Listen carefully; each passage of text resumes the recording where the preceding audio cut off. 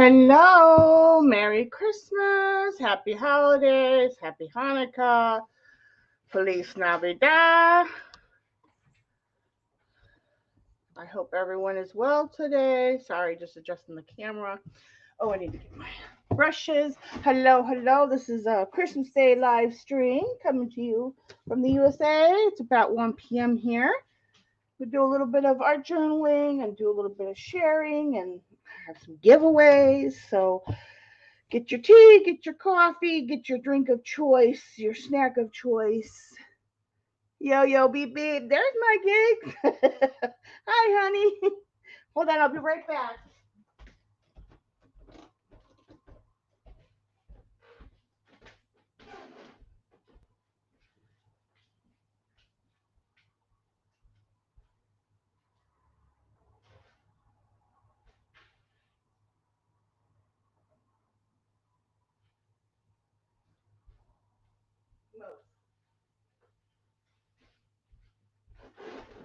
Oh, no.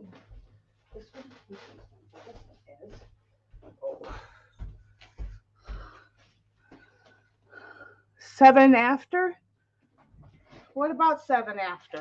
What are you talking about? I need to wash this brush again. This one is not fully cleaned out, but might have to use it anyway, but we'll see.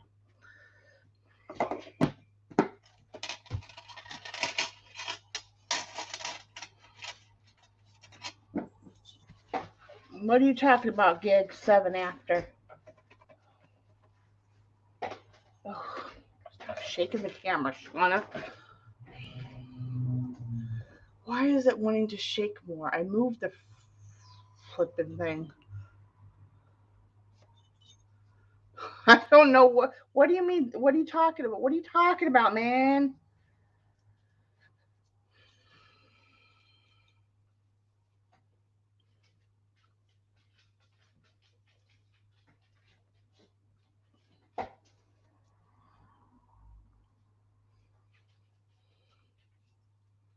I'm confused.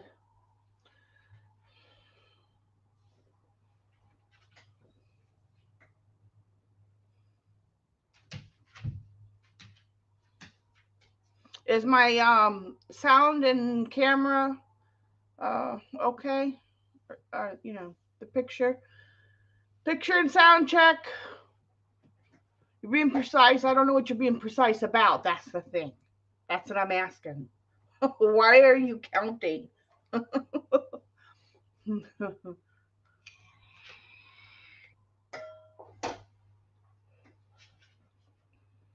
Where's my eyeballs? Oh, here they are. Oh,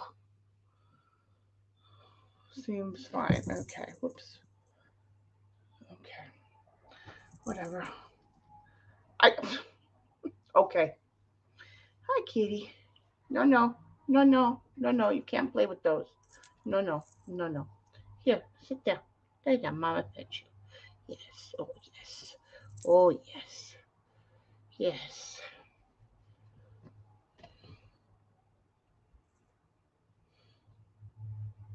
Yeah. I don't know what you're talking about. No. You gotta lay down here so mommy can pet you. No, I can't hold you right now. No. I can't hold you, but I can. How about that? How about we do a half hold?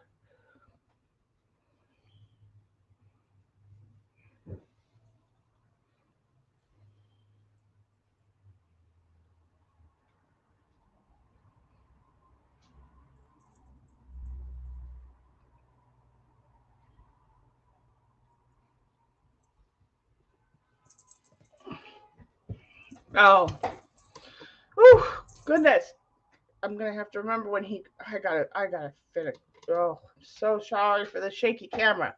I gotta figure out something because it's not working the camera very well. Ooh, gigs! I want to show you. So I got it almost ready, or I do have it ready. Um, but I don't. I think there's some other stuff I want to put in. But will you stop jumping around my desk? Okay, because you're not gonna be able to do that. Why is it shaking? Sorry, guys. Sorry. I don't want to make anybody sick. Come on. Okay. It's my first bug. I'm not sure what you mean by my first bug. The camera is not right or something, or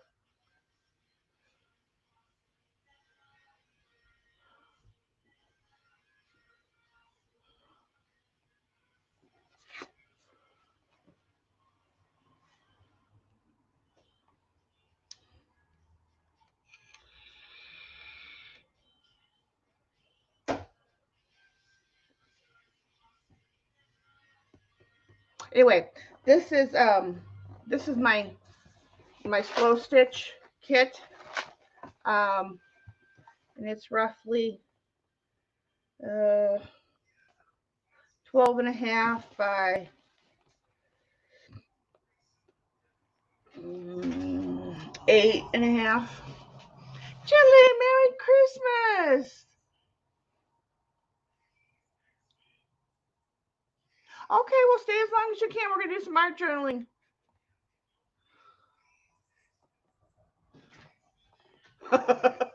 um, so yeah, so I wanted to show it to you, Gigs. Get your thoughts. Now, this is I haven't, like I said, there's still stuff I might want to add, and because I gotta find that little bag of safety pins I had. I want to put that in here. But so here I have some all different colors of the thread. Not all of the ones I have, but I put one of it like every color, so I always have something to grab for. So that goes in there. I still have space here. I did put in a few of these safety pins, but I'm gonna look for some of that other little package that I bought, and that's gonna go in here. Then on this side, I have I have something that came out, or I didn't stick in, one of the two. So let me just put that over there. I got beads and more beads and a couple of those applique ribbons in there. I got, this is a little thing I've had for the longest time. Some snaps. I don't know if I'll use them.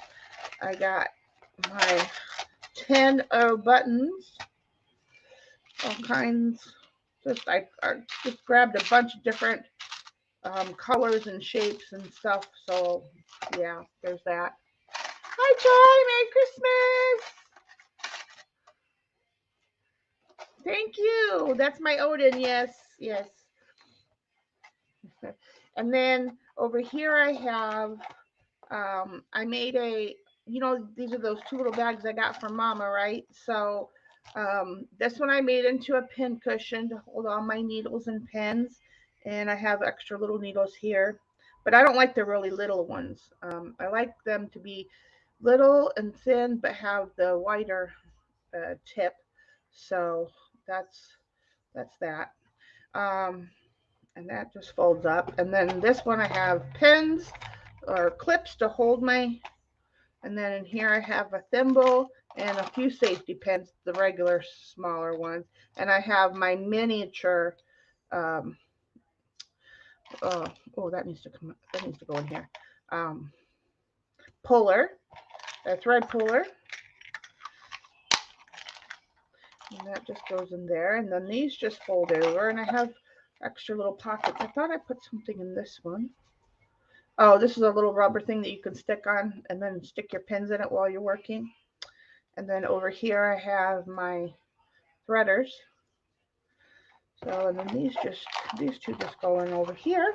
Then I got a couple extra little things. I got some fabric in the, like a fabric pouch type thing that came with Mama's stuff, and some cross stitch fabric. I don't know. Just it felt right to put it in there. Hey, la, Merry Christmas. Merry Christmas. And then last night I went through laces and stuff, and I pulled out a couple bags of stuff and put a couple, so I have them in the kit. And then now I just got to start prepping some fabrics,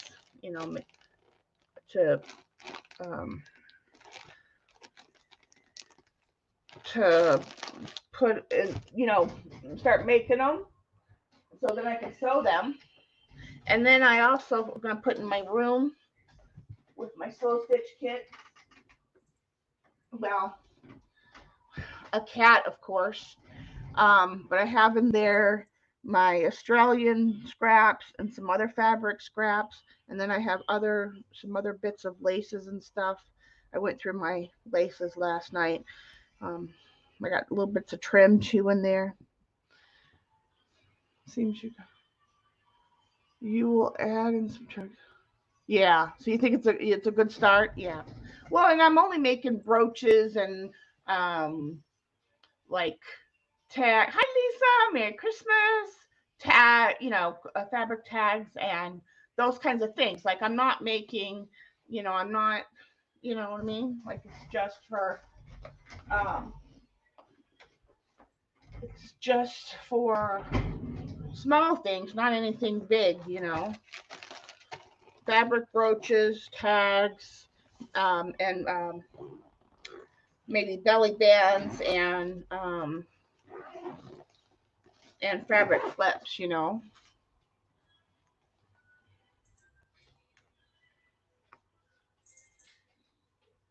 So I don't. If you can think of anything you think I'm missing, let me know.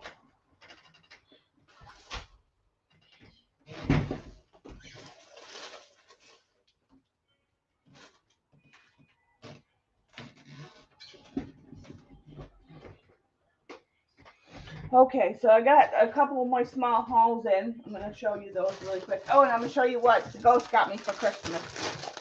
So let's do that one first. So he got me this paper pad.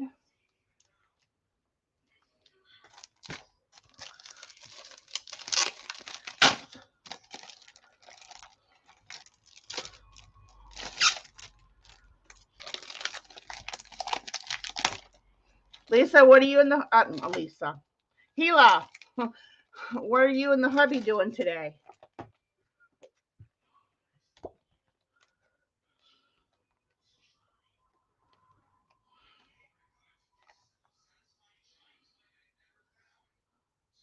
Ah, yes. Yes. I need to I knew I would I thought about the scissors, didn't think about the wax. I'm gonna need that. I'm gonna write myself a note.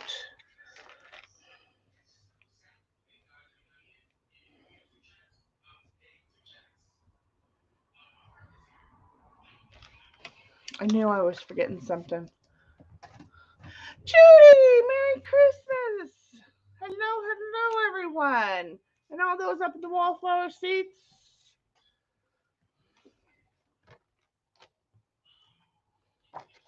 So yeah, he got me this paper pad. Very nice, very nice. You're going to your nephew's, okay? Oh, nice. That dangle and those flowers you gave me. Okay, Apostle. What are you talking about? What dangle and flower? What are you talking about?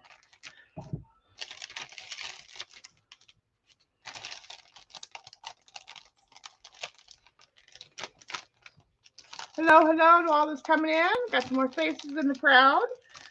If you don't be shy, come down, say hello. We won't bite. Merry Christmas, everyone. Love and hugs to everyone today, as usual, every day. I'm so glad that you guys are part of my life. And yeah, I am blessed. Okay, well, I'll put you in later. I'm probably not going to go back in there anyway because I need to go on my shelf.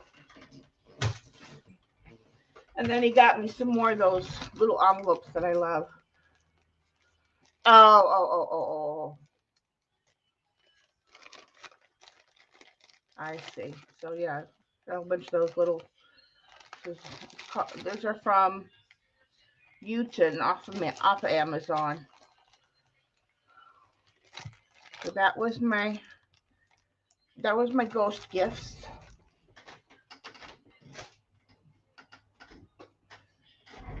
And then my couple small orders. So that I told you were trickling in. Where is the other one? Uh, no, I'm. There's that one. There's this one. I'm missing one. Oh, this is what I was. Okay, we're gonna do this one first. This is from Sacred Mementos, Patty. Yeah, the four, the 4 and the 3rd-year-old for sure. So these are vintage wallpaper that she had printed at her printers, and so if you bought them, you could also make copies of them and use you in your digitals and all that. She doesn't want to sell them on her Etsy. So yeah, they got lots of fun vintage wallpaper here, printed on at the printers. So it's images are awesome. It's from I guess it's from a very vintage wallpaper book. But anyway, so I bought these so I'm going to scan them and I can use them. That one's pretty.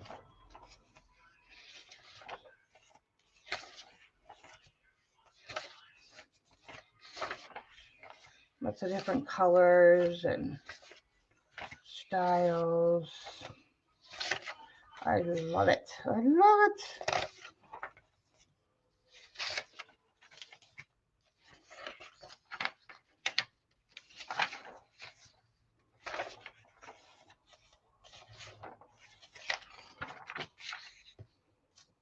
I don't know what that was. Oh, that was from the book itself. Yeah, you could tell it's old. That's one.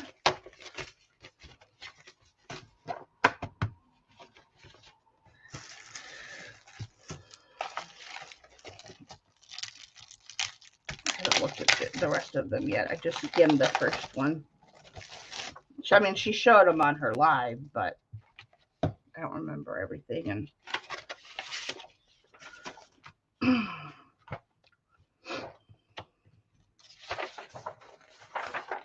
that one or two. The paper that they printed on is delicious. It's nice and it's thin, but like it's not glossy, but it's that's pretty. It's got a nice silky feel to it.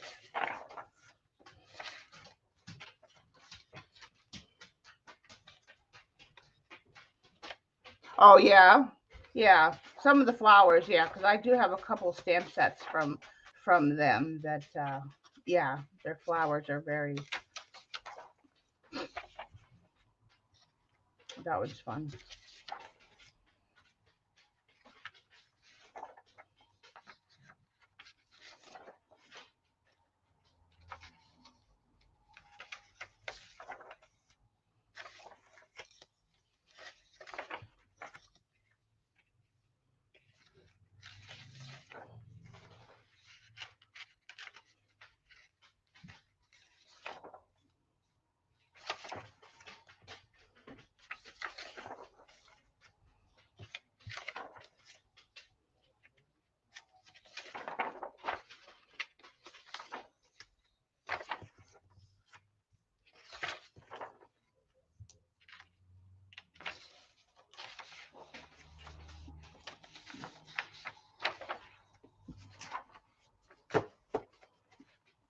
So Judy, what are you up to? You having a good Christmas?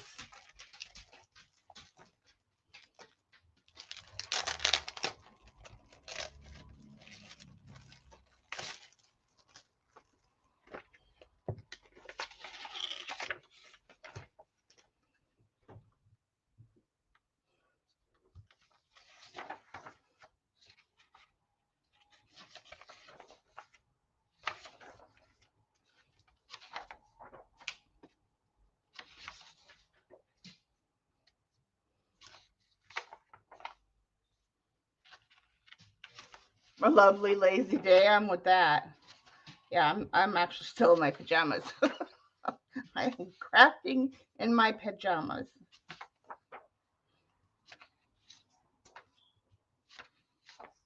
That one's pretty.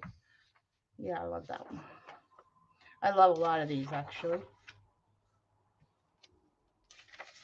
Some of these will be very fun and kits and things for collaging.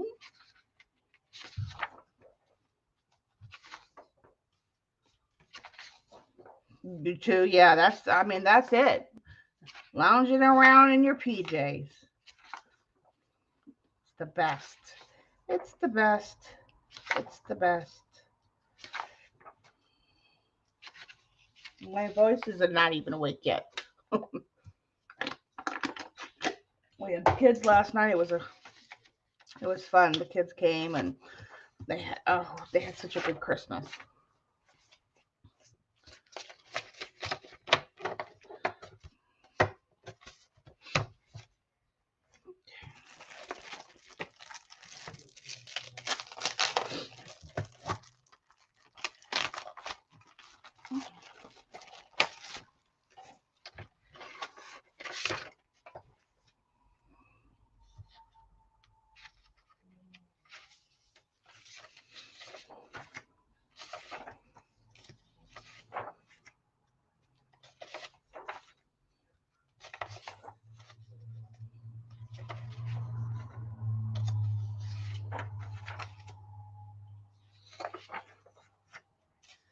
Oh, that one's pretty.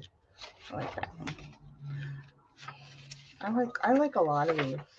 There wasn't a lot I didn't like. Um, yeah.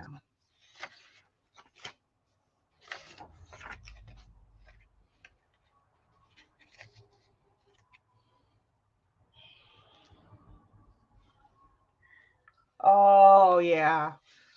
Oh, I hope you feel better, Chai. Yeah, the prints are so super pretty. Yeah, Patty. Like I said, she got these from old wallpaper books, like very vintage old wallpaper books. Not, these were from the night. I don't know. The book was from like the 1940s or something like that. I don't even know.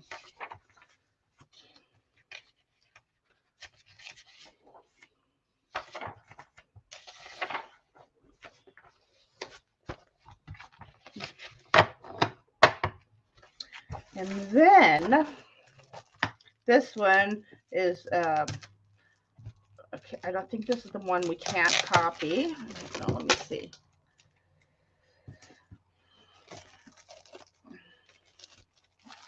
Yes, look at that.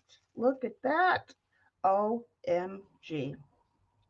Very Victorian. Yeah. This is printed on lovely paper that has like a wallpaper texture, but it's not wallpaper. Oh, the print came so well. Yeah.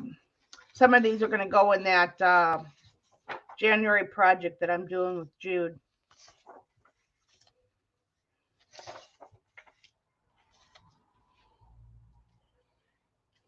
Thank you guys. Like it.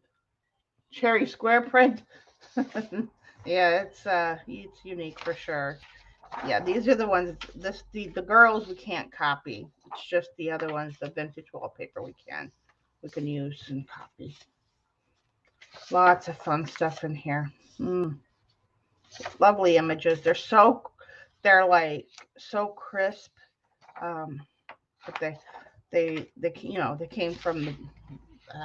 These are actually Lorna's girls, I believe, and because Lorna has the actual books, and her and Patty teamed up to print and provide images. So, but yeah, these we can't copy.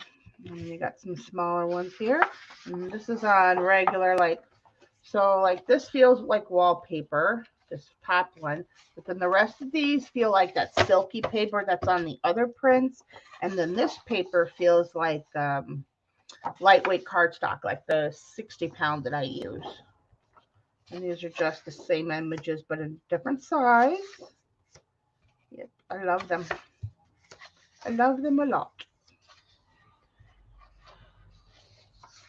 But we have a bot. We have been visited today. I knew it was bound to happen. You guys are on bot duty. So that was my haul from Patty. If you're not familiar with her, Sacred Mementos here on YouTube. She does live sales, and it's all about the vintage. Awesome. Okay. And then I got my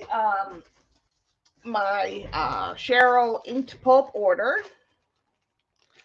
Oh, I hope this comes off easily. I don't like these labels. Okay, good. Ooh. Okay, so these are class record, what do you call it? Envelopes. You know, like money envelopes.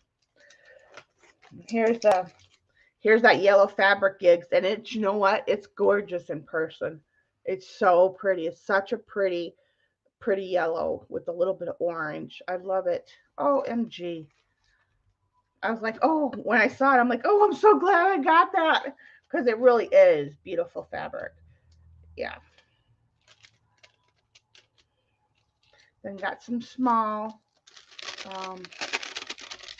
wax bags. And so we'll do all the napkins at the same time. But, oh, here. And then this fabric piece. I thought this was pretty. I kind of have a thought how I want to use this one. But it came from like, it wasn't in a quilt, but it's like quilt square. It's like a square you would use in a quilt. So she had a few of these and they had different designs on them. So yeah, love those. Or love that. Yes. Big bags. ¿Qué pasó? Big bags? Not sure what you talked about, man. I'm not sure. And well, because I don't have enough napkins, I had to order some. I'm just saying. Wait until y'all see these. It's all 3 for $1, but look at how pretty these are. Mm-hmm. Mm-hmm. We're gonna actually use one. I think the one I pulled out is, yep. One of the ones I pulled out to use today is that same pattern.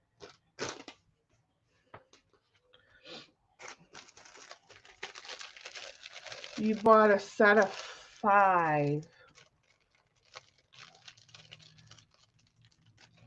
I'm not sure. I bought a set of 5.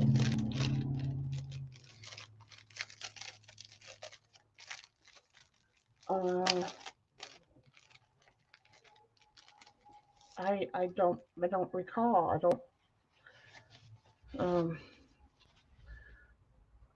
Definitely I don't have one like this. These I think are a duplicate, but these are backgrounds, so you can't have enough. She had them alongside the. Oh no, I don't know. She had them alongside the little black bags. Mm-mm.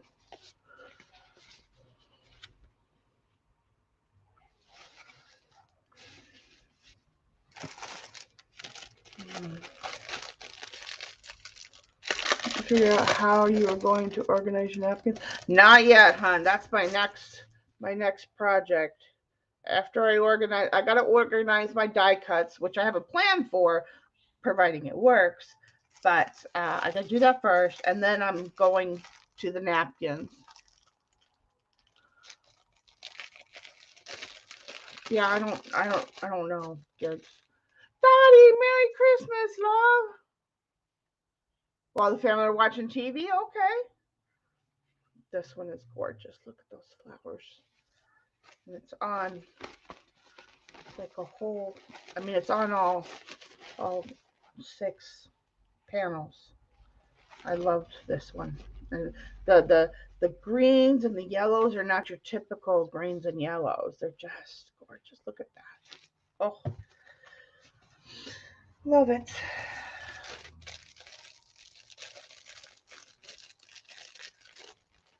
Glad you stopped in, Dottie. Yeah, I'm just gonna be relaxing. Hello, hello. I see some more people, more faces up in the crowd, up in the clouds. Come down from the wallflower seeds. Say hello. Look at this one. Isn't that one gorgeous? The flowers kind of have a, they're not raised, but they kind of have a 3D look to them. Oh my gosh, gorgeous.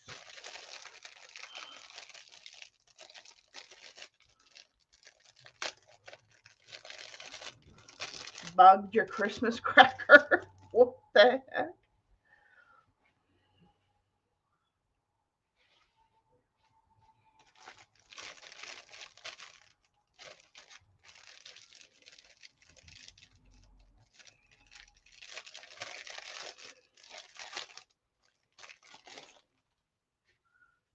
I think I have some of these, but I don't know if it's the same or kind of different. But I love the, me, butterflies, florals. Yeah, can't go wrong. Let me see, where's the opening? This one is so fun. Wait till you see this one, Gig. OMG. Wait, I'm gonna unfold it. See if it, and it's pink and gray. But look at that patterning. That is so fun. So awesome. Such an awesome napkin. And then I don't think I showed I think I have something similar, but it's not the same as this one, so I had to get this one too. A very British thing too. Okay.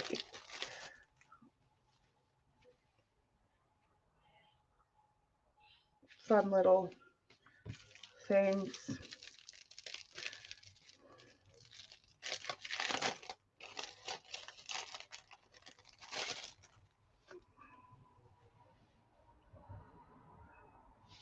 More Hummers. Can't go wrong with Hummers. And I know I have this one, a couple of, or one or two of these in my stash, but I really like this napkin. So, well, I got a couple more.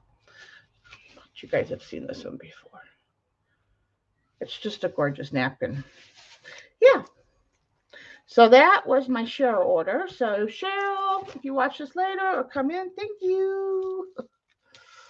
I was too late to get those square ones. Yeah, she only had so many of each one, so you kind of had to be there.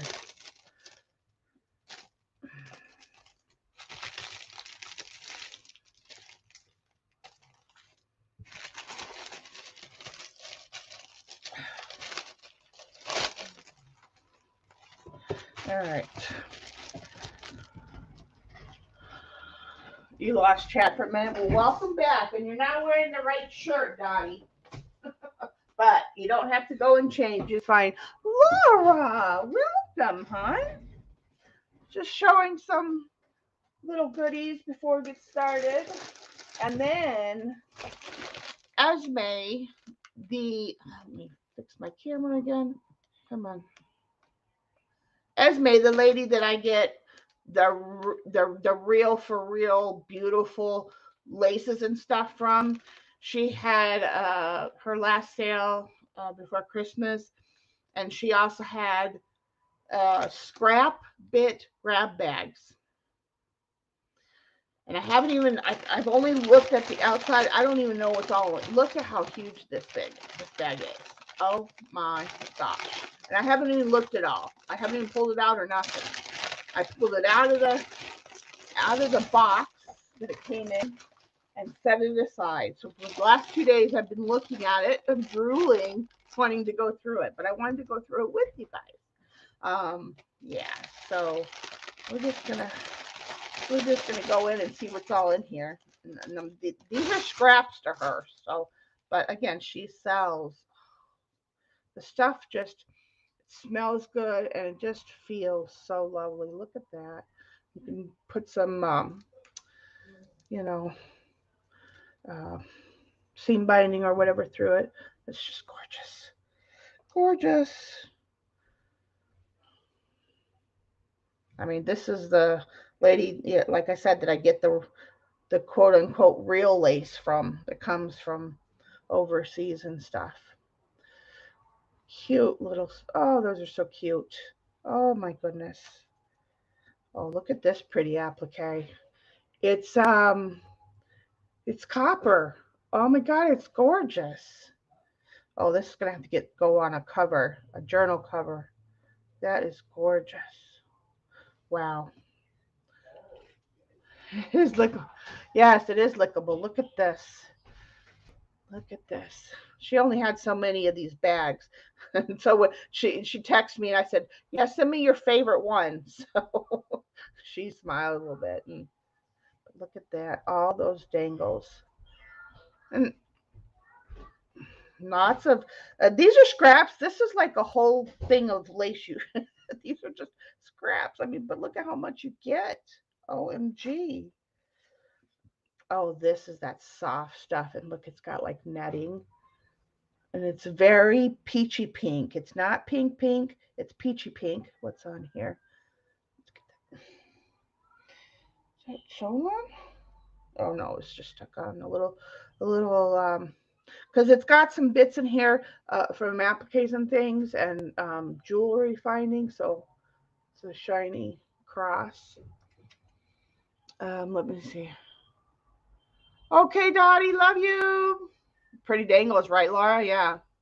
I would hand stick silver piece on. Not machine. Oh, I plan to. Yes, but this I got to find the right journal and cover because this is just so pretty. I don't know if I even held it up well enough for you guys to see, but look at that. Isn't that just beautiful? Yes. Like I said, this is a peachy pink, which is one of my favorite pinks. Very pretty. Applique piece.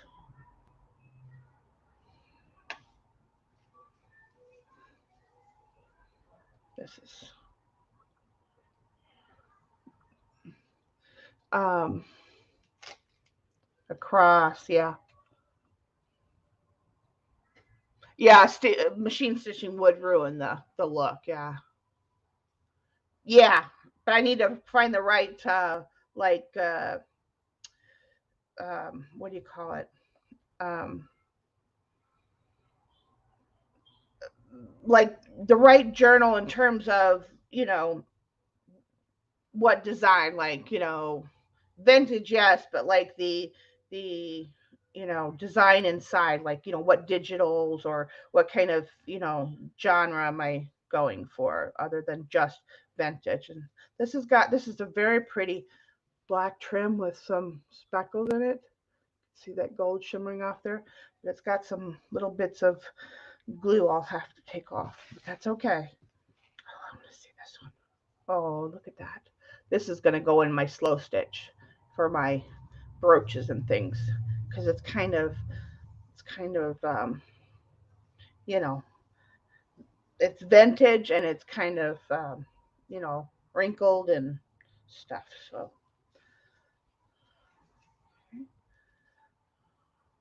a peachy orange, very pretty trim. Let's see.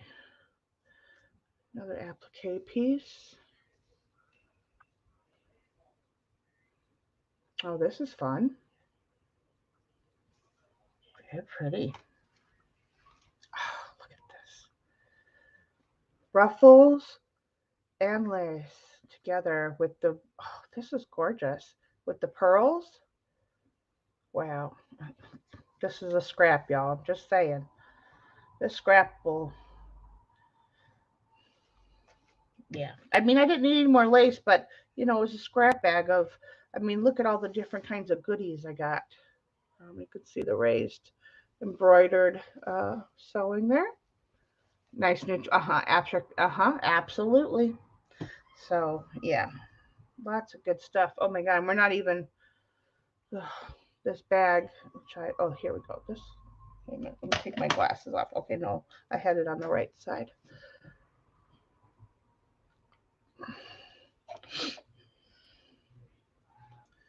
This is, yeah, this is off something that she must have, yeah, this is off something she made. So it's nice for, nice to take this apart and put bits of it, or keep it together either way, but put bits of it on a slow stitch brooch or something. Yep, yep. Oh, I love this one. This is vintage. This is definitely. She deals in a lot of vintage laces and things.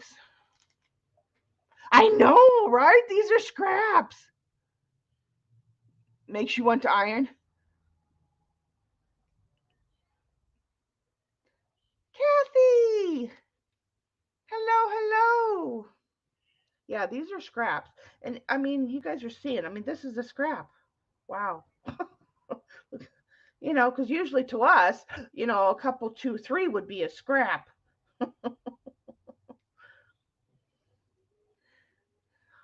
Very pretty. Okay, so this is the other same vintage one, but in the white instead of the cream. Or maybe she had the white and she coffee dyed it.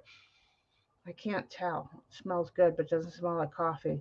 So either I think she must have tea dyed or coffee dyed. I don't know. Maybe she did have it in both colors. I don't know. It's just gorgeous. There's another one. It has flowers in the middle there, and you can also put, if you wanted to, you could put some seam binding through it.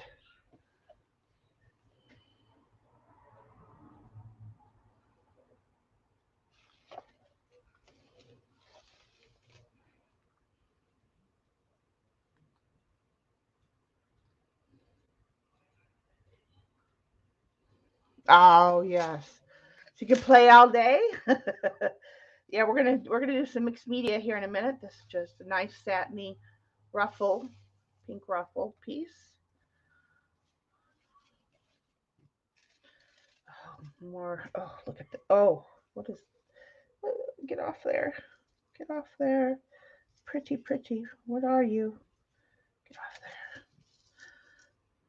Oh, it's got lots of gems in it. It's a little flashy for my taste. Um, so I might. I don't know. Might take it apart because that's all sewn on there. It looks like I can take it apart. I don't know. It's a little over. It's a little too much for me. But I like all the different little gems because I can sew them. You know, yeah, that'll be taken apart for sure.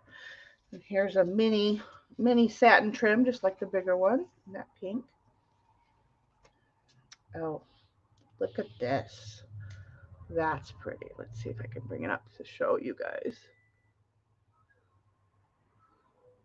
It's got the beads and or the pearls and it's applique. Oh, it's gorgeous. Oh, look at this one. Lots of little mini flowers with mini pearls in them. Oh, that's awesome. Oh, yeah, for like tags and things, like you can take one or two of them off, whatever. That's awesome. Look at this big, huge piece I got. That is awesome. Awesome.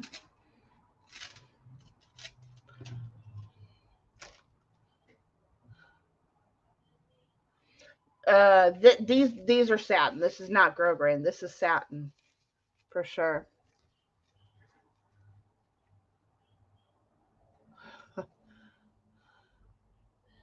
It'd be pretty on a spine. Gorgeousness. Love them all. Scrap attack, yes. We're not. Look, I still got this whole big pile over here, y'all. I mean, you seen how big the bag was, how stuffed it was. Some nice. I love this kind of, you know, lace because this looks good with when for layering. Yeah. Yeah, I think she only had like 10 of these bags to get, or 7 or something. Here's another dangly type one. That's applique style, or, um, you know, embroidered style.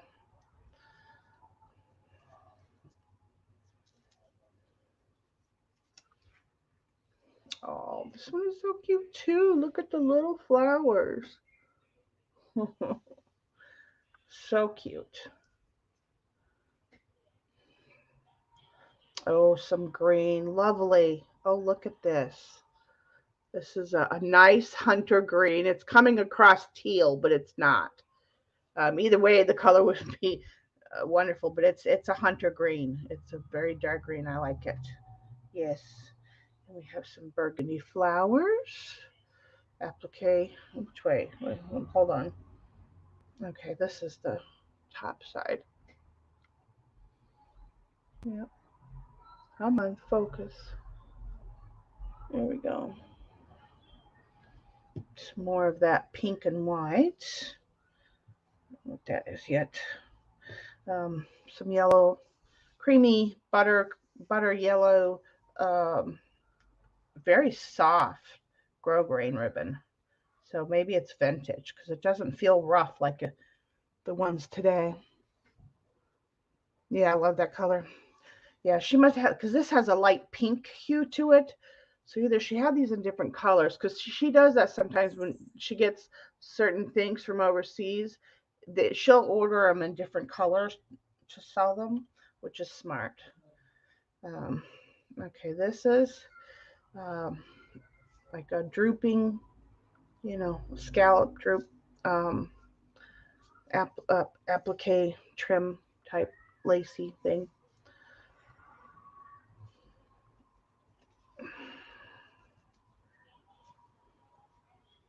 Some more of the burgundy flowers, which I love. And another little piece. Oh, let's see what's. Oh, this is cute. Let's see if it'll. There we go. That's cute. Some string. More string. Let's see. Some more of that scrappy applique type lace. I love these pieces for like the slow stitching and stuff. This very light. I don't think this is vintage though. Oh no, it's this way. But it's soft, so it could be. I don't know. Wow. I want to go work. I want to go visit her shop because if she has quite the little business that she does. So let's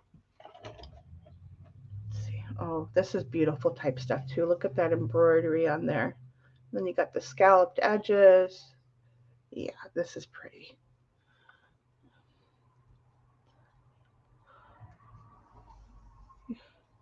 I did. This grab bag is gorgeous. I am so happy that I another applique piece. Beautiful applique pieces. Um yeah.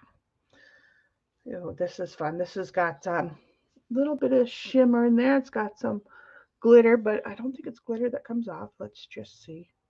Nope. It's in the thread, which is awesome. Means it's not gonna be fakey and flake off. Another dangle piece. We've seen this one. Look how big this piece is. This is at least, well, it's 40 inches is what it is. 40 inches long. Wow. And that's a scrap. Just saying. This has got again, I think it's in the threading, but let's see. Yeah. So look at this, and it already has the ribbon through it, and then it's got like the oh, what is this stuff called? Oh, it's very soft what's that we use for the flowers? Why am I not thinking of it? What's that fabric, Gila, that we use for the flowers? Um,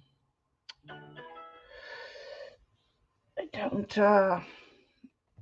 Oh, can't think of it. But anyway, and then it's got the the lacy flowers. So that's really cute. Get that off of there. Can't think of it. Let's see, this is a scrappy piece, and I love these scrappy pieces. I don't mind that it's got some. I'll cut those little bits off or whatever, because these are good to put on your snippet rolls, your any of your slow stitching stuff if they're already scrappy. So yeah, that's awesome. I love it. Silk organza, yeah, but this feels like the real stuff. Like it's not rough and fake feeling. Um, it's so, and it's a creamy color, like a natural cream. Like it wasn't doesn't look like it was dyed. Um, but it just feels so soft. Like oh my god, soft. Oh, this is cute. Oh goodness. Huh? Look at that. And the dangles are hearts, but it's all connected. Then it has a little bit of, the fencing, and then you've got that is super cute. Look at that. That is super cute. Super cute. Okay, you need to go over there so you stop getting super cute. Got some more of it, another big piece of it. Another piece of that really soft fabric with the embroidery through it. Yeah. Then this has got again that really soft oh, this is awesome. Let me see if I can get a good one to show. That really soft organza, but it's made into a rose, and then it's got like this is the middle of the rose, and then it's got the outer petals, and then it's eyelash trim all throughout, um, and sewn with the, the the organza, and it's got stretchy. But look at, and it's just a beautiful color. It's a very nice burgundy red with purple.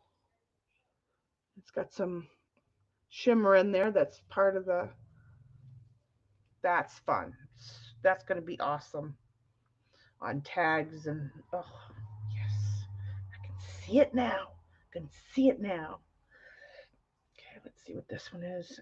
Oh, oh no, this isn't the same we seen earlier. Look at this one.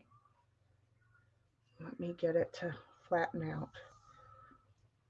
So it's already layered. So it's got a layer of lace, and then the layer of the embroidered lace, and then the whatever this mesh material is, and then more lace attached to that. That's awesome. Very nice. Very, very nice. Garnet. That's a good color to call it. Yeah, it's a burgundy garnet color. It's very pretty. Very, very pretty. Let me get a drink of water. Still waiting for my voice to wake up. Here's some more just basic lace, but again, it doesn't have that rough feeling like the lace, sometimes you buy now. Um, yeah.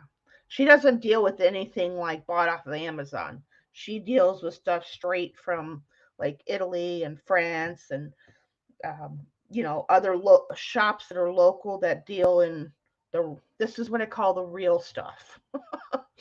And vintage. Anytime she can get from her vintage, um, this feels vintage and looks vintage. Anytime she can get vintage, she does. Look at that. Isn't that gorgeous? OMG. OMG. And is this the same one? Oh yeah, this is another piece of that same one that I just showed you guys.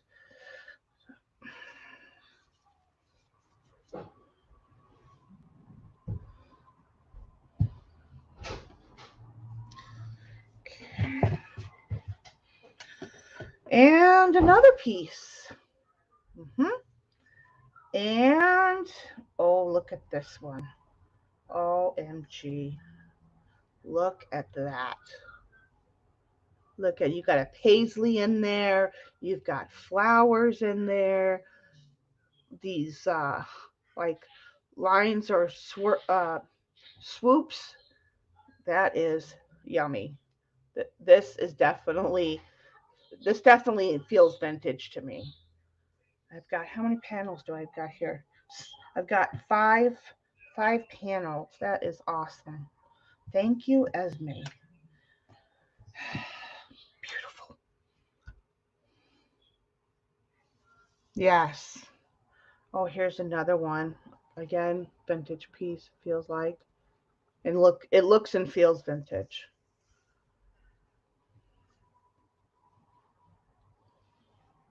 Oh, this is gorgeous.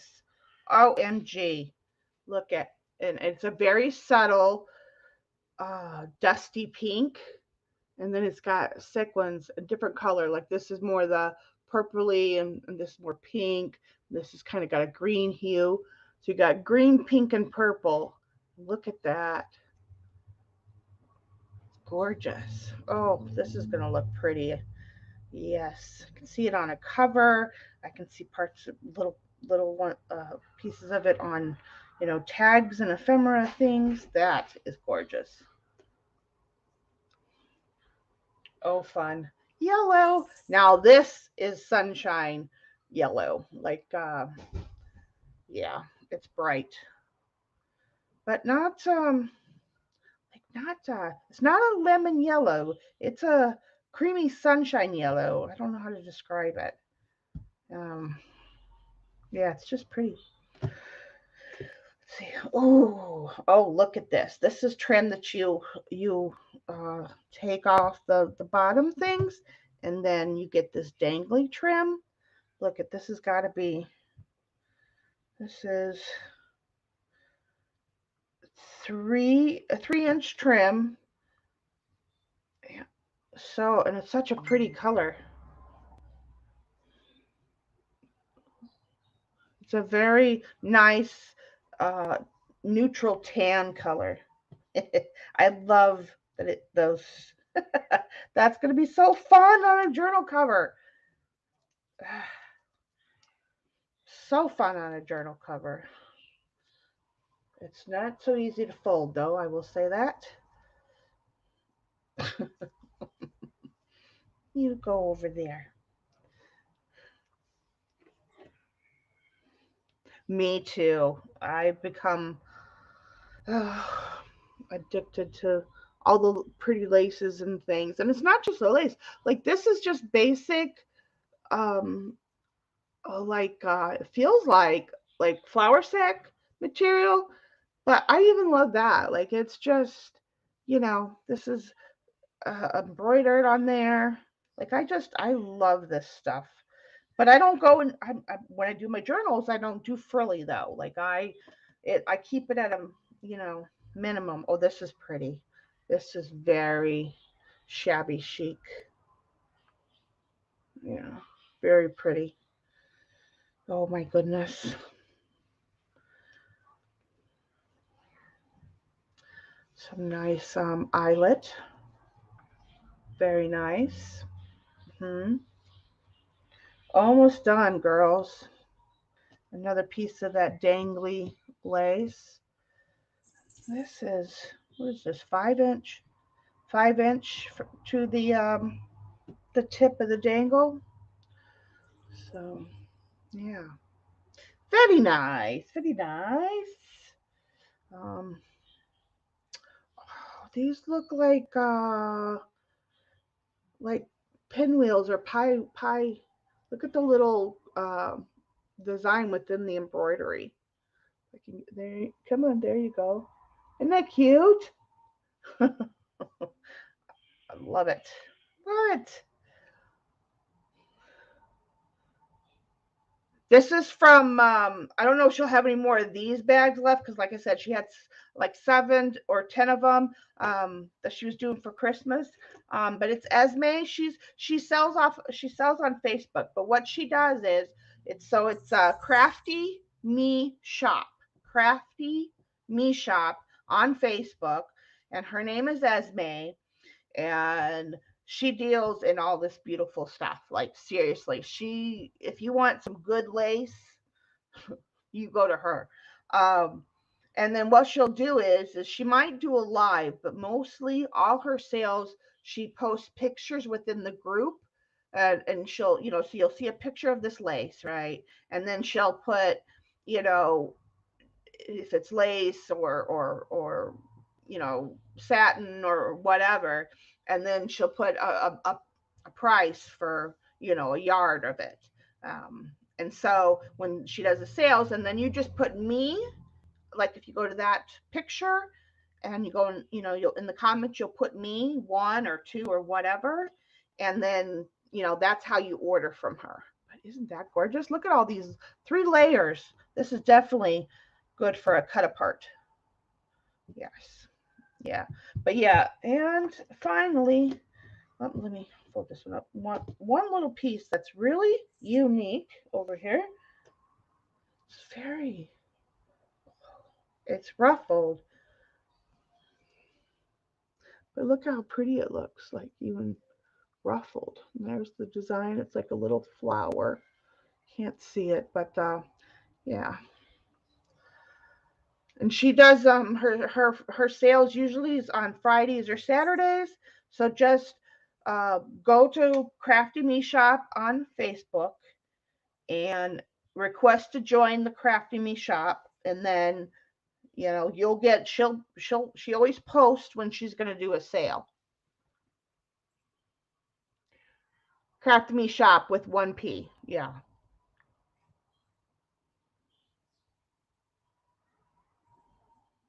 Good, good. Yeah. I mean, okay. How much do you guys think I paid for all of this? Gigs, I'm going to send you this cross. How much do you think I paid for all of this?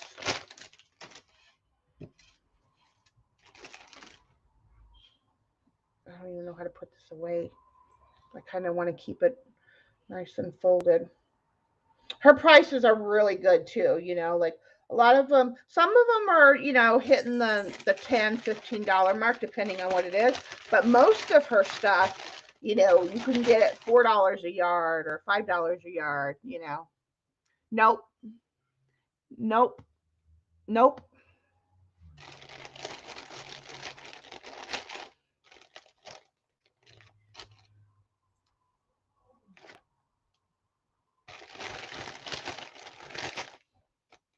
Nope, neither one of those are correct. Nope. Nope.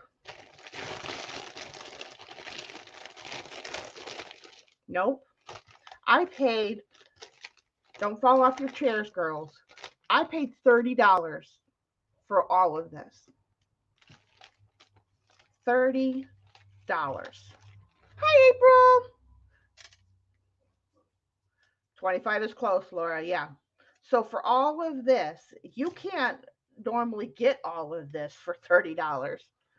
Yeah, that's how. Oh wow, I was like, when I was expecting, because I didn't know what to expect, because you didn't see them. She didn't have post those yet when I was asking about it. Because when she did the live video before the sale started, I asked her, I said, do you ever do, because she does lace bundles, normal lace, like build a bundle, like, or whatever, like, more, some sellers do.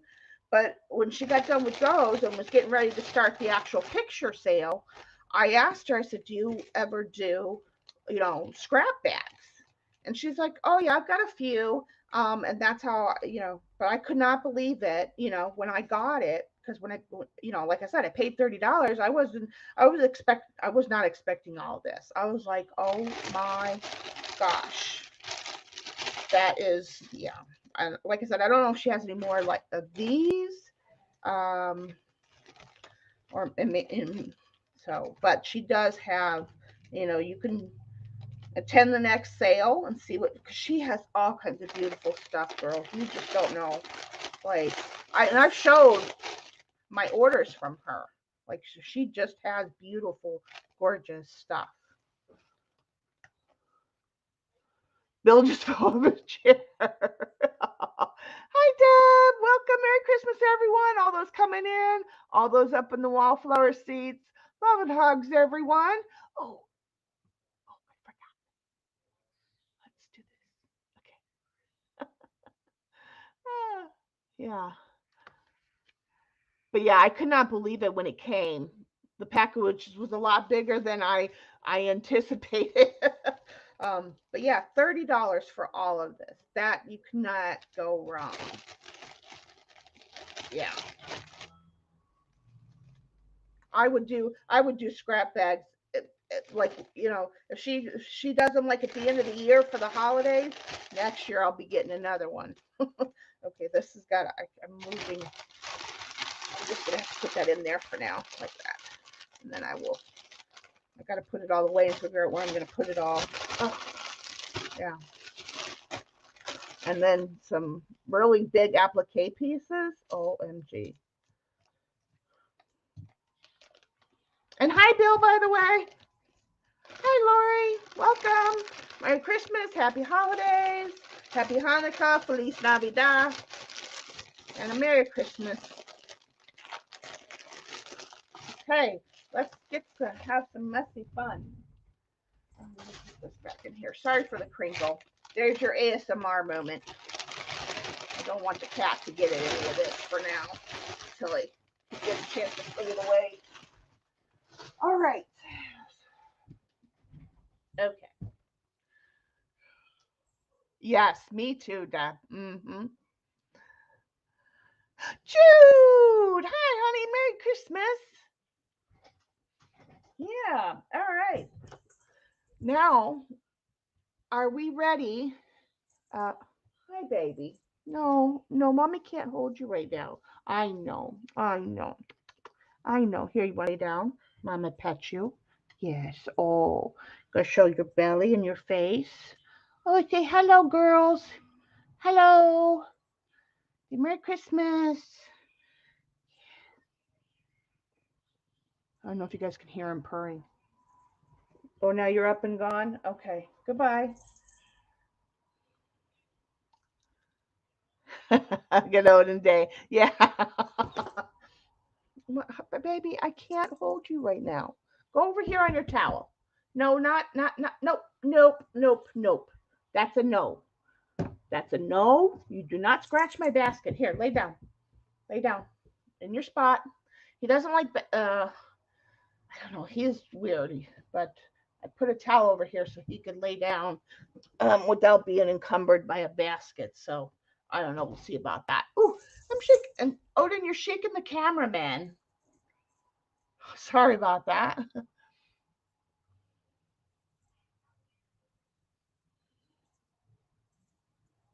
You got an idea? Oh, okay, that'll be fun. Let's do it. He, we had he got a little bit of cupcake frosting yesterday. That's what he got. He's got lots of toys. Because I threw out toys on Thursday. He's already got a lot around this house. His My room has become a animal haven, and he's got a corner that he has his tunnel in there, and he's just spoiled. He's just spoiled. Okay, so I have some giveaways to do, because it's Christmas and everybody should get a little something on Christmas. And welcome to those up in the wallflower seats coming in. But here's the deal going forward with my giveaways. You pay the shipping. I supply the product. You pay the shipping. I just can't eat the cost anymore. But I want to give you guys free things. Um, And I know a lot of people are doing that now with giveaways. That if you win the giveaway, you pay the shipping, which I think is fair, right? Um, and I'm gonna have a lot more giveaways in 2022. Mindy, thank you, dear. Yeah, so I have a few giveaways today, um, but um, yeah, uh, three, maybe more. So let's do a small giveaway and then we'll get started with today's festivities. Everybody had their drink and snack of choice. And yeah, thumbs up, thumbs down, even if that's okay. Uh, yeah. So let's see, which giveaway do I want to do first? All right, let's just go ahead and do this one. Oh, sorry. Damn it. My knee. Shelly! Hi, honey. Merry Christmas. Did you guys, are you guys in North Carolina now or are you still in Hawaii?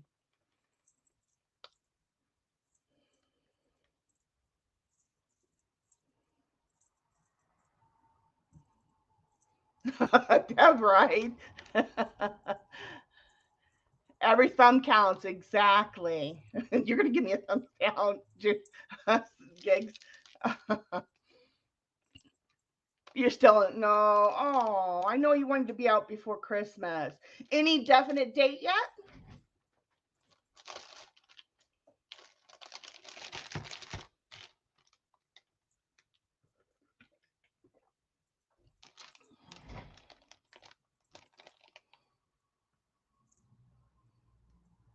Yeah, Mindy, you definitely will. What lovely, lovely, beautiful. I don't even call those scraps, but that's what she calls them. You're leaving the 31st. Okay. All right, hun. Well, safe travels.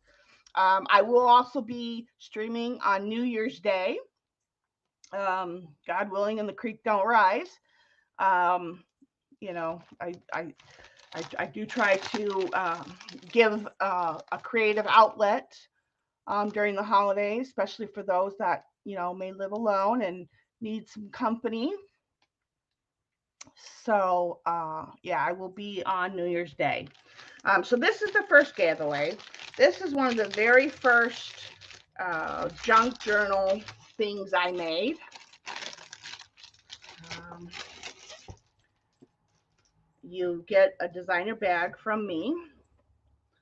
A lot of you were here when I made this bag to go with this set. And then, so in here,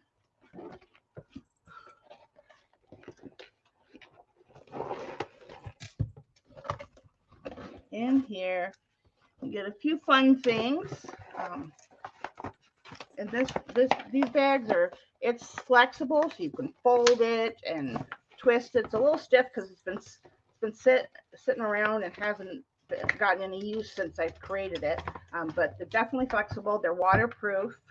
It's all collaged and that all the paint are with the exception of the washi tape, everything on here is archival. Washi tape is what it is, but it's also been glued and collaged with professional grade products. Got some nice vintage colors going on with the bag. Would look good in any kitchen or craft room. Do the other ladies still throw the? I believe they are. That's what I saw. That yes, that they still are. But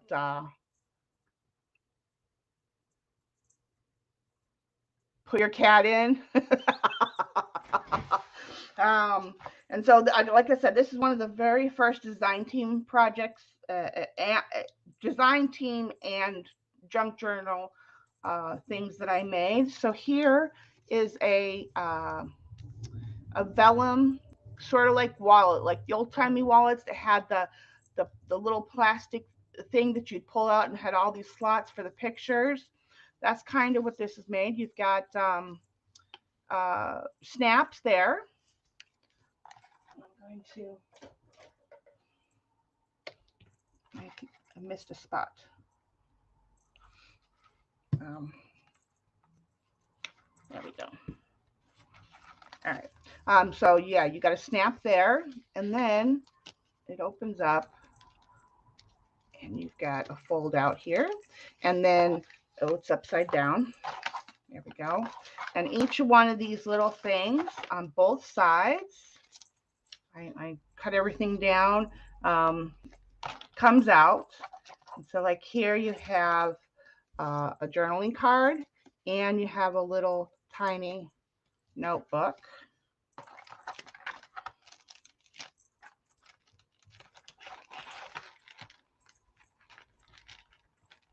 It's like one of those old-timey wallets. And so all of these are different. And they go back in. And then this flips over like this. And it just snaps in.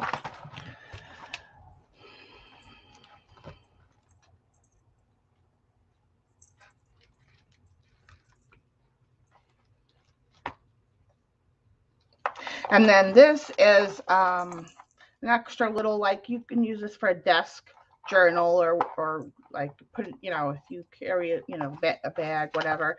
But it's got, it's like a little mini journal. So you've got a little tag that, and you can journal on that. Pops there.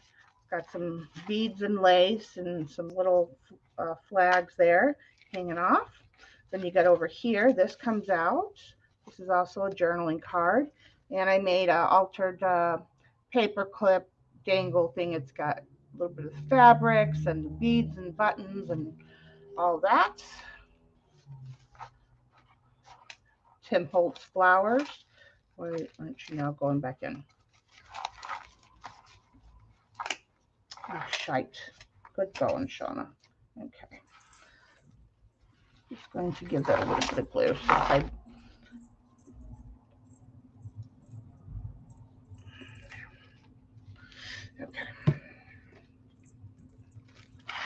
And then that flips open, and you have a little belly band with a journaling card. And then you open it again, and then you have 6 different tags here. Well, a couple journaling cards and some tags. And this is an altered card, picture card holder thing. And then here you have a big journaling card that secret on the back, so nobody knows that, you know, except for the tab there. And then you also get a little mini journal that has seam binding and cheesecloth in there, or for the binding there, and it's got a little dangle, napkin, and then you've got a little bit of journaling space in there. And that just sits right here, just closes up. And then it just lays, you can, like I said, it'll lay flat on your desk or whatnot.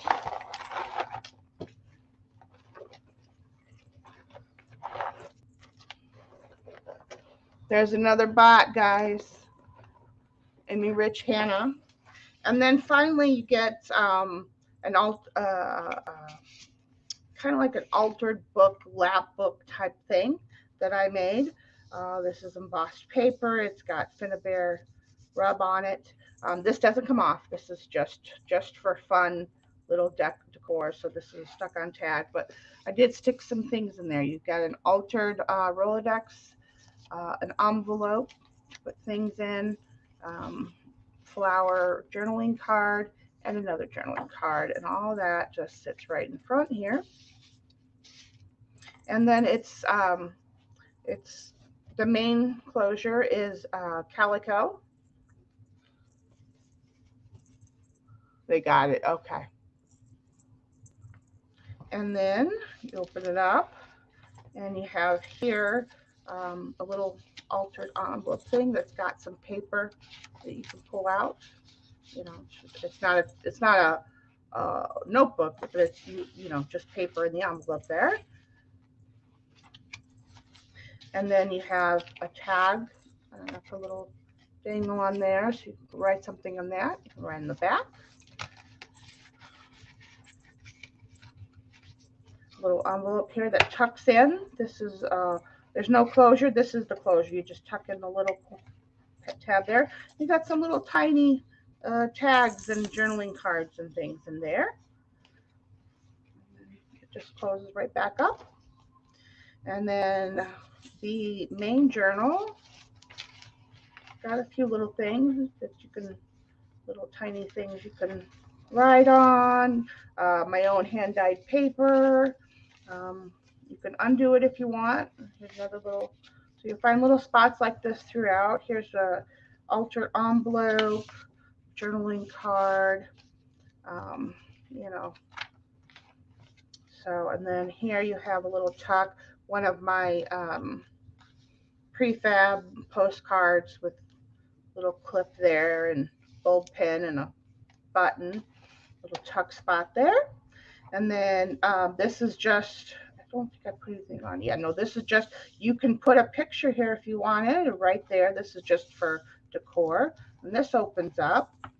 And you have a couple pockets over here with some labels and things in there to play with.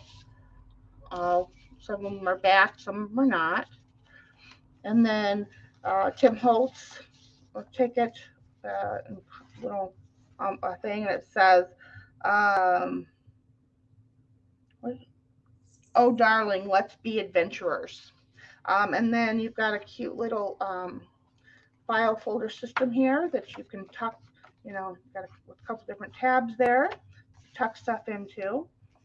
And then this comes off.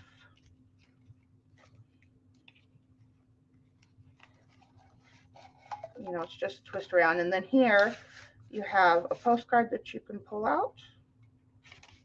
It's kind of hidden because it blends into the decor of the pocket. And same for here, another one that says explore. Open that up. And then here you have another envelope that's held in. And then this opens up. And this is a very vintage map that folds out. You can put, you know, things on there and write on there. Or, it just folds up and just tucks right back in there. And that is that. That is the whole kit and caboodle. So, go like that. And we tie it up. Let's see. Let's see. Let me see what I'm missing. Go back up. Okay. So, oh yeah, community tab. I saw that.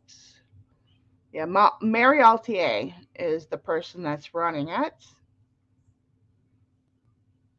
Okay, you got it, Lori. Okay.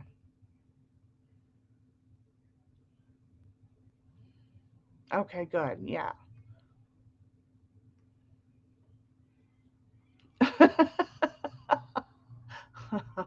Thanks, Hila and Jude. Thank you.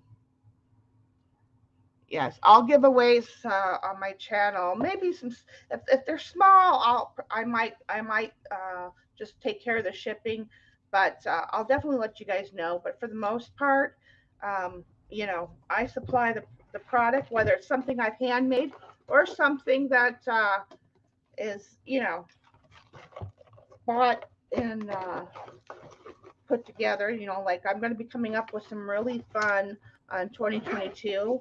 I won't say they're just paper packs. They're going to be deconstructed journal packs. They're going to have, yeah, just I got stuff coming. You know, there'll be wallpaper involved because I got both my orders from Shelly. Thank you. Yeah, so this is the first giveaway. Everybody in chat is welcome to participate. Again, I supply the item, you pay the shipping.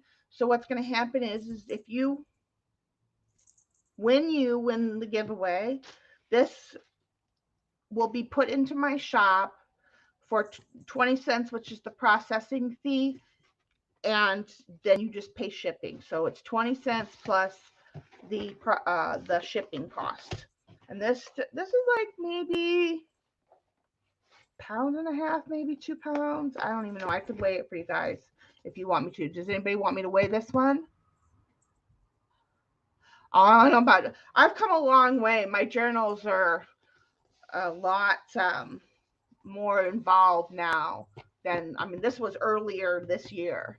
This was I don't know if this was March's DT, maybe April. I don't remember, but there's videos on a lot of this one, and my camera is still crooked because Kitty won't stop shaking. Hey, go, well, lay down or go scratch yourself somewhere else. Go clean yourself. He's giving himself a bath over here. Lay down. No? You're just going to sit there? Okay, fine. Yeah, Odin's tail not included. You want to come over here? You want to come over here? You want to say hi? No, he's busy. He's busy grooming himself. This one, no. I use I don't. Etsy is actually really I think their shipping rates are okay. But if there's ever a difference, because I'll check it, and if there's ever a difference from what I come up with to what Etsy came up with,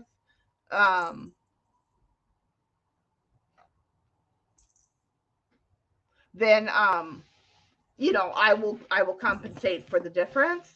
Because sometimes Etsy can be maybe a few cents more. But for the most part, they've been pretty spot on. But if I could also do a PayPal invoice if you want, for the fee and the shipping. And the fee over there, I think, is $1.50 or something like that. And then shipping, I go through, if I do it that way, then I go through Shippo. I think it's called. Shelly's husband, actually, or better half, partner, whatever. He got me started on using his Shippo, and their rates are really, really good.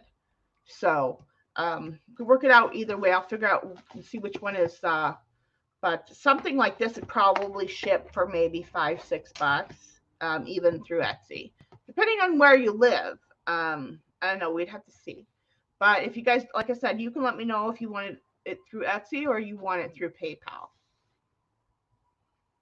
Yeah.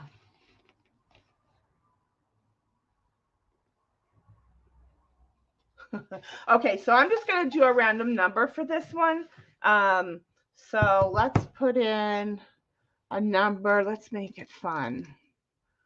How many people do I have here? 19. Okay, let's put in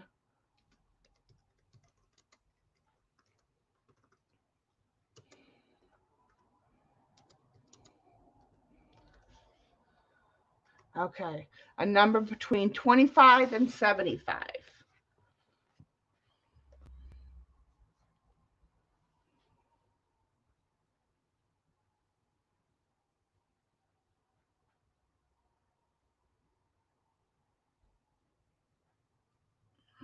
Get the random number generator up here while you guys are picking numbers.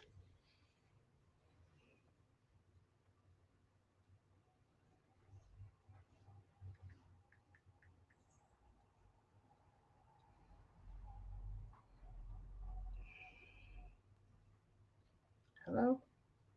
Okay, there we go. So the minimum is 25. Well,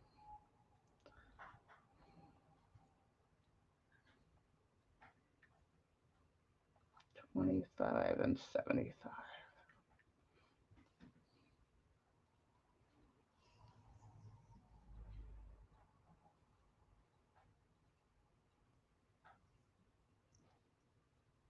Give it another second. I'm going to try to get a drink of water. My voice is still not awake yet. One number only without going over.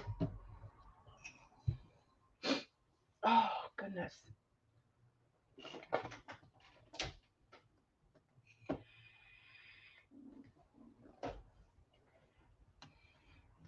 All right, I'm going to put the stop in. Last call. Anybody else?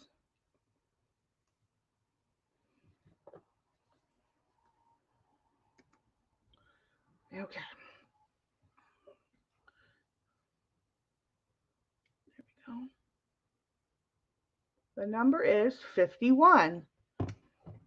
51. Let me go up here. Mods, help me. Looks like I show April with 45. Come on, focus, you freak. Hold on. Let me. Oh, okay, there it goes. Congrats, April. Okay. I will. Do you prefer Etsy or PayPal?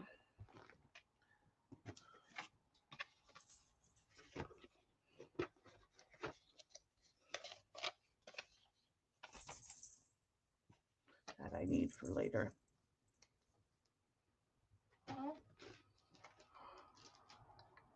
Congrats, April.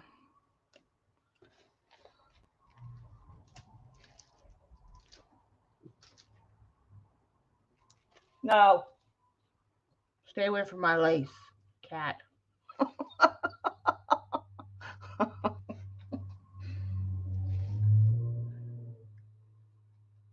Okay. There's the email is in my email's in the description box as well. Yeah, because shipping may be cheaper, or most likely cheaper with what do you call it? Do I have with Shippo? Depending on where you live. If you're close to me, which I live in Illinois, Etsy may be cheaper, but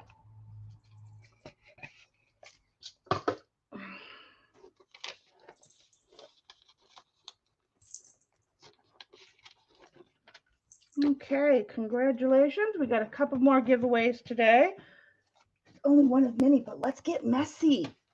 Start getting messy, shall we?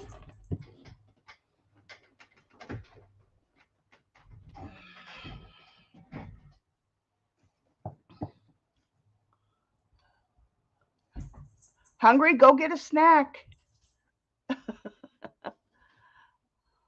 Also writing that. You're writing it down. Thank you, Gig. Okay. So for collage, I'm going to be using vintage music paper and some braille paper. It's going to give extra texture to our project. And we're going to make, I don't normally do holiday things, but I got these cute little napkins, and I think these are the ones that are the same on all four. Oh, these are both the same napkins, so actually I only need one of these. But they are cute. They've got little foxes and little reindeer. So I said, okay, you know what? We'll do, on Christmas Day, we'll do, and this will give you more exposure to mixed media if you're new. And then I brought these out. We're going to make some snow-like texture. We're going to do some watercolor painting.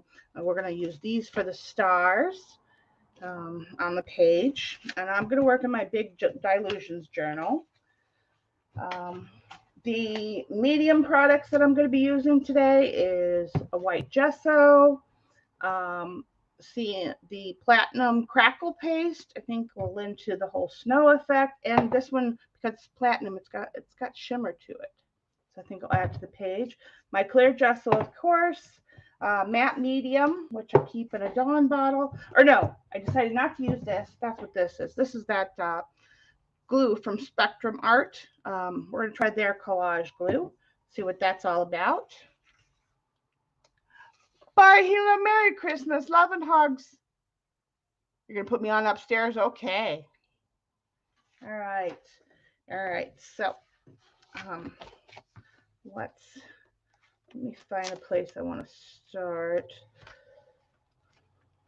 Let's see. let's go in here. Okay, so I'm going, is this 2 or 1? I think this is 2 already. So I'm going to leave that one. And I'll glue these together. And I just use a glue stick if you're sticking pages together. I want them a little bit thicker than they are. Like this book can handle mixed media, but I throw a lot of things at my work. I truly do mixed media when I do, whether it's a painting or an art journal page. I truly, and I still use the same products I would. You know, all my stuff is archival and yeah, professional grade stuff. I need to get some more of the big square Arteza books. I really liked their I really like their journals, their big square ones. Yeah. Oh, am I gonna be? I gotta come up here so you guys can see. Okay, there we go. Oh, that's perfect even too. Gives me room to work. Okay. I really kind of have no plan. I just kind of work intuitively, with the exception of there's certain things I always do in my process. That's just part of my process. And I know some people I've been getting at some questions and that people want to kind of see, you know, more of how I do mixed media. So I'm going to do that. And I'm only going to use 2 papers, and I like using thin papers or papers that are no thicker than this. This is vintage 1927 music paper, so it's very old. And then this is not too thick either. It just has the bumps, you know, it's the Braille paper. So I'm just going to start by collaging. I'm going to use this glue that's new to me. I've never used it before, but some people seem to have liked it. But let's just see. And then I have my water bowl and my brushes that I'm going to use. Let's put that over there. Okay. And I'm just going to, I kind of,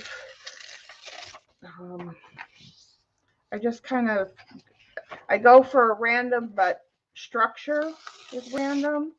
But just tear and put your papers down wherever, you know, wherever you think looks good.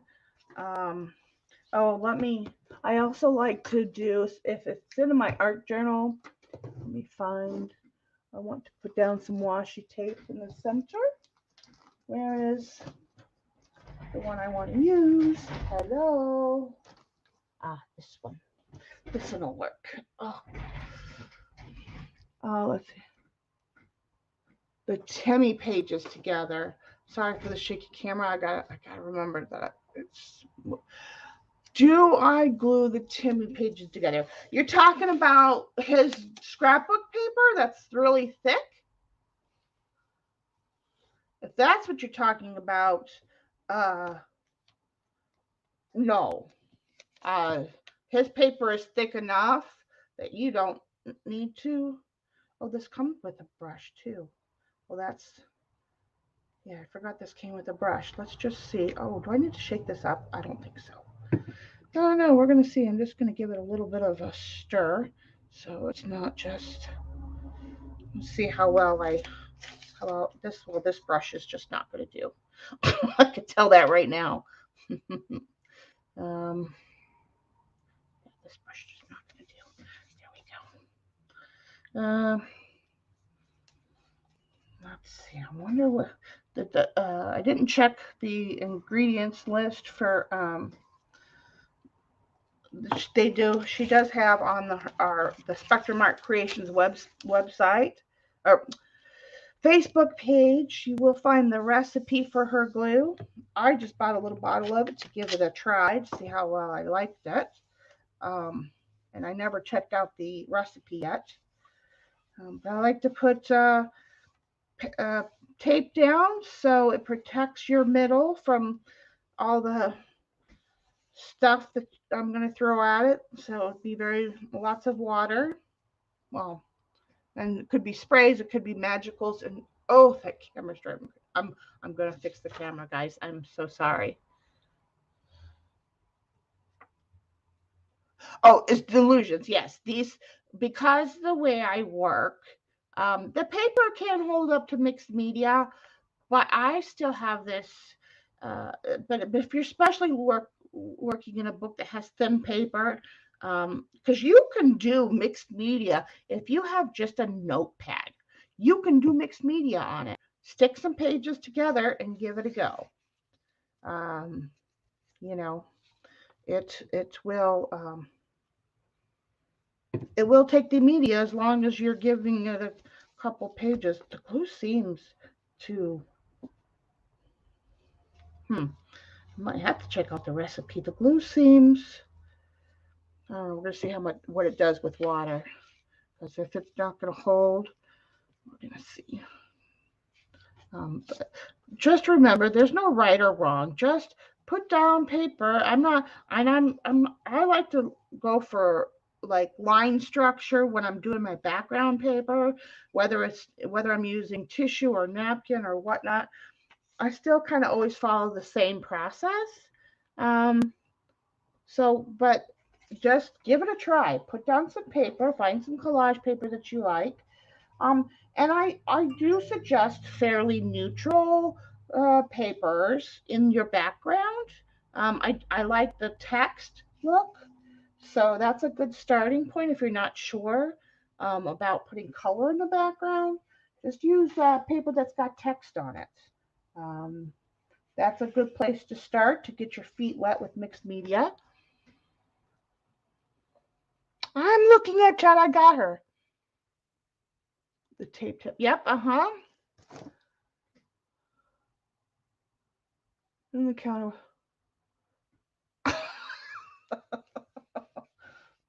So far, this glue seems. I might have to get the recipe because I think I don't know. I'm liking how it's grabbing going down. But I'm gonna have to see what products are in it because I don't know. One thing I don't know is if it's archival, so I have to check that out based on the recipe. But I don't know how it's going to do with and I don't have to put a lot on my brush. That's one thing. I don't know what she's got mixed in here. And I don't mind wrinkles. Wrinkles give you visual and texture. Um, yeah, it's grabbing really well. Interesting. Very interesting. Um,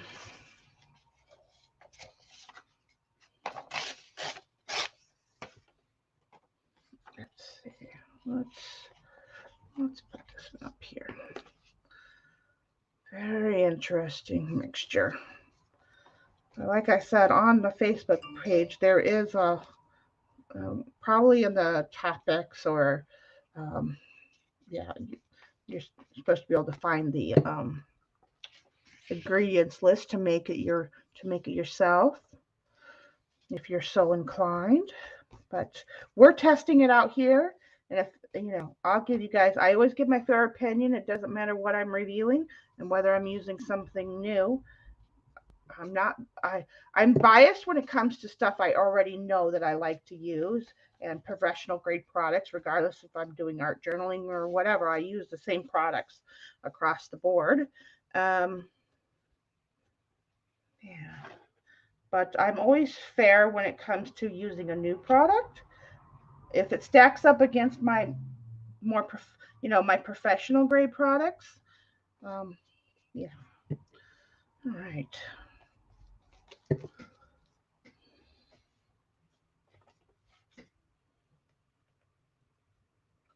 Yeah, if you feel that you're messy, and I think it goes more without saying if you're using an acrylic based product, um, and I mean true acrylic, not like acrylic inks like I use, the liquid acrylic inks. But if you're using acrylic paint or that kind of thing, um, then yes, you might want to have wax paper under each side of you. But I work with all wa- uh, liquid products. I'm a liquid artist. I don't like. I use watercolors, and I use Lindy's stamping, magicals, and sprays, and the acrylic inks from a couple different companies. So I'm a liquid medium artist. So I don't have any acrylic paint in my studio. But I throw in doing that. I throw a lot of liquid at what I do. Um, but I don't feel the need to put protection. Oh, this side has the most bumps. I think this side.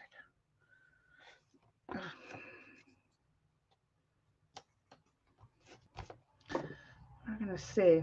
I can definitely smell that this has probably got Elmer's of sorts in it, which is not necessarily a bad thing, but I'm gonna see how it stacks up to water. And I just got this small bottle, so really, um, let's see. You could probably make more than, I'm just gonna pour it up my brush. More with using the actual recipe to make it yourself.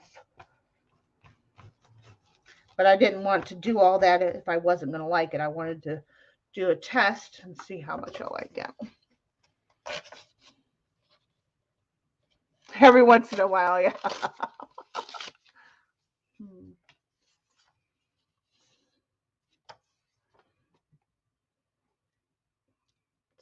That brush is just really not fitting in there. Okay. I think I put that paper upside down, but that's okay. That is okay. Oops. A little too much there, Shauna. Okay.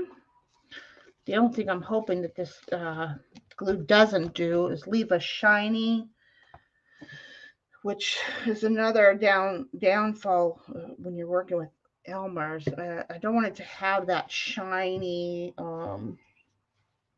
appearance. Yeah, I think I'll put this one up here. Or do I want to put it that way? No, I want to yeah, but let's make sure we put the right side up here so we can get the most out of our texture.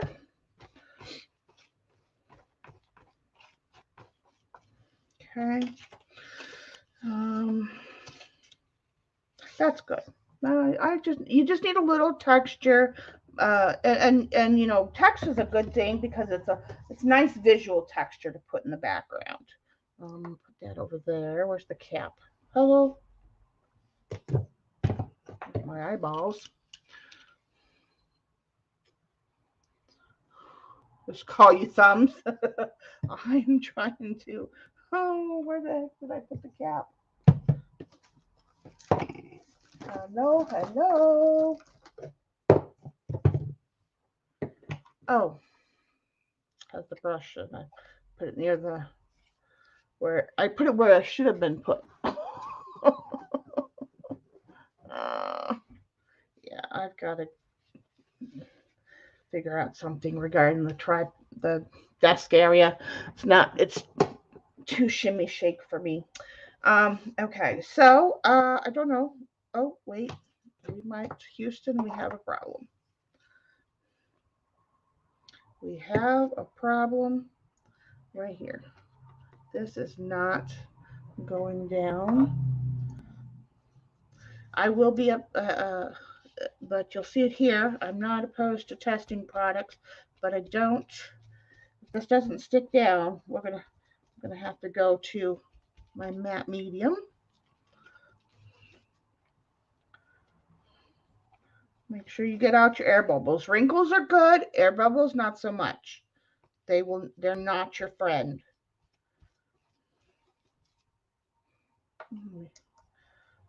Water, put a little water with this. I'm just gonna see right here, right now. Oh, Jude. Oh, love you. Thank you so much for the super chat. The Christmas super chat. It's my very first one. Very first Christmas super chat. So thank you. Thank you for all the love and support you've given me this year. I really appreciate it. Appreciate it from every one of you. Whether it's just thumbs up and watching my videos. Um, yeah. Thank you so much, love. And stop shaking the camera, Shauna. Stop hitting the desk. Okay, let's dry this, baby. I would probably just go on to the next step, but I don't know how this glue is going to behave. It goes down really well. Um, it's a little on the thick side for me. It's not as fluid as that I'm used to. But that doesn't necessarily mean that that's a bad thing. I don't know if it's going to have a matte shiny aspect to it. That's going to play a part in whether I like it or not.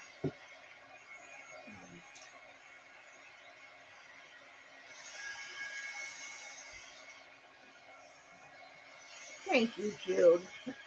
That really made my day.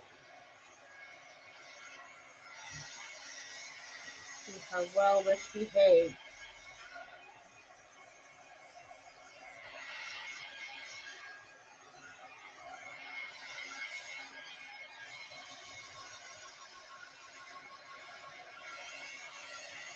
So far, it doesn't look like it's dry and shiny, so that's a positive.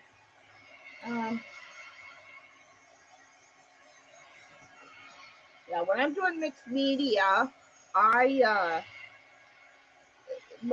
and most mixed media artists do the same. Unless it's a top layer or an accent layer, you really want stuff that's matte. More times than not. Looks like it's drying matte. We'll see.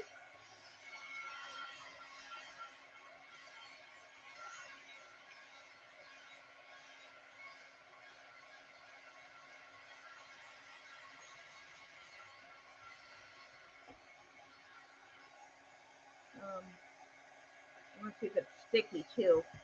And if I don't want it sticky. I don't want it to have that um, plastic feel, um,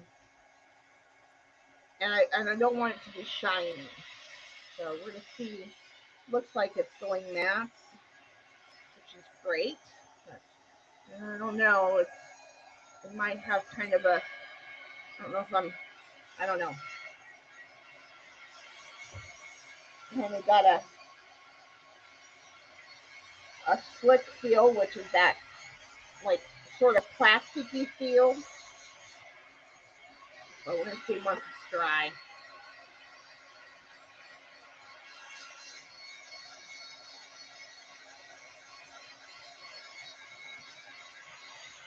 Yeah, and if you want to give me a super chat that's not through YouTube, I have some people that like to support the channel but don't like to give super chats through YouTube because they're not set up or they don't want to get set up to put their card, their credit card, which is understandable. You can also send me a tip through PayPal, friends and family, so there's no cost to either one of us. Um, so yes, yes, you order a lot from her. Yeah, she's got a lot of goodies.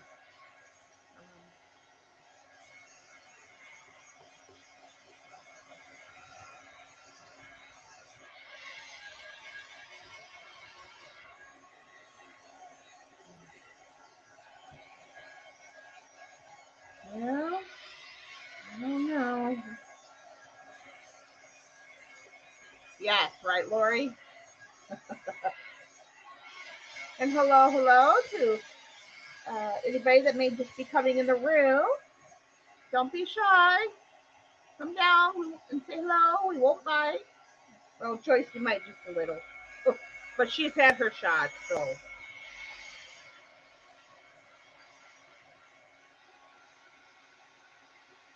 No, that came right up.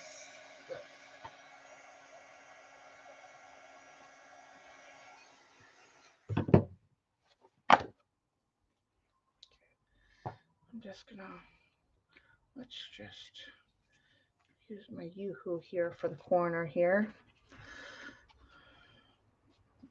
I want to see how sound this glue is. Still not dry in some places. That's okay.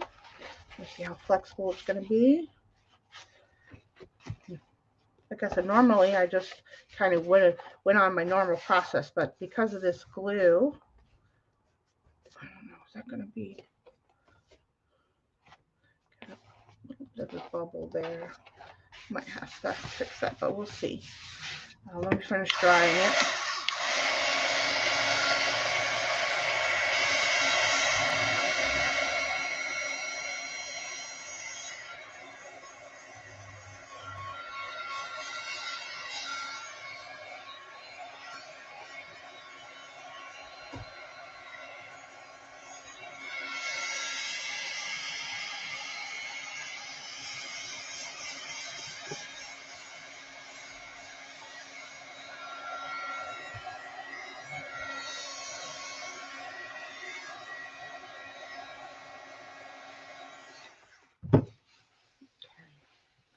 It feels okay. I'm not sure it's something I would lean towards all the time because I do like my golden matte medium. This does have kind of it has a light, like it's not shimmery, but it's got that a little bit of that plastic feel, and I think that's because I think there's Elmer's in it. Again, I didn't look at the look at the ingredients list. But again, your art journal is a good place to test, your drawing or different products that you want to use that you're not sure of. Yeah.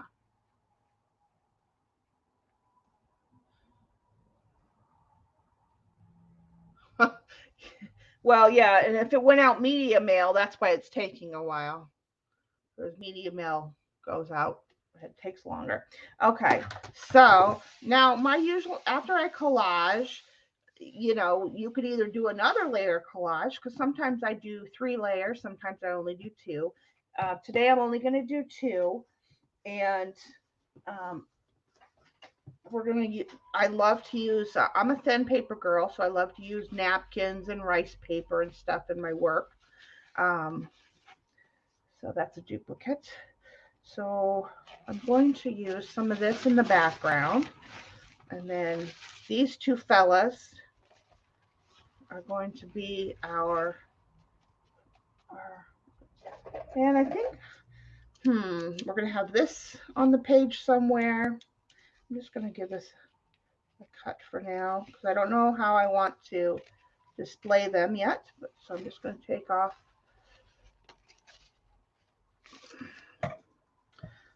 the extras there. And napkins usually have 2 or 3 layers if you're new. Again, I know most of you know this stuff already, but I've had a couple people, well, more than a few people that are new to mixed media. So I want to make sure I'm mentioning everything. So ignore it if you already know it. This one happens to have 3 layers. I gotta take my eyeballs off. I think it does. It's got to. Do you? Yes, you do. I know you do. There, I can see it. I can see it. I like to save my napkin backs. That's why I'm taking the time to separate these rather than use the tape method. But if you don't want to save your backing, you can use tape on each side of the napkin to pull it apart. But I like to save, and I use my napkin backs for jelly printing and extra, like if I want to do a layer of, you know, a pushback layer in my collages, because it's white. So, all right, so there's that. I'm going to take this one apart. You only need one of these squares.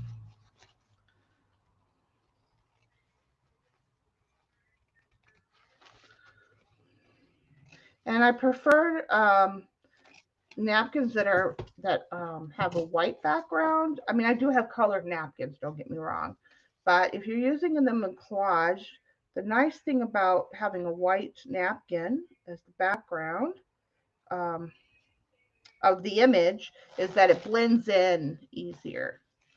Um, but this one doesn't have a white background, but we don't want our little guys to disappear into the page.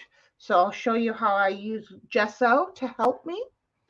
Gesso will be our help today.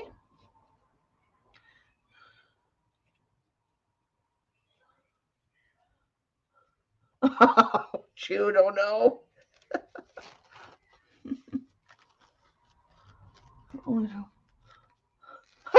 Right. Right, Lori. Yeah, I mean, save your napkin backs, but you can also use them. Like I said, you can use them on your jelly plate. You could use them as a secondary collage layer. Um, you know, let's see, what else do I use them for? Um, you can print on them. I like to, some of my own drawings and stuff. I'll run it through the printer and I'll print on napkins. There's all kinds of things you can do with the napkin backs. And then, of course, recycling. Use it to wipe your face, your nose, whatever. There's enough crap in the landfills these days that we don't need to add to it. But I just thought the neutrals with the little blue flowers kind of looked wintry to me. So that's why I'm pulling this napkin to use.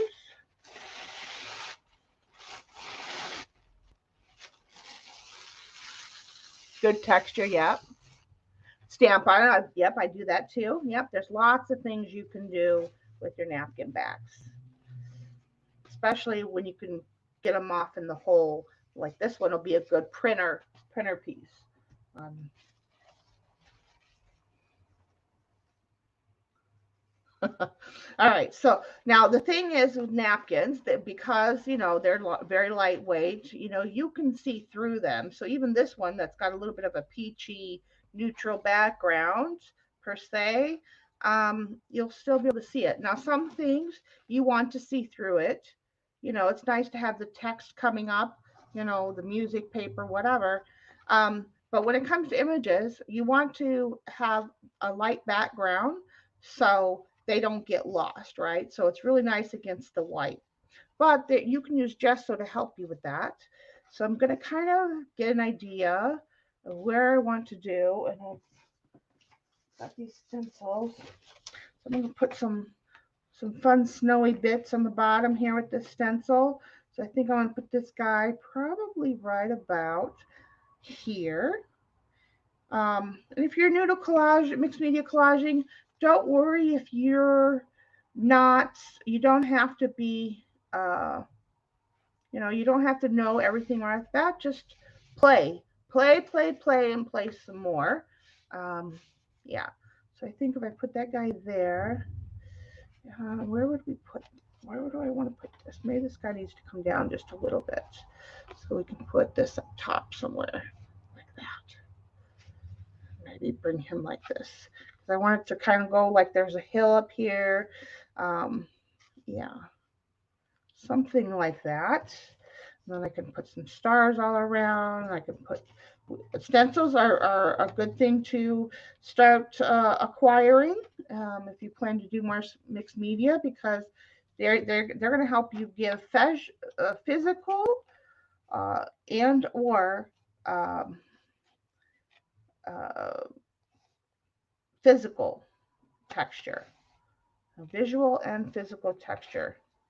All right, so I think something like that. Let's see what people are saying in chat. Good choice. Thank you. Andrea! Hi, love. How are you? Merry Christmas. Yes. How are you? Okay. And so And then what you want to plan on, like with these, I don't have very many straight edges on my papers, and I'm gonna tear at the background a little bit around these guys, um, so I don't have the square edge. Um, Merry Christmas, love and hugs, doll. Oh, Jude, you got me saying that now. No. It's cute when you say it, not when I say it. Um, so the first thing I want to do here is just give this a tear around. We're going to keep some of the imagery, um, but I want to. Oh, well, you know what? I should have pulled that napkin for this. Oh, do I want to switch? No. I have a perfect Christmas ornament napkin. It's very light in color. Should have pulled that for the background. Oh well, I guess we'll stick to the flowers. But yeah, jagged edges are your best friend when it comes to mixed media. Your um, objects will blend in better.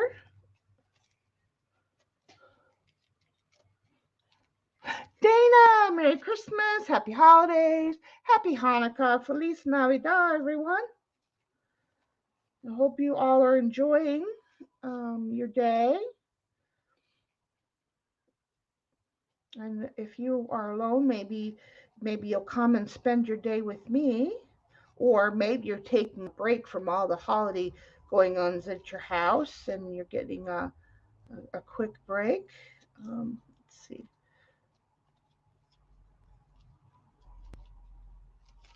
Okay.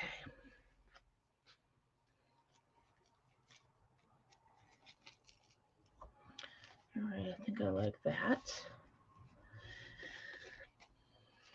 This guy. Normally, I would water cut my napkins often, and by that you take just a wet, not not wet, but more damp paintbrush, and you go around your image.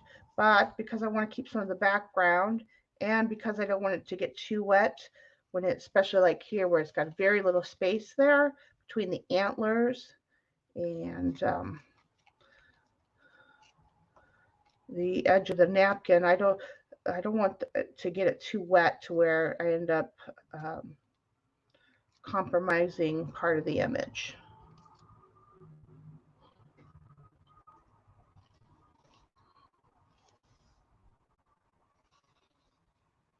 Let's see.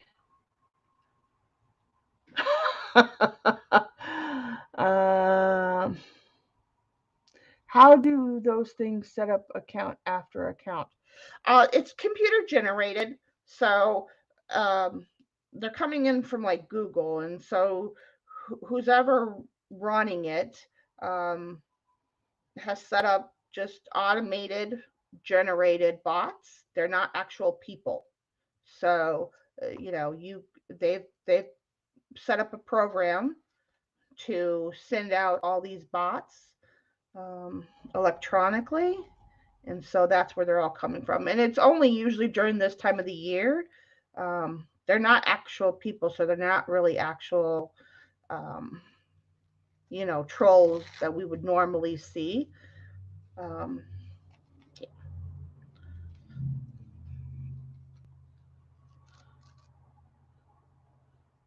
yeah, somebody's just doing it to be annoying. That's all.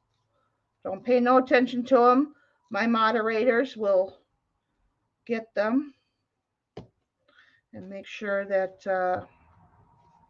All right, so I like that so far. So these three are going to be our main images. So I'm going to take those away for a minute, and now we're gonna put a little bit of this background stuff in. But I don't want this to totally um, disappear when I put parts of it on. And again, I'm going to be tearing and ripping. I'm not going to be just plopping it on my page. So to help us with that, or help me with that, we're going to do gesso. If you don't have gesso, go to the store and buy or order from Amazon a cheap thing of gesso if you're on a budget. Um, Again, I use professional grade products, and this one's my favorite. 13 Arts is my favorite. I also like Finnabare's gesso. And I do what's called the gesso schmear. It's my thing. I like to use my finger. What I'm going to be doing is bringing in a little bit white to the background to help with the napkins. But also it helps you blend your edges. Now I use my finger. You can use a brush, but I find that it's more organic and less straight when I use my finger to do it. Blessings, hon. Have a great day. Love you. Yeah.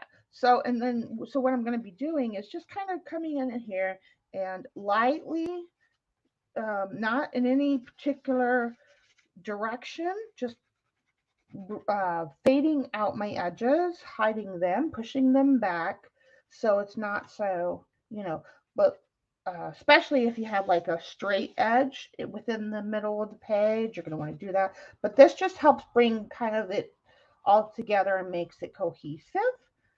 Um, so I like to do gesso. Gesso, it can be your best friend when it comes to mixed media. And I know I'm shaking the camera. I'm sorry, guys. Uh, when I did my studio redo, I I put my tripod on the shelving unit that I now have on my desk, that I need to move now because it was not a great idea. I just haven't figured out how I want to deal with it yet. So I do apologize for any shaking.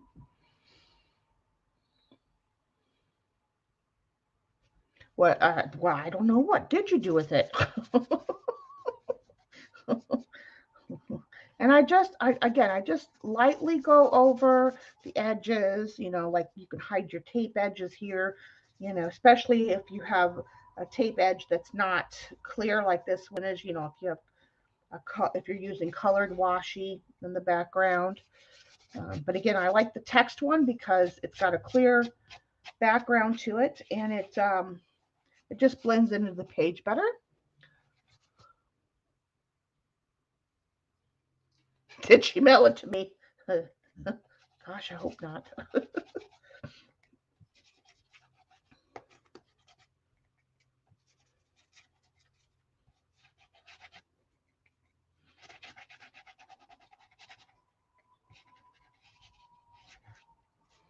Oops. Ooh, that was shaky. Too shaky, Shauna. Too shaky.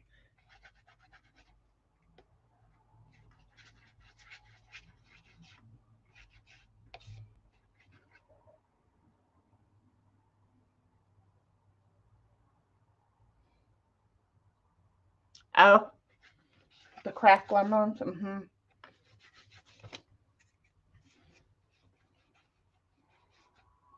I also think, and people have even said, but I also think when you bring in a little bit of gesso to the background, and if you do it in very lightly, you get a gesso, you get a glow, an ethereal feel to the page or the project because you're not using.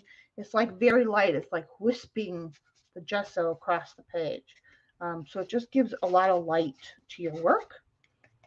And I like to mix my dark and light to get an even piece. Um, Again, just some very light gesso work.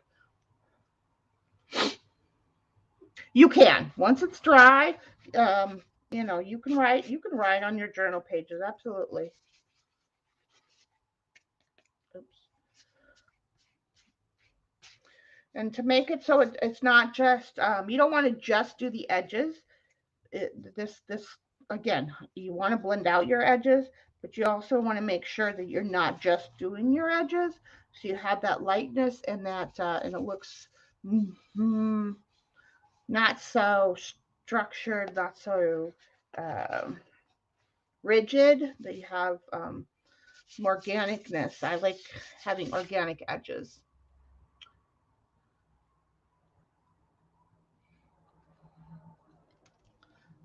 So you'll see that I kind of put a little bit everywhere. And in mixed media, there's no there, in art in general. There's no right or wrong. There's things that are uh, helpful to your process, but you don't have to use gesso if you don't want to, or you can't get any, or whatever. You don't have to do that. But the thing about gesso, and I also use a lot of clear gesso in my work as well, which you'll see that done today. um, they give you a ground for whatever medium work you're going to do, whether it's watercolors or acrylic or whatever. Gesso, whether it's clear or white, gives you that ground to work on.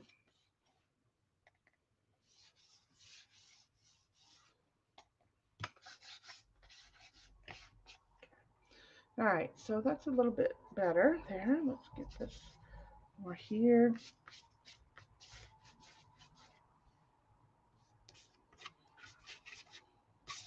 All right, so I think I like that. Looking in the camera here.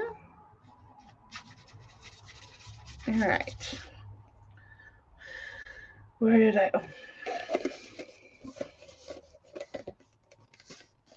Yeah, I never did that. Or haven't done that yet with my colored pencils. I will be doing some pencil work today as well. Um, some shading with the pencil that I like to use. So going to give some nice contrast. I'm not going to dry this just yet. Now I want to bring in pieces of the background napkin that I want to put down. And I really just, in this scenario, I'm just going to tear and go.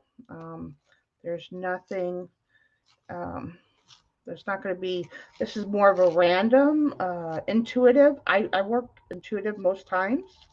Um,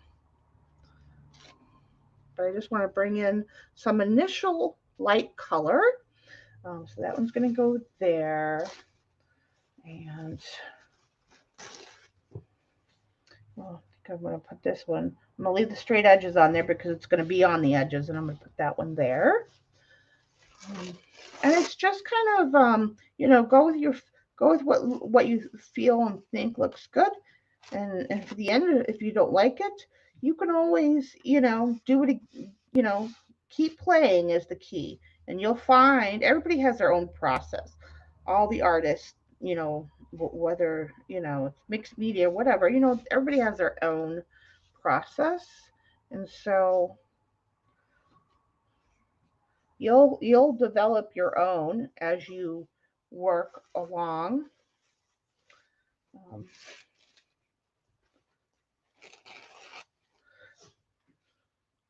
Now I know the little guy's going to go there, and I'm going to have one there, so I'm going to put this little piece. Where's our, okay.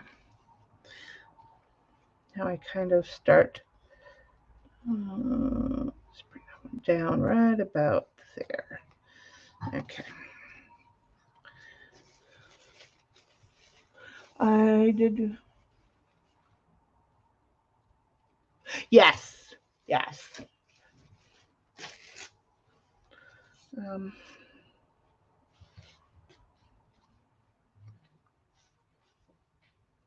yeah, I think that looks good. Maybe a little bit more.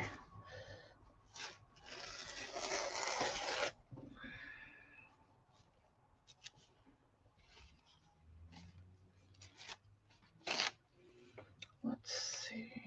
Let's put this one.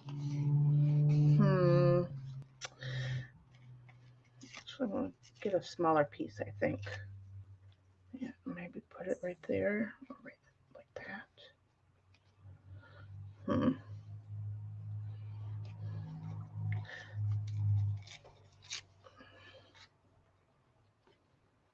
Like that. Okay, so that's gonna do that. Now I'm not gonna use this new glue. It's kind of thick, and typically I don't even use matte medium with my napkins. I typically use my clear gesso to use with napkins and rice paper because they're thin. This will uh, adhere them to your project. Um, it's also very delicate. Clear gesso is, so it's not as harsh on your um, pieces as a matte medium um, would be. I need to get a rag. Hold on. Did not bring one. Bear with me a moment.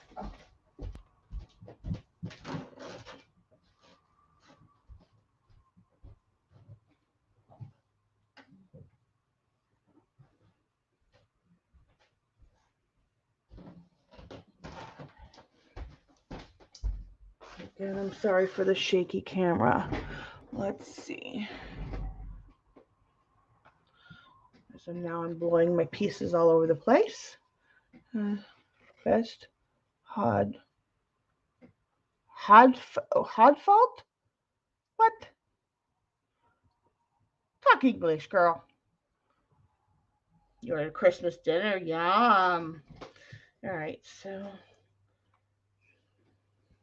going to use the same brush that I used with the other matte medium glue stuff because that doesn't matter. Um,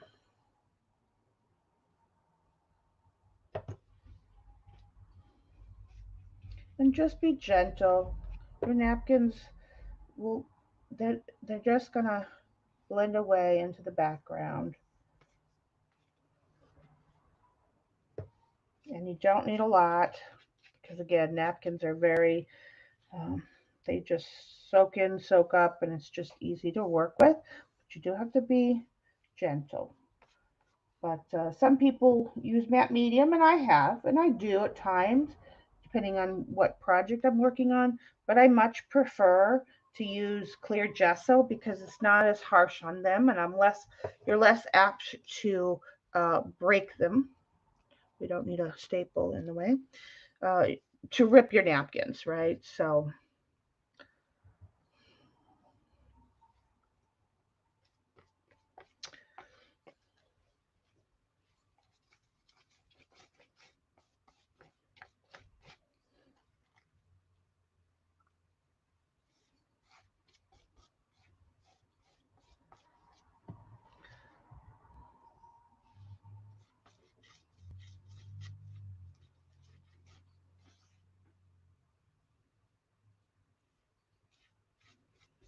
and it's always best to start in the middle and bring your brush out. Again, it helps to collage well. I did the same thing with these papers. All my collaging, I do the same thing. I start from the middle and bring it out. But especially when I'm doing napkins, so you don't want to rip them. And it's just better if you start in the middle and work your way out. But see how the napkin just blends into, so grab a napkin, even if you don't like, if you're new to it and you don't like the napkin itself, just give it a go. See if the thing is to play and figure out the process that works for you.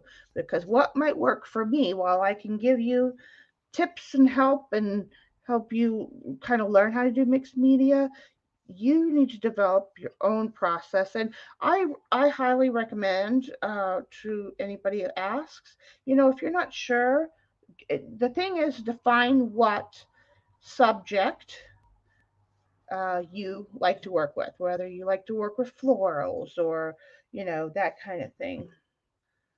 Okay, so I'm going to, actually, I'll just do it. I also, when I'm gluing the napkins, um, because you'll have, I do the whole page with the clear gesso because that way I make sure it has medium. It's prepared for mediums no matter where I put things. Um, But yeah, if you start with a topic that interests you, no matter what kind of art you're doing, because maybe you just like abstract, you know, or you want to, mix certain kinds of art together, just you'll have a much better time and you'll enjoy it more if you work with a subject matter that you are attracted to. Because if you don't, you might find that you won't enjoy it as much, and so then you won't continue because you don't enjoy. You didn't enjoy your first experiment. But if you don't have what you like to use, but you do have a couple napkins, just play. See if you like working with napkins. You can fussy cut images out of scrapbook paper, and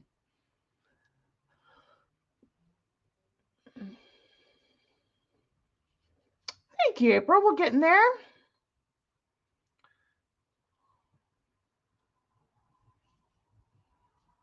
Oh, nice, Jude.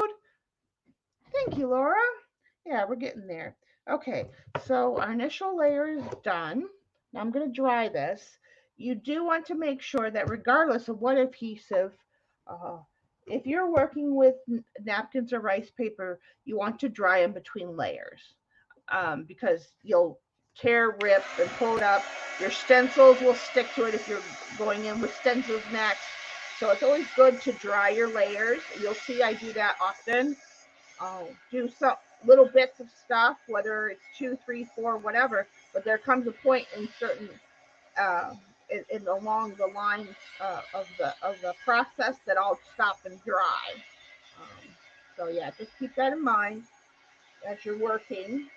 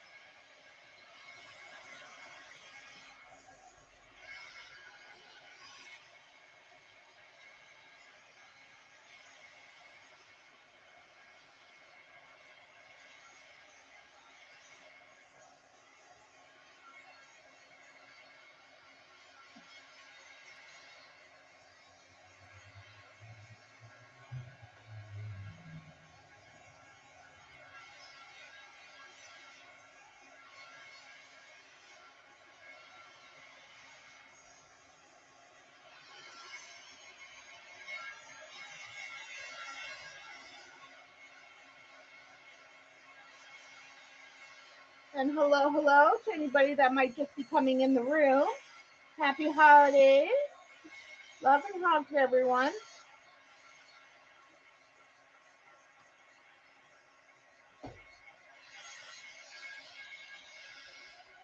And you don't need to fully dry it at this juncture.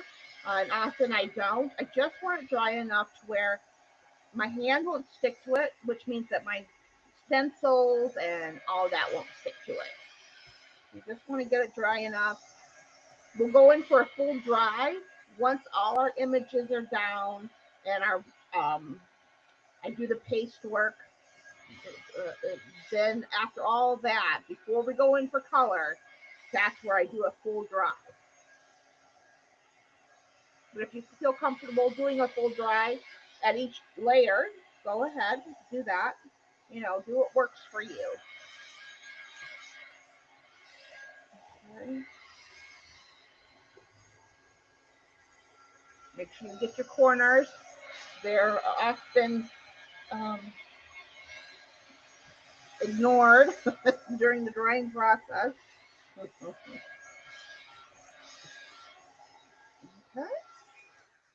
Now we're going to, where's our, oh, now we're going to put down our main images. And then I'm going to kind of look. It's like, do I like that little bit showing there? That's fine for this one, but you may not want it if you're, you know, uh, uh, using a focal image. And so we'll white out behind the focal image. Um,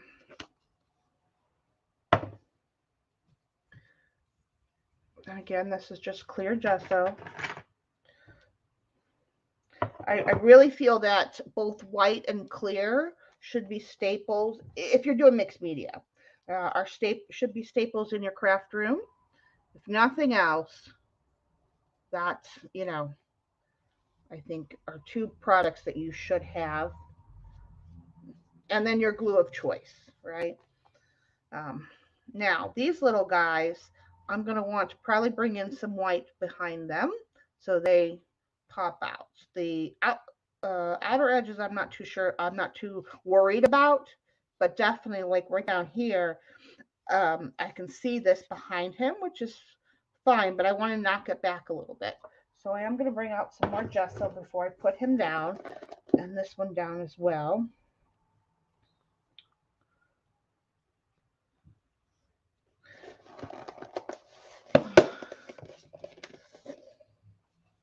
Well, look who it is. Hello. How are you? Long time no see, my fairy. How are you doing? Happy holidays. So I'm going to knock back this spot right here where I know that a little bit of this other napkin and paper is coming in behind him. Okay. And then I'm going to go ahead and put white, a little bit of white in here where his face is. You want it doesn't necessarily have to be white, but it needs to be kind of bright. Yeah, we know My Fairy Treasures from Dee Dee's channel, but she has not been in my stream in a long, long time. I hope you're doing well. If you watch on her channel, she does a lot of dollar store recommendation haul things. She does some mixed media too.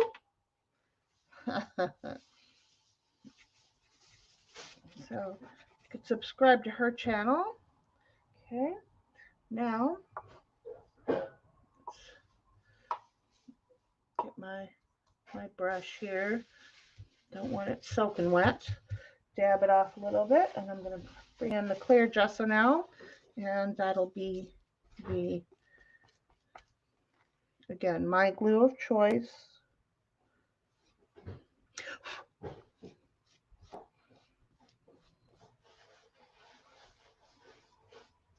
And I think you get less wrinkles if you use clear gesso. So like if you're trying to preserve your images, if it's a face or something, yeah, clear gesso is a good thing to have. Okay. And so now he just pops up because he's got a lot of white behind him. He just pops off the page a little bit more. Let's see. Where's this guy gonna go? I think right here. So I need to get my palette knife.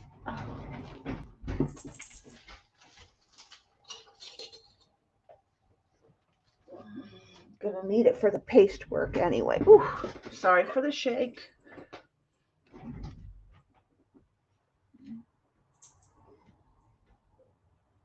You're absolutely welcome.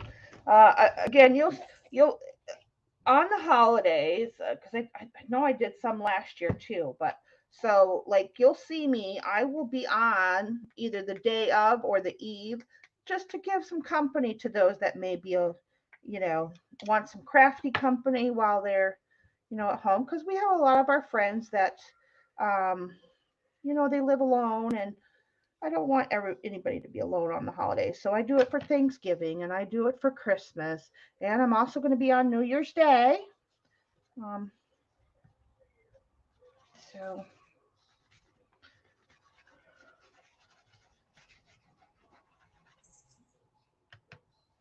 And it may look like I got a lot of gesso, but I really just put a little bit on the tip of my finger um, to blend it in, or blend it out, push things back a little bit.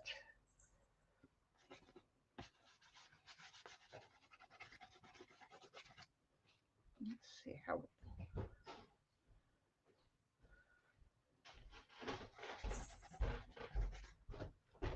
Oops. Shaking the camera, Shauna. Be easy. Easy does it. Okay. That's pretty good.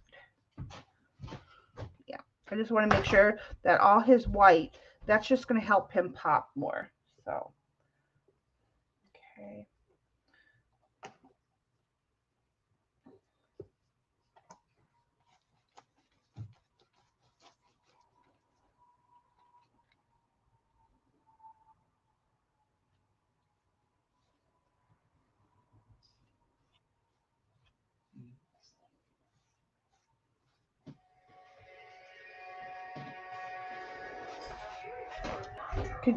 Can you close your door? Yeah.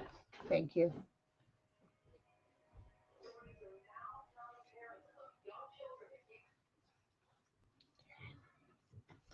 There we go. He's all in there now. Thank you, Jude, popping in the links there. Carol, happy holidays, hon, to you and the hubby. Hope you're doing well. Okay, so I got the main images on now. Um, I'm going to dry this really quick, just the images. Done with the clear gesso. We're going to do some more gesso smearing. And then we're going to bring in the paste in places. Um,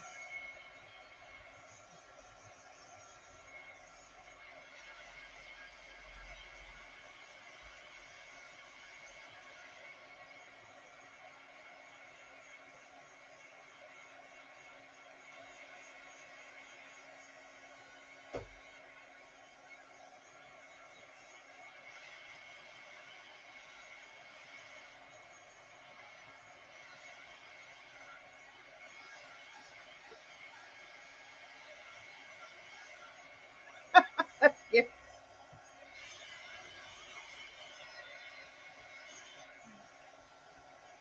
Just want to make sure nothing's going to stick to.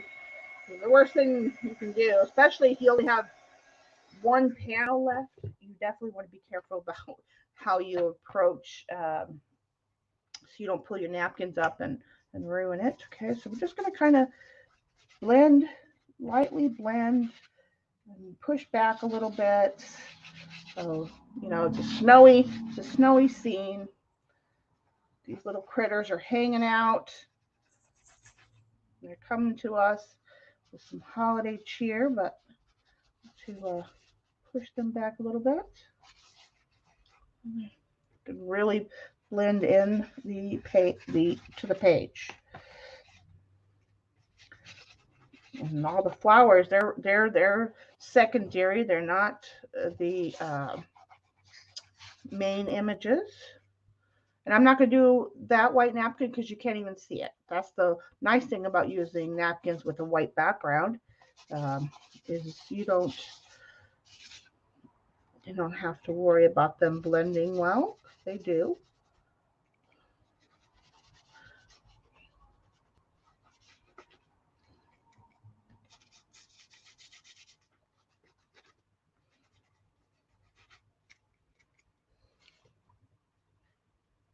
It could. Well, you remember the Fox page I did, right? Debbie said the same thing because of the way I do my work. Again, it has to do with how I smear the gesso, brings that lightness uh, and brightness in, gives it that glow without totally. You don't want to obliterate your images. You really just want to slightly, like that was too much right there. You just want to push everything back. Yeah. Just push it all back. Okay. I think, oh, sorry. God, it's driving me crazy. Oh, that's what I'm going to work on the next couple days before I stream on New Year's, is fixing my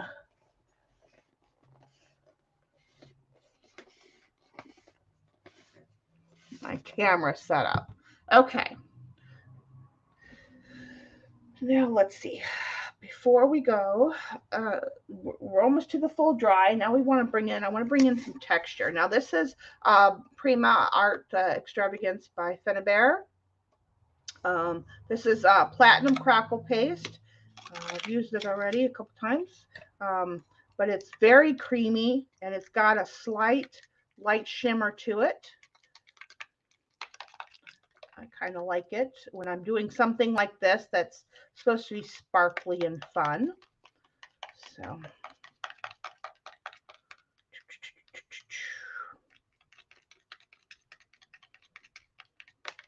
give it a good mix. Now this paste is very light and creamy. Some pastes are thicker. Again, this is a professional grade product. So where did I put my, oh, here. There's my stencils. So the first thing I want to do is build some hills, snowy hill type things with my paste.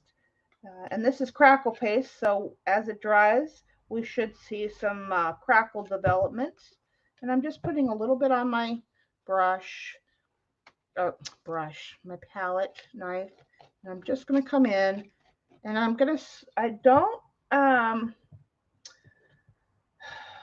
don't put it on in like an even go. I think it looks more natural if you just kind of do hit or miss. That's the thing. And I might do some white gesso with this too to give it some more. Oh no, that's perfect so far. If I feel like it needs some more structure per se, then I'll bring in white gesso. Let's do this hill over here. And these are supposed to act like snowy hills for our little critters.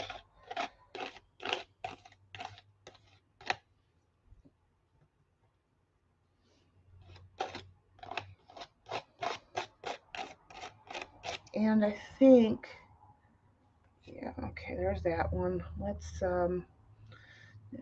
keep with the sideways. This really is a stencil that's supposed to go like that, but it's organic. You can use it however you want. Sideways, diagonal, go for it.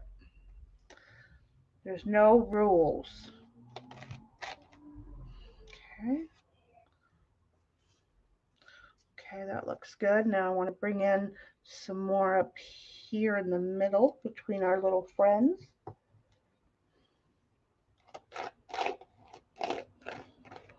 And I think up there, maybe I will bring in some white. Hold on a minute. Let's mix it.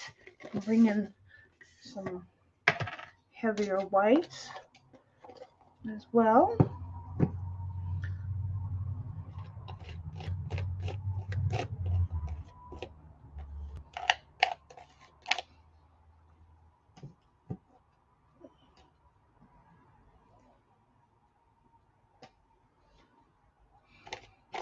But I'm kind of going in like a random fashion. Again, the more random you are, the better it'll look. And if you don't like something, you can take it off, right?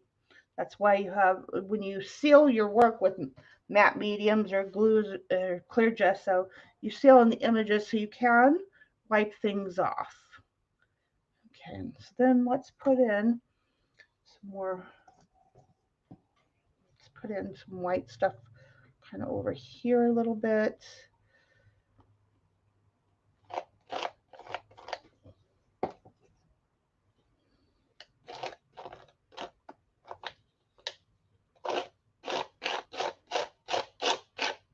Sorry, there's your ASMR. Okay, more white over there. Come on. This jar is almost empty. I can't wait till it's empty. I can open up my new one. And let's put some right on the side of our guy over here. Just a little bit. There's no questions. I do see some questions, so let me stop there for a second and see what the questions are. Let's see. Okay, so the white is just the white gesso, okay? But that shimmery lighter paste, this is a texture crackle paste by Prima Finibert. And hold on, and I'll show you the label. I have a couple different colors, but this one is the one I'm using today. Come on, there we go. Okay, let me see. I got it, Gigs. Don't worry. Yeah. Thank you, though, my friend. Okay, now what I'm gonna do is we're gonna put some holiday type stars. These little star things we're gonna put up in the sky. Now, do I want white? Yeah, let's just use gesso for that. Put that over there for a second so I can get some gesso out of here.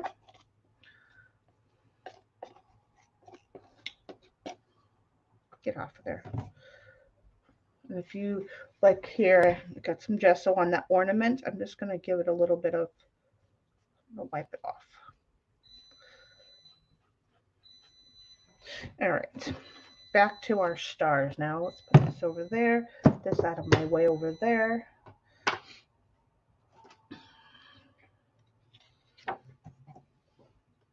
Pull this down to me so I can get the stars.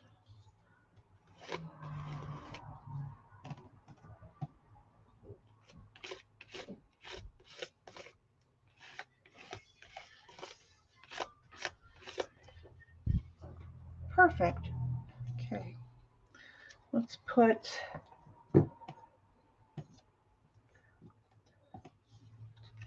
normally I do this much stenciling, but well, you know, it's Christmas. So, oh, come on, get in there. I want to put one little star right there.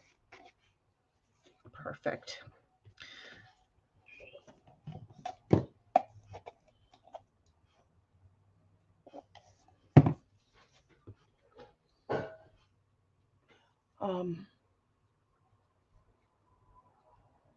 Who's the maker of the preview?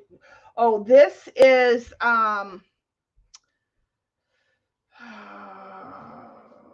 give me a second. That is by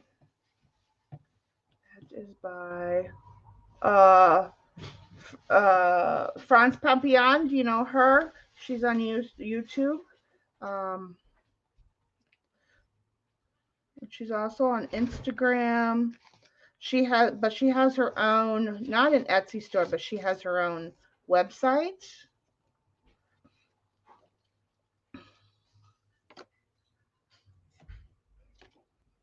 Oops. No. Okay, yeah, I like that. All right, that's good enough.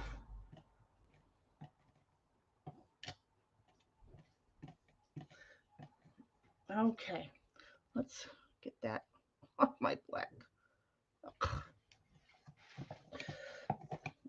I'm usually not worried where gesso and things fall. I don't particularly care about that too much, but this is this is a trim that's on a tag on another page. Okay, so that water, get out the baby wipes so I can clean up my hands a little bit, and then we'll dry. We're going for a full dry now. No stopping us, because next will be color. And then some pencil work. Okay. Hi, Lisa. Welcome.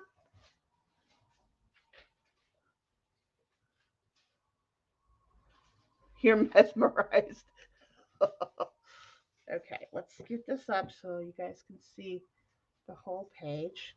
All right, and then hopefully we'll see some nice crackling with the glistening snow. That's what I was going for. We have the white snow and some glistening snow. All right. Hey, Chris. One of the I think Macy has something. Probably Macy has. She's chewing on something. Okay, but before I dry this, you always want to clean your stencils when you're using paste. Gesso is not really a big deal, but definitely if you're using any kind of paste or heavy gesso, you definitely want to clean your stencils as you go because otherwise you will ruin them.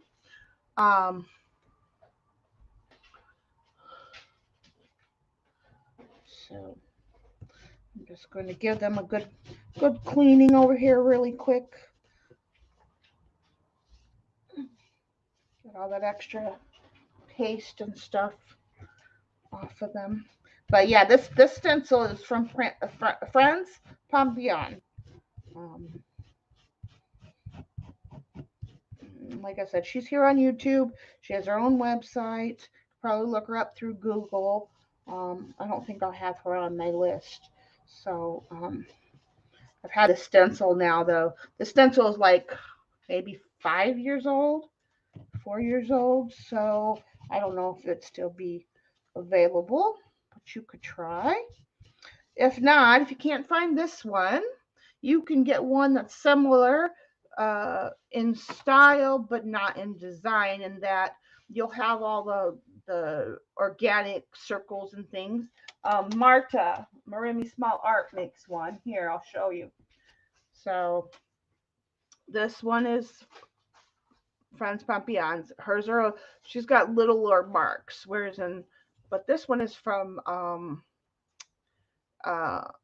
Marimi Small Art, and she has the same organic circles, but you can see the difference. Hers are a little bit bigger than this one.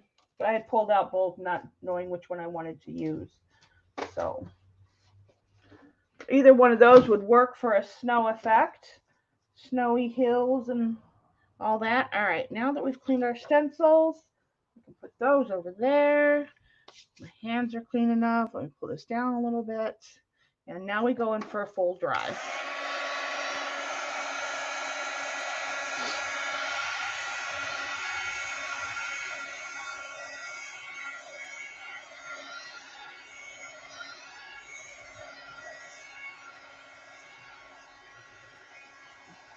Well, both of them are creamy. One's just gesso, and one's this Platinum Crackle Paste Texture Paste by Finnabair Art Basics.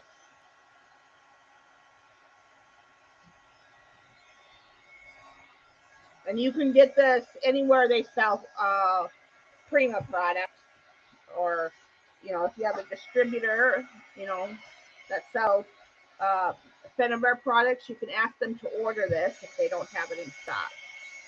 It's a product she came up with. I think it's been out for a couple years now. Maybe not. I'm not sure.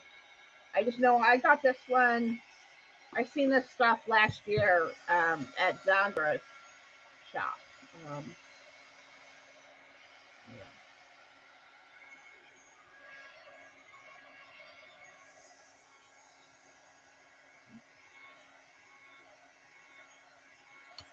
Laura, hi, honey. Merry Christmas. Big hugs to you. And hello to anybody else that might be coming in and out. Don't forget, thumbs up or thumbs down are greatly appreciated. How are you, Miss Laura? How's the little budgie doing? Last year, Laura got a new budgie bird. He's so cute.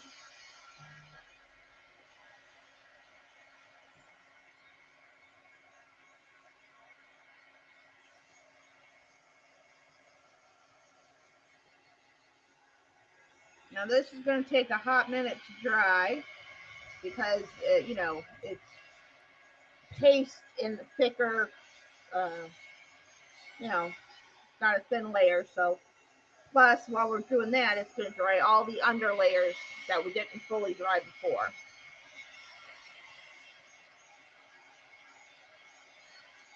Yes, the paste is creamy.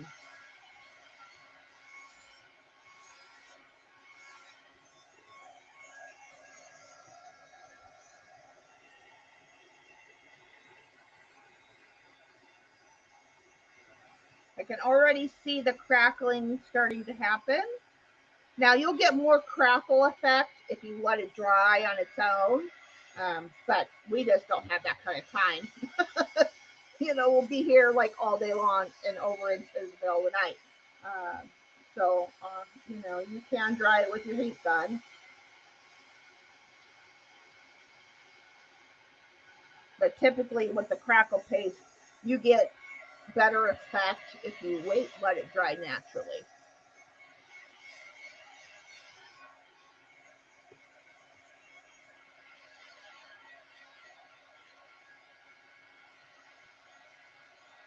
Oh no!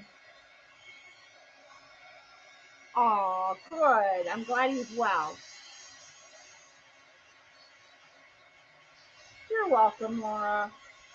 I just like I said, I don't, I love to be creative, and I want you guys to be creative, and I don't want anybody to be alone. So, because it's you know, it's no bueno being alone on the holidays, and if I can give you a couple hours of my time, and a little bit of fun along the way, yeah, I'm all for it.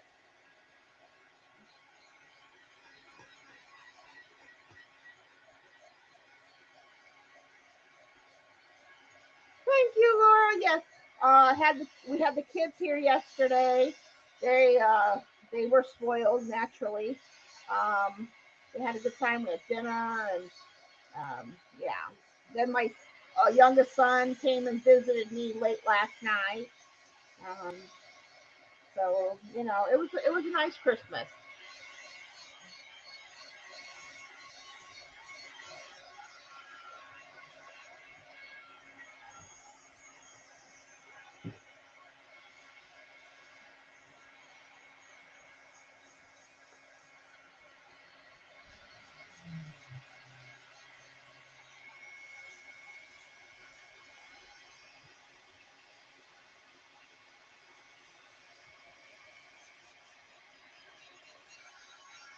And what are you doing today for Christmas? You going anywhere? Doing anything fun and exciting?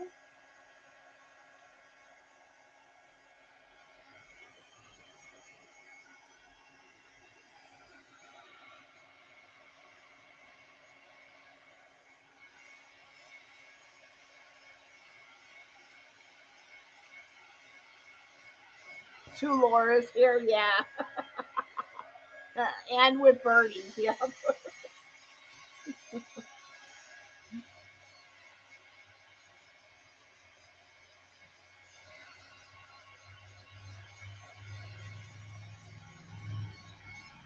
And Julie says, yep.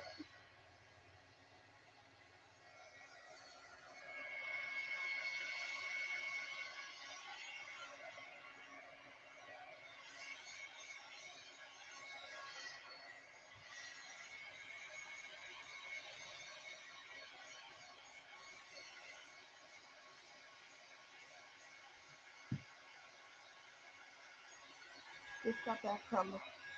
Oh, nice.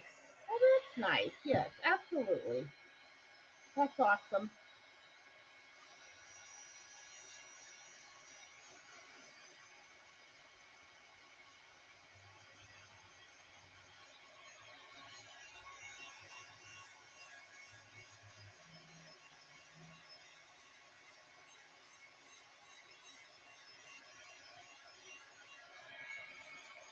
You do want to make sure at this stage that you really thoroughly dry everything, um, whether you're using, you know, acrylic or a liquid medium of choice. You just really want to make sure that a speck of orange or red there. I wonder if my paste was dirty. I don't know. It's not for me. So I don't know where that speck of orange came from.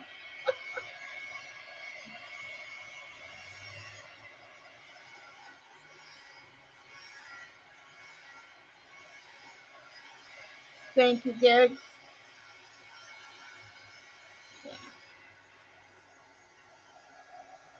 Go a little bit longer.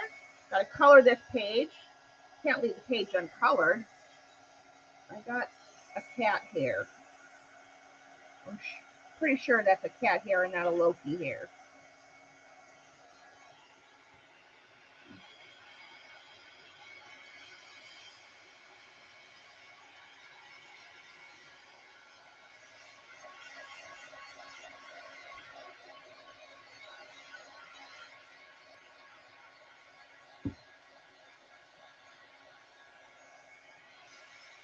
Maybe we'll use gouache today. I haven't pulled out the gouache in a while. Maybe I'll use gouache. Oops.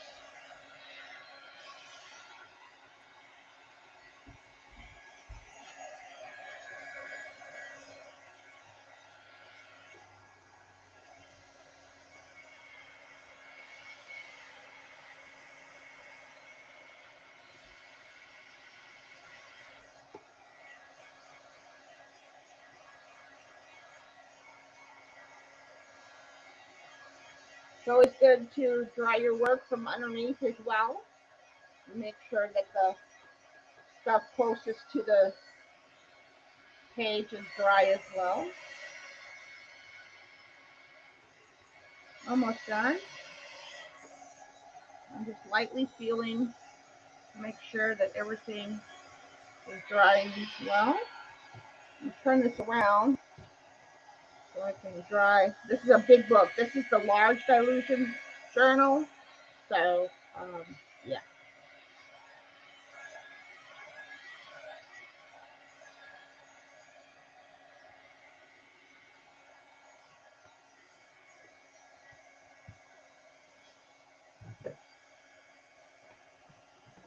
Oops.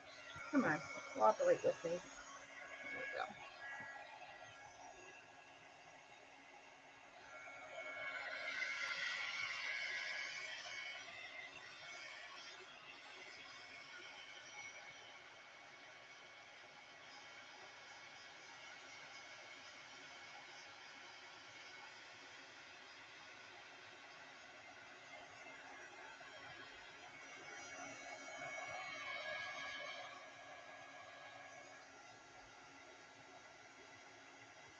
Okay.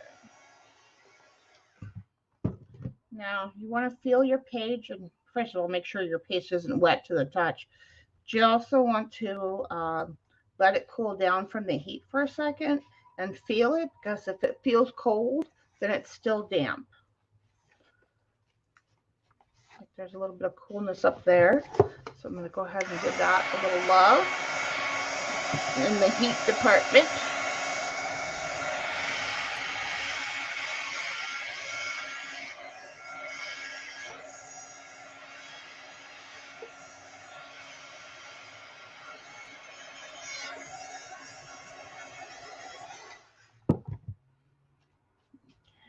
Down here.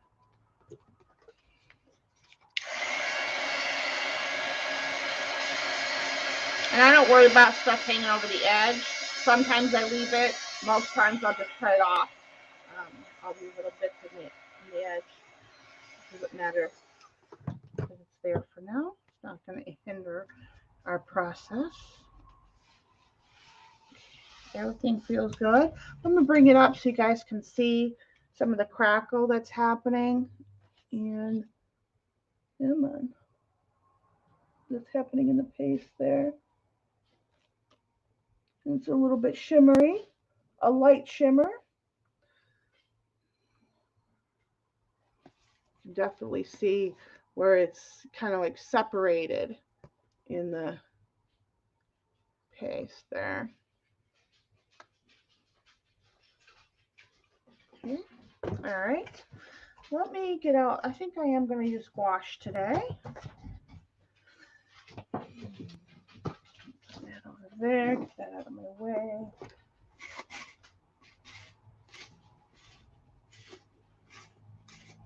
Come on, go.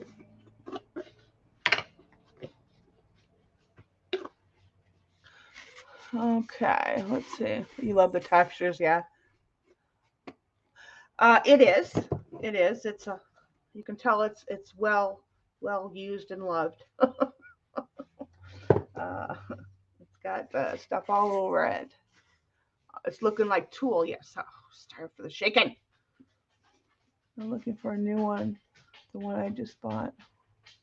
Oh yeah, no, I got the WoW one. It's an awesome one. I still have my very first original one, and it still works, but I don't use it much, especially since I got this one. You love the crackling effect, yeah, pretty, yeah. Okay, so let me get out my gouache. I'm just gonna think I'm gonna use my Arteza gouache. If you are just getting into mixed media or watercolors and gouache, look at Arteza. Their watercolors and their gouache really aren't bad. They're actually quite good. They're they're a little bit chalky because they're not pure colors, but you get a good range throughout the whole 60 colors that they have in both the gouache and the watercolor. Um, so if you're new to that medium, maybe that's something you'd want to try. What is going on over here? Hey, Chris. Ugh. There is 10 foot all over the floor over here now. Sorry about that. Okay, so I'm going to get my spray bottle, and I'm going to give all these a good spray. But yeah, their paints are pretty good for the price point. It gives people the option to try out. Maybe you want to try out acrylics. They have acrylics too. And their price point is really good. Okay, let me get out my brushes. I'm going to use, not those. I want to use this one and this one. There is my other one. Oh, here.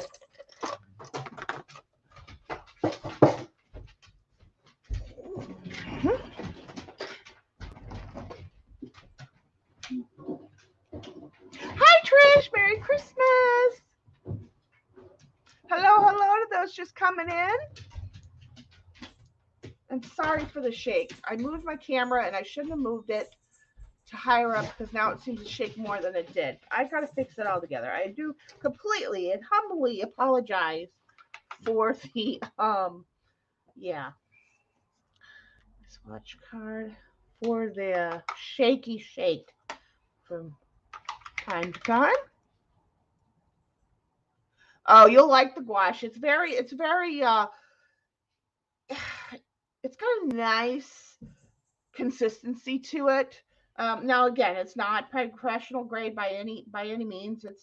It's chalky and it's but it's actually I really like their gouache for like doing journal work and stuff like that.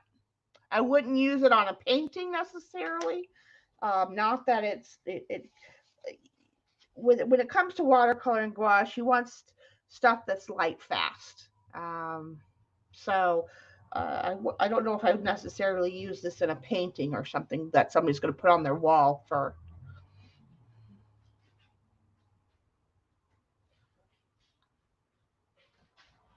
Oh, you couldn't get the colors to mix. Yeah. Oh well, I do both. I have my professional set that I pull out most often, but I do like the Arteza for sure. Embellishments, they're perfect. Yeah. Okay, so now another thing that again, I'm a liquid medium artist, so that includes watercolors, magicals, acrylic inks are my three main go-tos. I have other things too, but mostly those. And I tend to use sometimes a little more water than less water. Sometimes I use more paint than water. It all just depends. I'm going to get these off so I can put those down so I can give my book a little bit of lift. There we go. Ooh, sorry about that. Put this over here. I think that's a good option. So I'm going to keep a paper towel down here to use as a blotter towel and to pick up the liquid that I'm going to be putting on this page.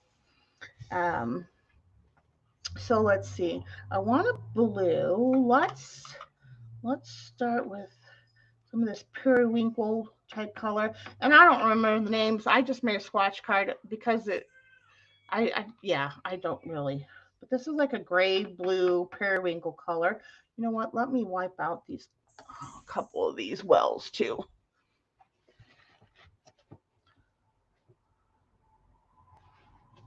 Sounds like a chocolate dessert. Yes, it does. No, you're not dumb. You're not dumb. And gouache wasn't really meant for mixed media.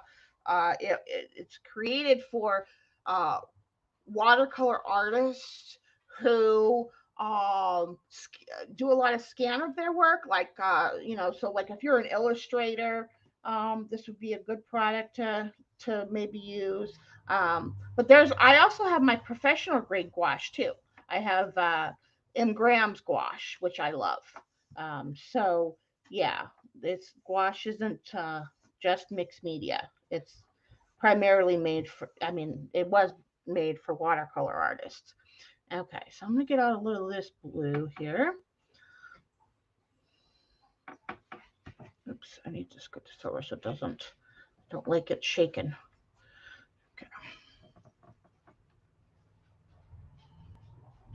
Okay. Okay, so put a little bit of that in. Let's see, what else? What color blue do I want to go with that one? I think I'm gonna do that one. And because they're a lesser grade product, I don't mean that to sound bad. They're not, but they're not professional grade. Per se. So, and because of their chalkiness, which is a benefit, really, especially if you're going to be doing pencil work on top. What was I going to say? Now I lost my train of thought.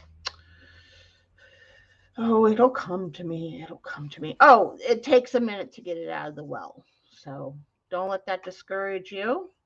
That's why I sprayed them down first to give them a good starting point of getting wet and loosen up a little bit. Sounds cool. Yeah. Yeah. Okay. And then another blue, let's use.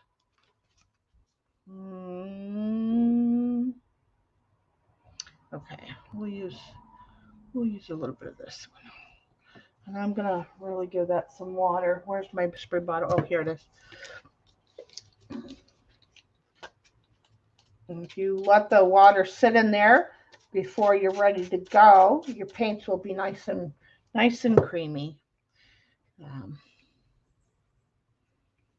That's why I sprayed them all down. Let's put this over here. It looks like the same color. I don't really fuss too much. Okay.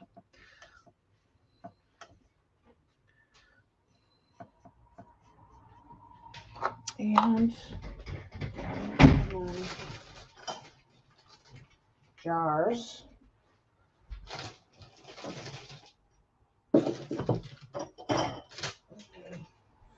Pour some water in there.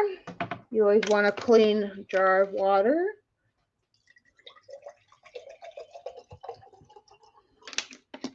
So rinse your brush off. Not that I'm going to be probably doing too much rinsing because these are all blues. So muddy gouache pit dessert. Oh, 2 in a row. Good grief. All right, girls, you know what to do. Okay, so I'm going to give, again, check, make sure all my paste is dry. And then I'm just going to give an, good, I don't drown the page, but I want to give it, some good wetness. And I typically paint with two brushes. So, and I'm just going to start coming in here with this lighter color. Um, let it dance around on the page a little bit, just kind of randomly. And it's very light. I don't even know if you guys are seeing it, but it's there.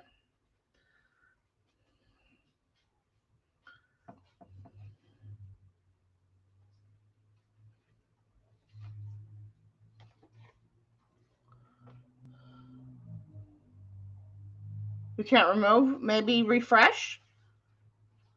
Make sure you're back, refresh back onto live chat.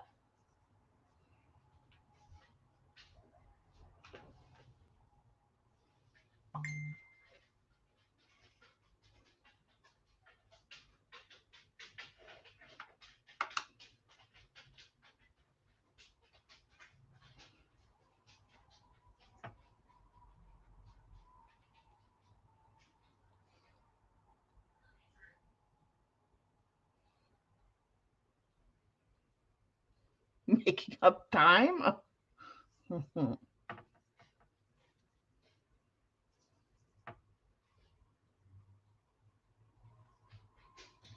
And this blue kind of goes along with the winter flowers that are in the background.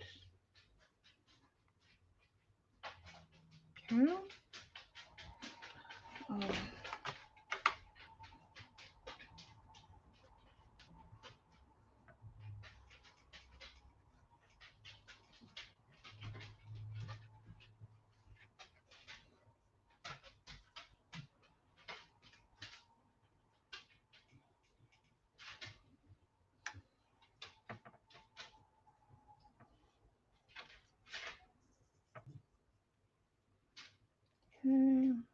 Over here. Just to start to bring in a little bit of color. Okay.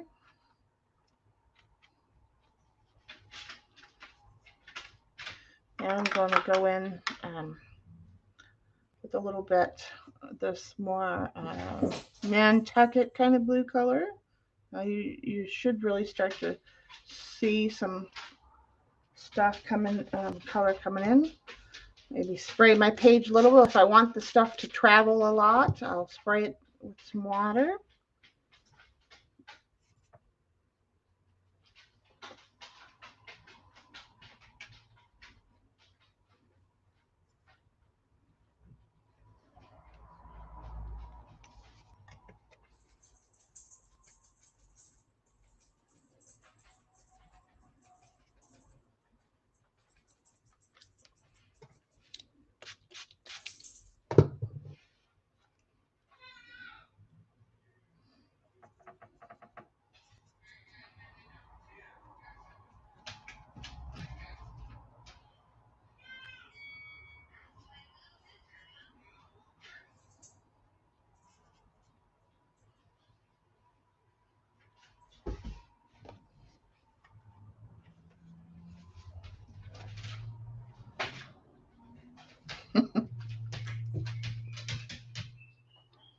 And watch your paper. You don't want to get, maybe you don't want to get your main images.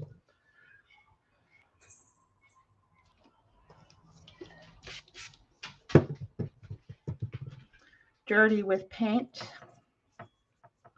Finish your thought, Sean. Finish your thought.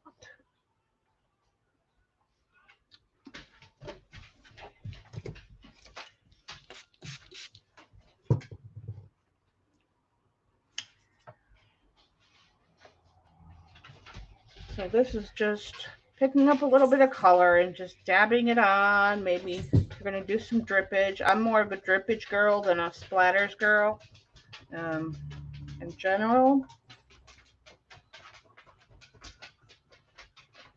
Macy, stop that. Oof. Driving me crazy. Chris, they gotta go out. Hold on.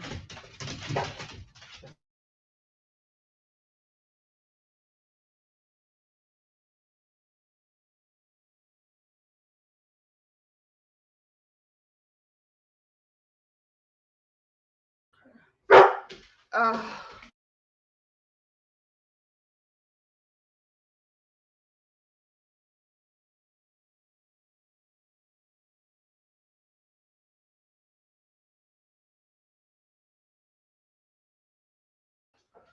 Okay, my son has them now.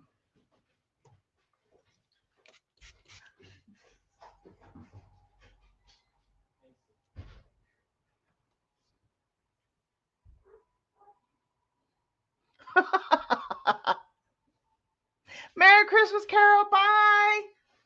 Love to you and the hubby.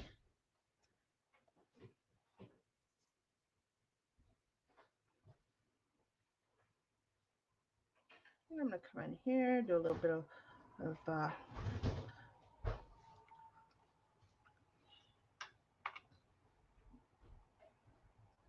just some, chalky little effect here and there.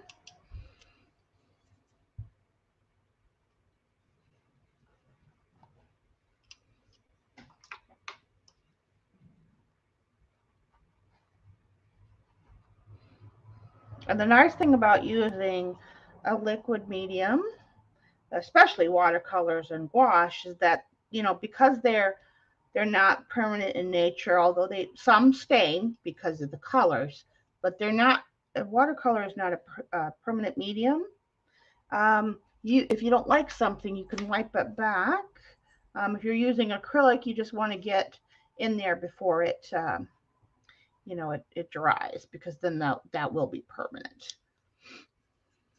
But you can water down your acrylic paint if you want it to be, thinner and behave more like you want it to. No, kitty, not right now. Thank you. All right. So I think, yeah, let's dry this layer by layer.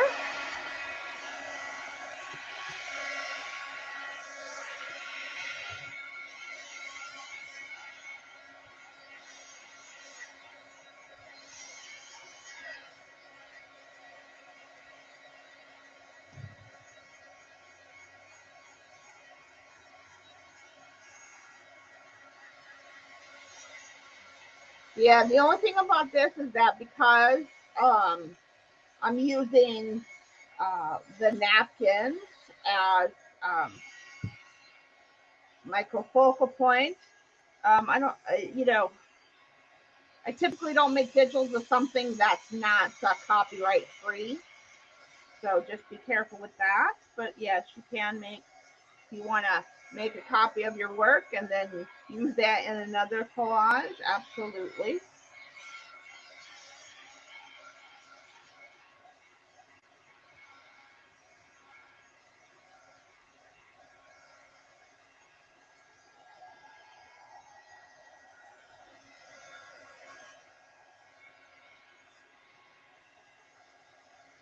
And I want to give this a good dry because it's not permanent and I want to come in with another layer.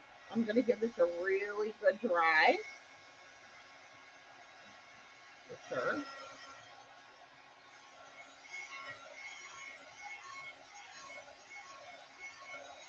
Hello, hello to those coming in. See some more faces coming back into the crowd. Merry Christmas, Happy Holidays, Feliz Navidad. Welcome everyone. Love and hugs.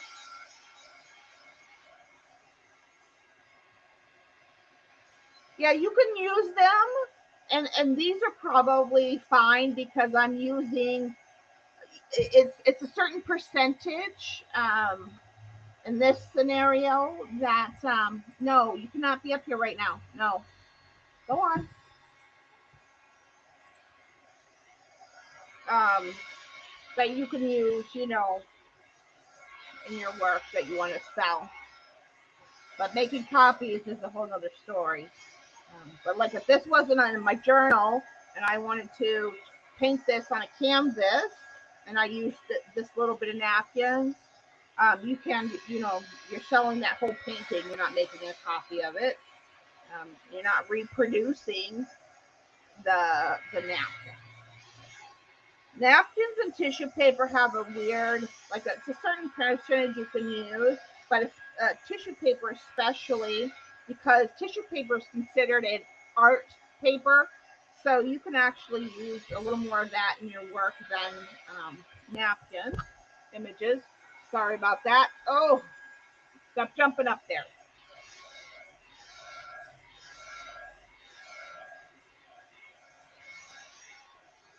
Okay.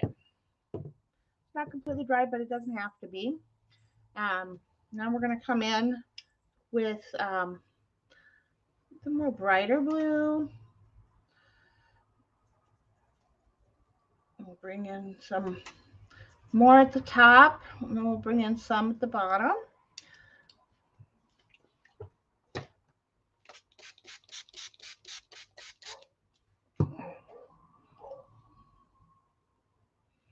And I'm just going to kind of dabble this on, fade it out a little bit, make the pigment dance.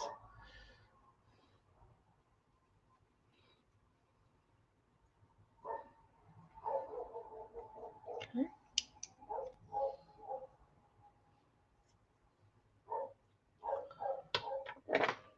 Oops. Make sure I got enough water. Let's give it a little bit of help. Okay. Oh, stay up there. Oh, you guys are not seeing that. Okay. I'm just going to hold it while I spray it.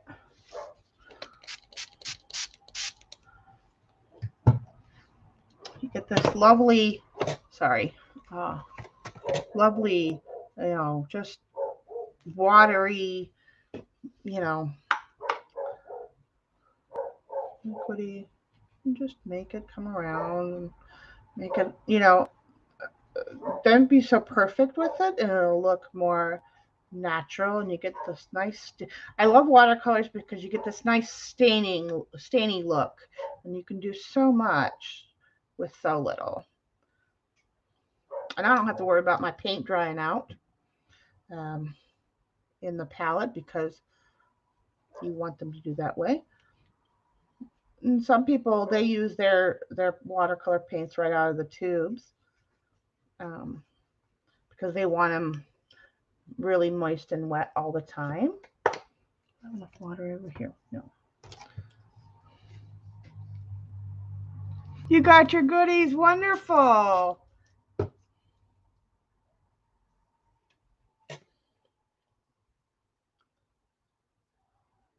You got mail today? How'd you get mail today? Today's Christmas.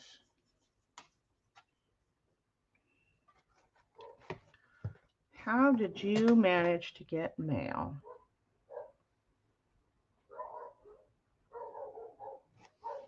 I'll pull this up. Oh, you hear the dumb dogs outside barking at the neighbor's dog.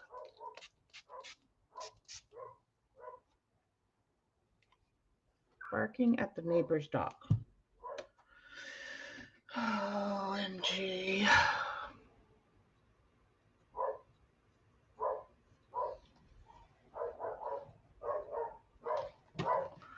Oh, goodness sakes.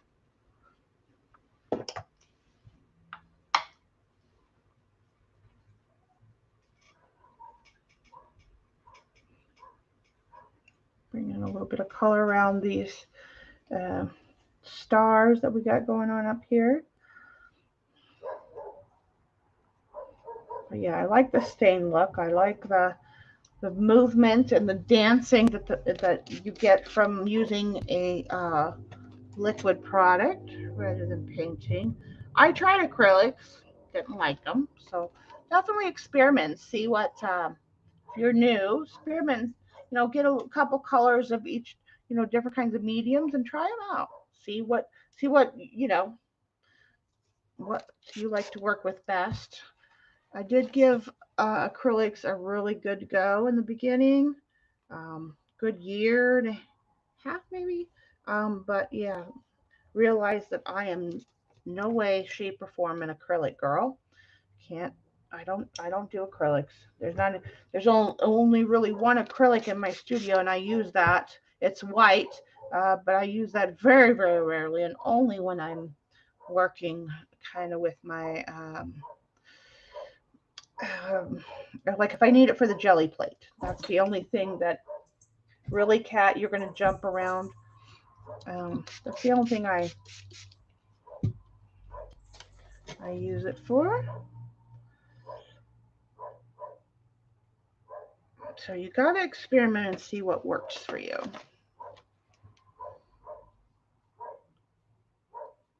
You make a mess, so stop it. Anybody can do this. This is a very simple page. You got a couple background papers, a little bit of gesso, and a couple of napkins. You anybody can do this.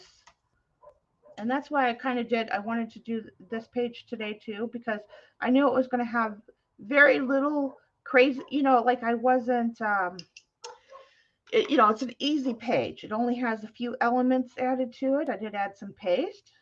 And if you don't have paste, you can thicken up your gesso with some baby powder. And there you go. You got, or you can make homemade texture paste. You don't have to spend a lot of money to be creative at all.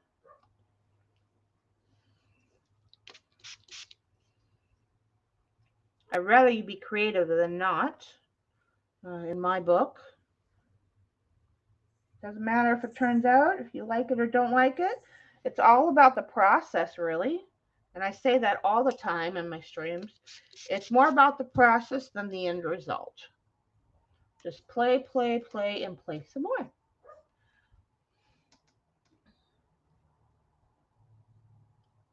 A minion popsicle? Oh, that's fun. Oh, thank you, Jude.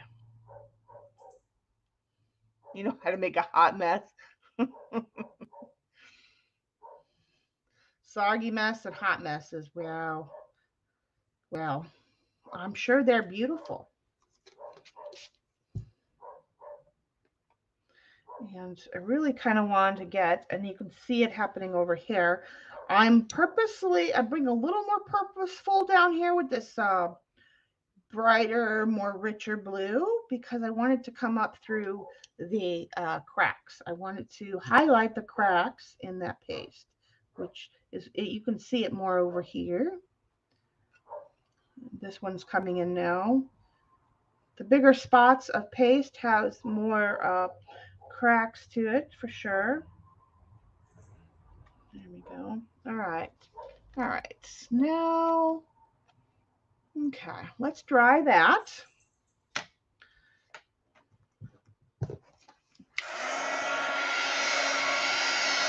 You adore Minions?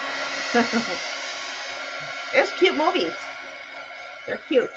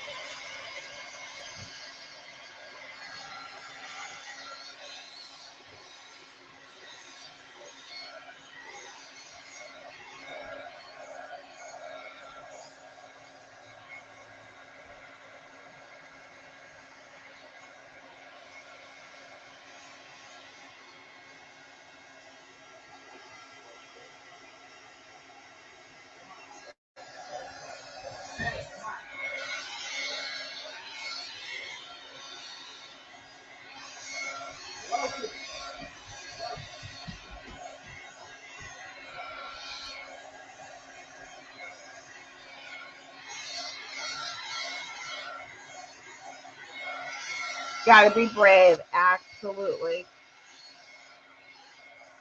You didn't use enough water. Yeah. Yeah, that's what I said. It's all about the play, about the experience and the process. Um, you'll find that you like your stuff better the more you do it, and you'll figure out, what's your way. It's all about the process.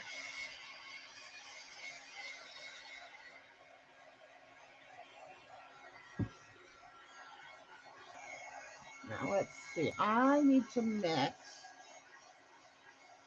I'm going to mix a color here because this set doesn't have the color. First of all,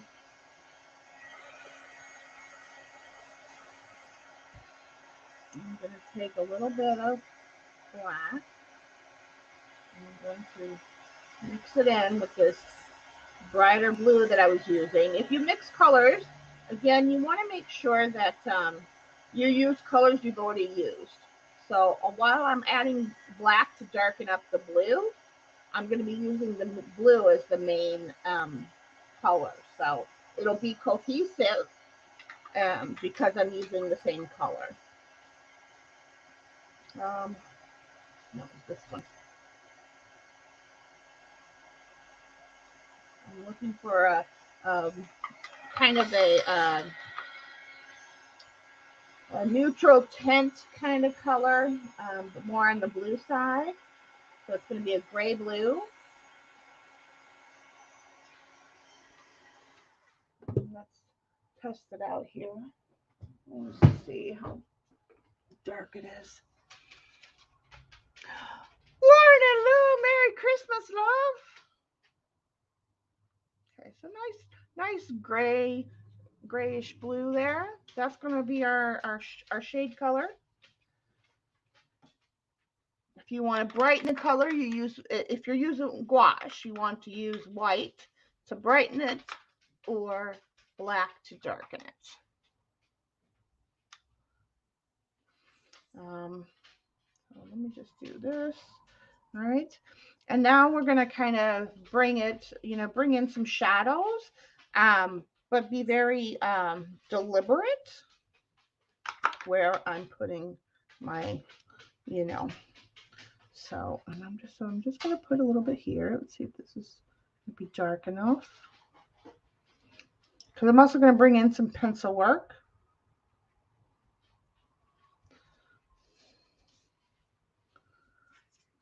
Not getting that, it's a little bit too light. Let's make it a little bit darker.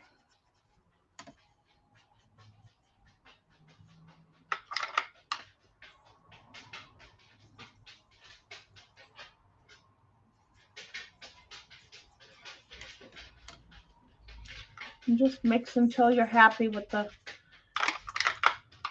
Now, if you're not using pure pigments, like professional grade products, you're going to want to make sure that you test your mix first, because if they're mixed, like Artezas are not pure pigment, so there's a lot of different colors that make up these other colors.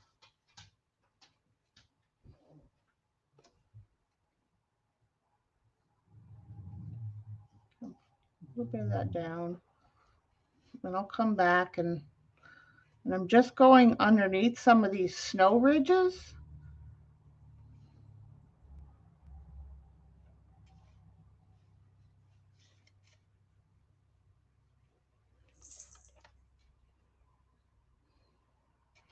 And then he's in a snowdrift, so we're gonna give him a little bit of shadow here. So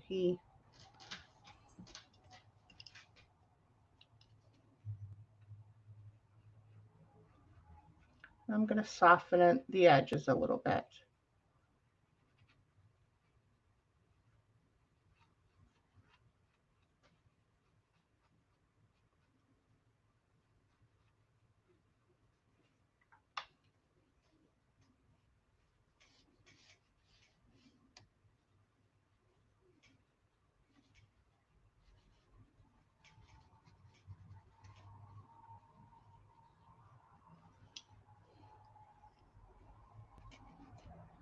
Lorna doesn't really do much on her channel. She does her flip throughs, um, and she makes some awesome, beautiful journals. So do check her out. Okay.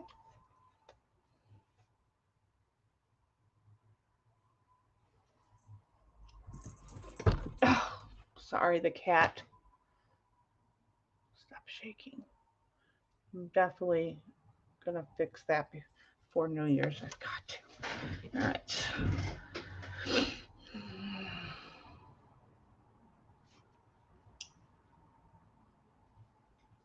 I'm gonna do the same thing over here.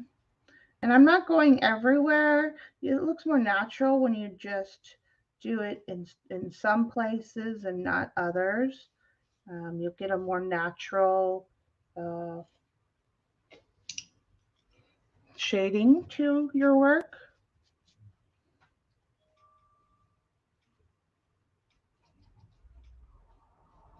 If you are using gouache or watercolors, you can soften up your edges.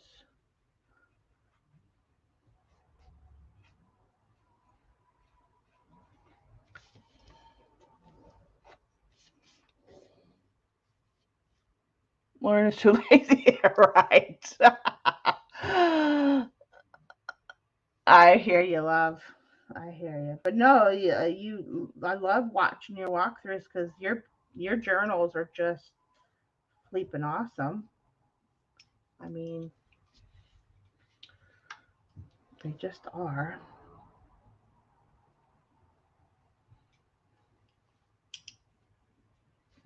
And another rule, a rule to easy rule to keep in mind is, dark against light, light against dark will also help your shading, and it because of the contrast, uh, it lends more, uh, you know, beauty to what you're creating. I think. Stop shaking up there, little cat. Okay, let's give this guy something to stand on.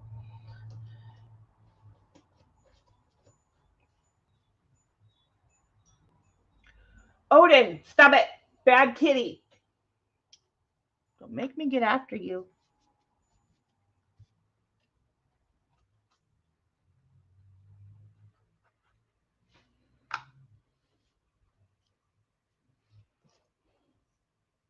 It's all exactly. It's all insult for sure.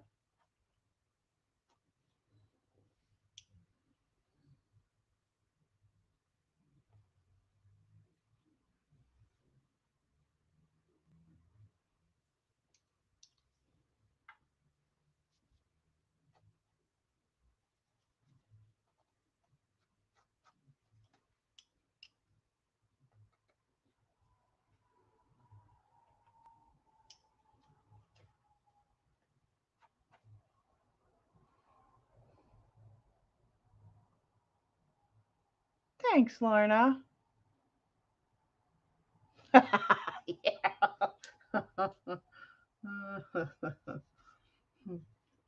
Okay. Let me put my eyeballs on. Sometimes standing back and looking from your at your product from afar, or like where I'm on camera right now, I can a lot of times I'll judge my work by what I see in the camera. Um, yeah.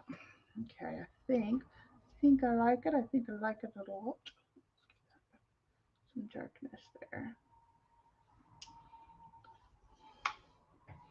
Okay. Now I'm going to bring in a little bit of pencil work, some additional shadows, and to bring to life our stars that are up there. Okay.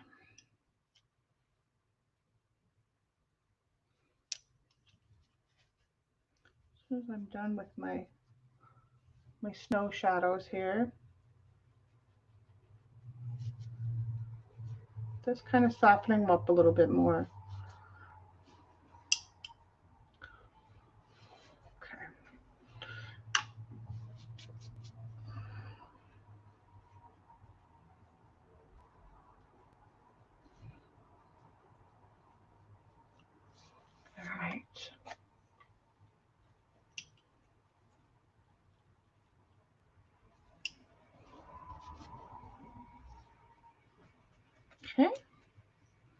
All right, let's dry that.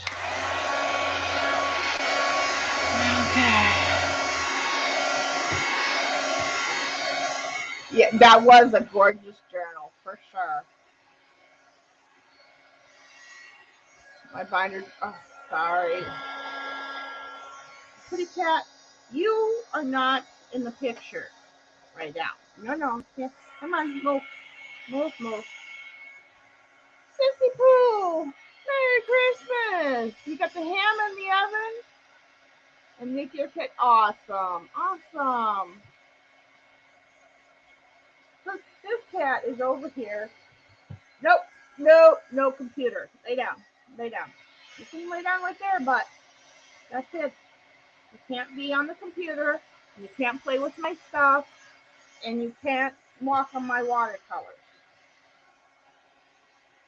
You want to say hi to the girls? Odin, Odin, Odin, Odin. Hey, hey, come here. Show your face. Show your face. Odin, Odin, up here. Come on, up here. Say hi. Say hi. Say hello.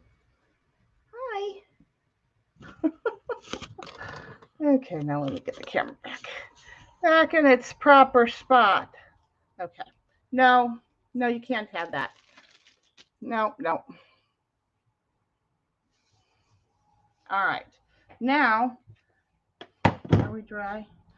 Before you come in with pencil, you want to make sure that your um, painting or journal page or whatever you're working on is completely dry. Otherwise, you will not be happy with the carriage and all that that's going to happen to your work.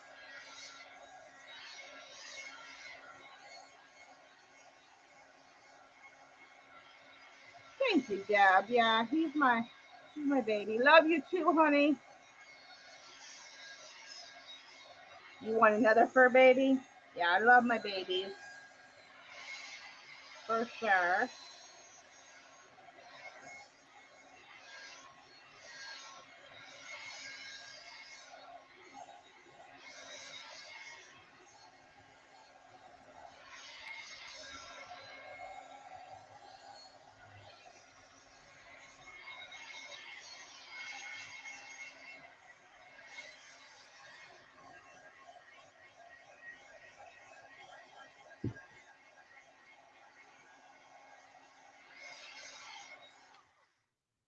What are you trying to do over there? What are you doing?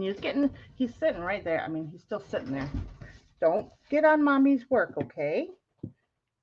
He's half standing, half sitting.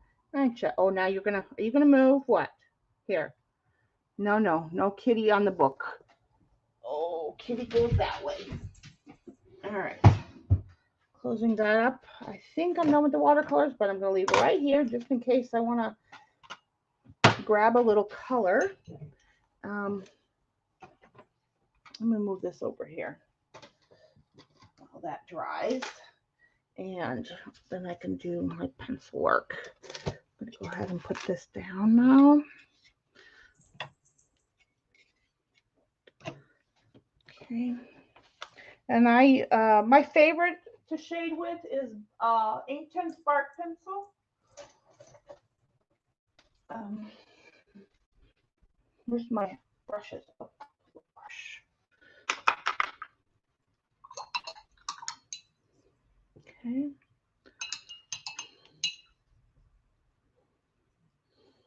Hair adds texture. Exactly. Let me sharpen this a minute. Gotta get into my little come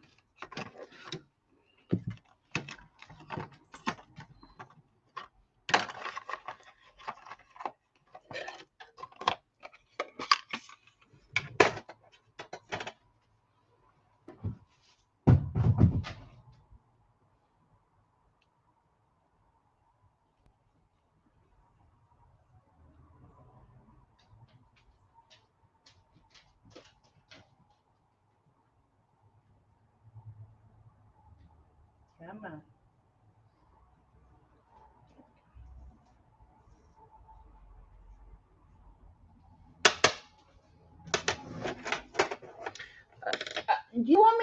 on you. I swear one of these days. Although I did partially sit on him the other day because he was in my chair. All right, let me move. Let me make your. I can give you your towel. Let me move this out of your way so you don't want to try to drink it.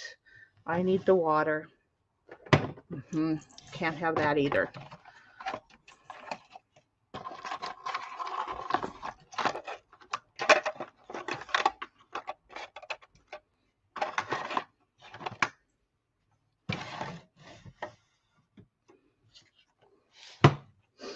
Okay, move this out of his way.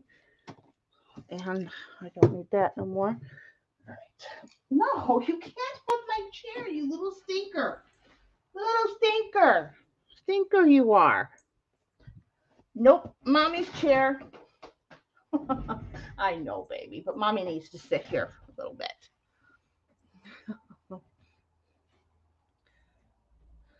Yeah, a bit of DNA donor thing, right? Oh, Deb. It's been less. Yeah. Yeah, you got to decide what's best for you, you know? All right, let me bring this up a little bit here. So, all right. Now you can, a lot of times I'll use my Prima water water brushes. This is a very old brush, but this will work. Make sure I got no kitty hair in there.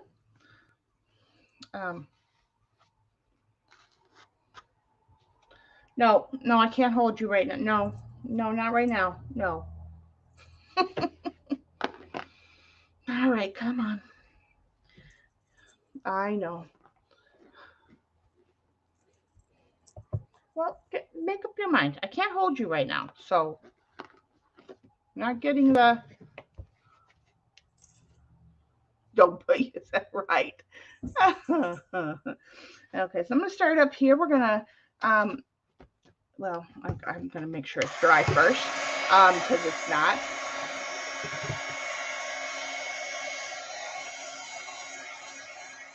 Oh no! Uh-oh.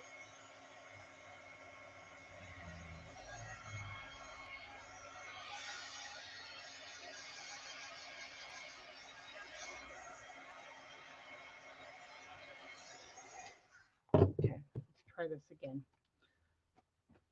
Okay, now it's dry. So this is what I deal with when I'm trying to work. This is him in front of me. I know, baby. I know. You want mama to hold you, huh? I know. I know. Little bit of kitty love. You gonna show your face to the girls? You gonna show your face? No. Yes. All right. Go play with the dogs. And again, you don't want to go everywhere, and you got to pick where you want your light source to be from. So I'm envisioning the light coming from this way. So I'm going to have shadows on the other side of each of the stars. So I'm just going to put a little bit of this. Oh, that's still damp. We're going to leave that one alone. Just to kind of bring out a little bit of the star without being. This bark color is like it's like a black, brown, purpley color. It's perfect for shading. Yeah. And I'm just going to go on a few of them so we don't make it look like everything's outlined. Oh, you guys aren't seeing because I still have the camera on me. Hello.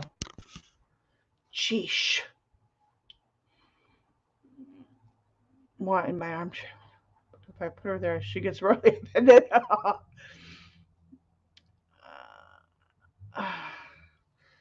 Yeah, I moved it. We're back. We're back to filming properly here, I think.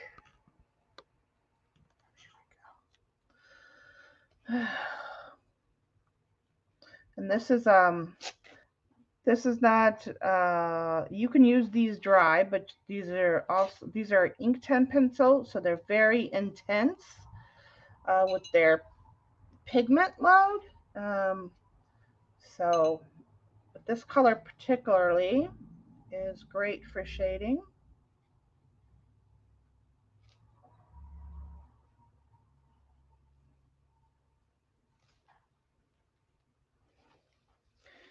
And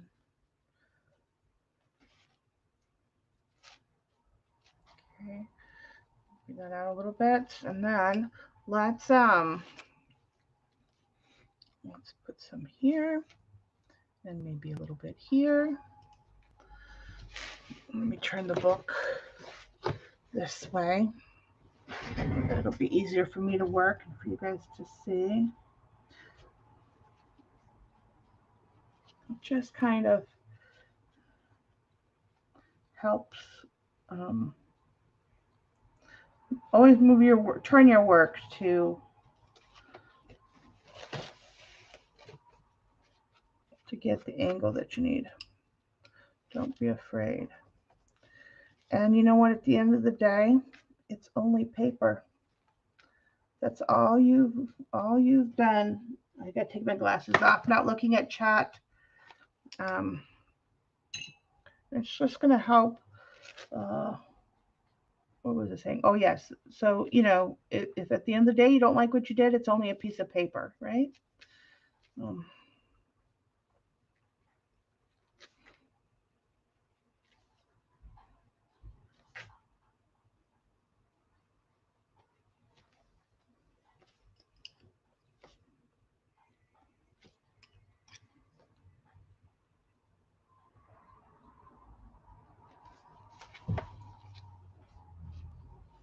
let's see.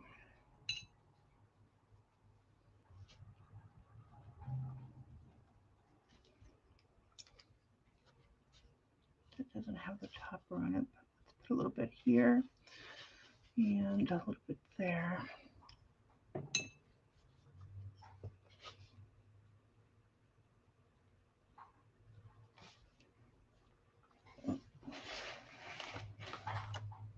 I'm right-handed, so it's just easier if I. Okay, now I'm gonna put my buff on. Oh my goodness, they're coming out in full force now. 20, wow. Boy, I feel special. Look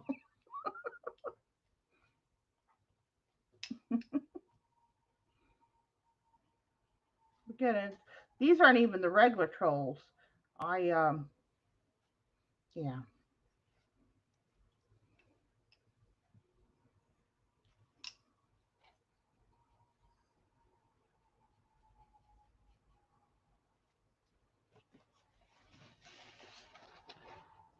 There you are. You can see the stars coming out a little bit more.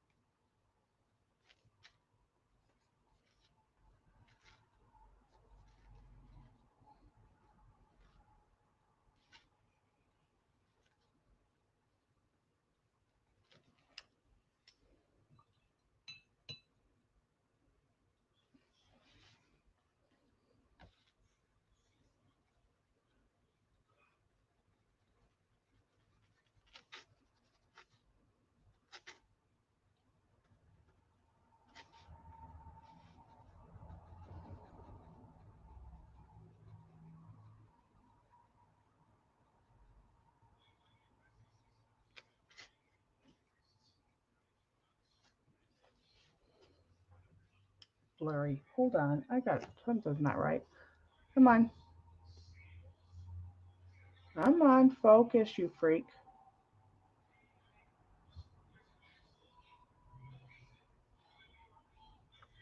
There we go. Um, I have the Griffin, the full set of 24. I have those. I do love those as well. I am actually, while a lot of the ink tints is not light fast, a lot of they do have light fast products as well. Derwent does. I do like Derwent. I I have both the blocks and all the ink tints pencils as well. Um, well, primarily because I'm a full set syndrome kind of girl. Um, but yeah, I do like Derwent's products. Get out of there! No drinking that, Ucky. Bad kitty. You're gonna get sick. They want to take you to the doctor, and you definitely won't like that.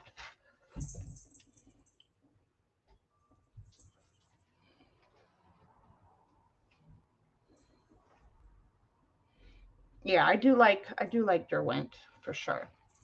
Um,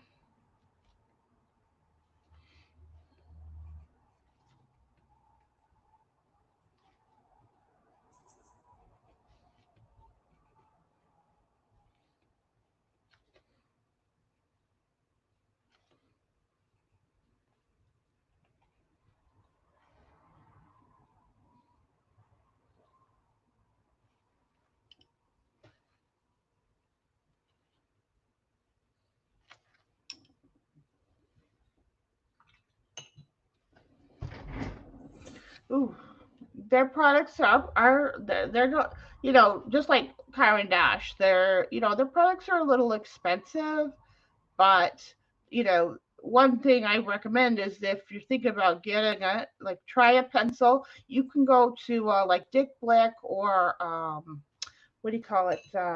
Jerry's Artorama. They sell the pencils uh, individually. So try a couple pencils, and then if you like them and you're really wanting to invest, don't get the small batch. If you're really looking to get the whole thing, don't get the small sets because the 12 is in the 24, the 24 is in the 36, and then the 36 is in the 72. So if you buy them all individually, you're going to have a lot of duplicates. Um, because they have the same, like I said, the 12 is in the 24, the 24 is in the 36, and the 36 is in the 72. So if you're really thinking about getting some of their products, just get the whole set. Don't waste your money. Not that it's a waste, but if you're looking to have the whole set, do it right away. Don't piecemeal it because you'll spend more and you'll have a lot of duplicates that are unnecessary, especially when you can order them individually. Like I said, from Dick Blick, Jerry's Artorama, um, they have pencils that they, you know,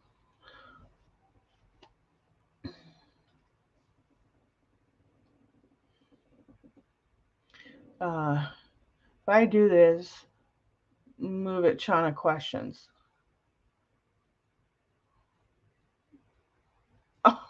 Oh,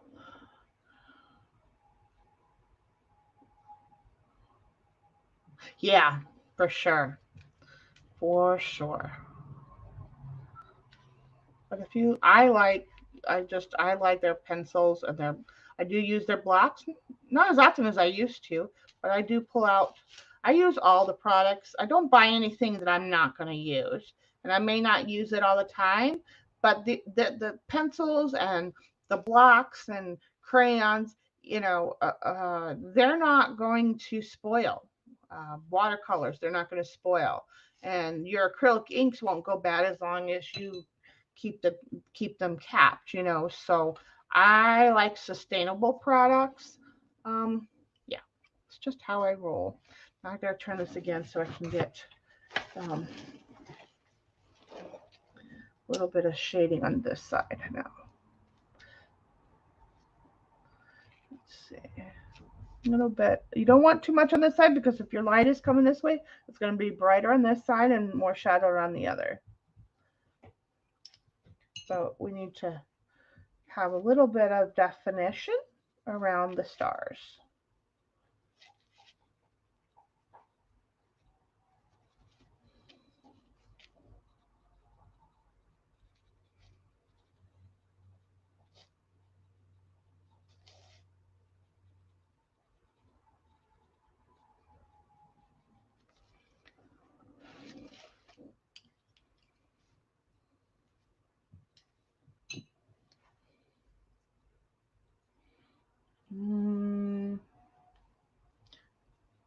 Oh, you haven't decided whether you like them?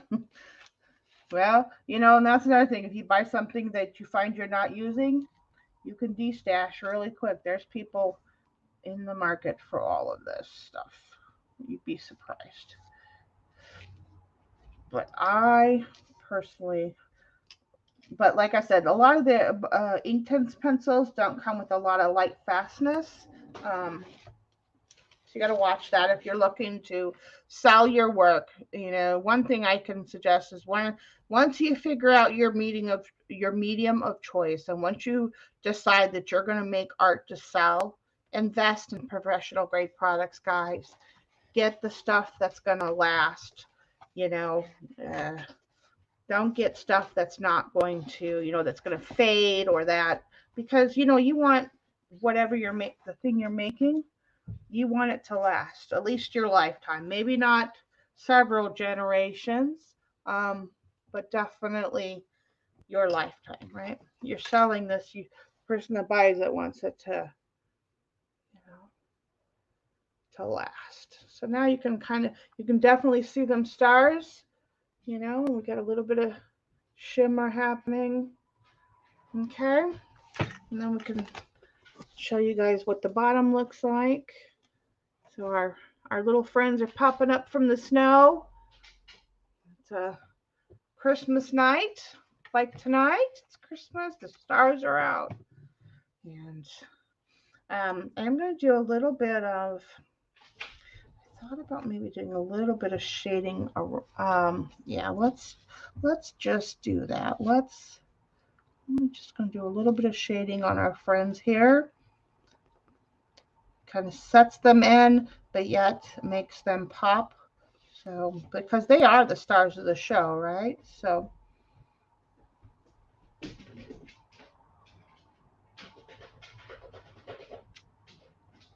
and again, I'm going to go where there would be natural shadows. Okay,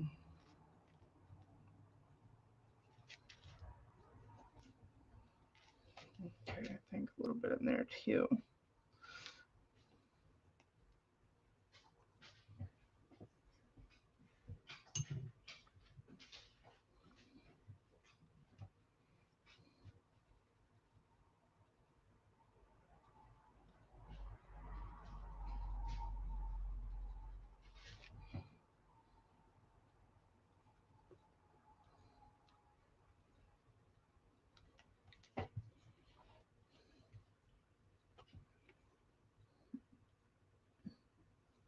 Thank you guys. I just bought the ink counter.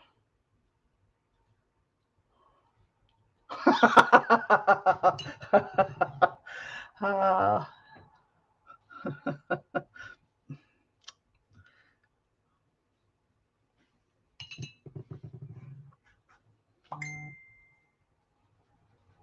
who is? Oh, let's see. Lorna sent me a picture. Let's see what she sent me. Oh, and there's something on my door from the ghost. Let's see what that is. Where do I want to go? Let's see. Let's go to Lorna here.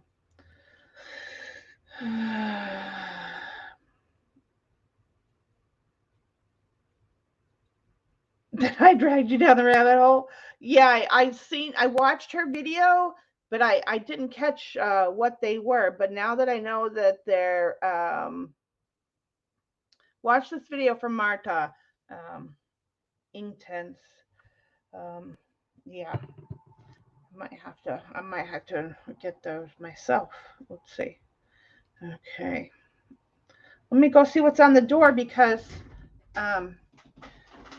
might be Christmas cookies. Let's see. Hopefully it is.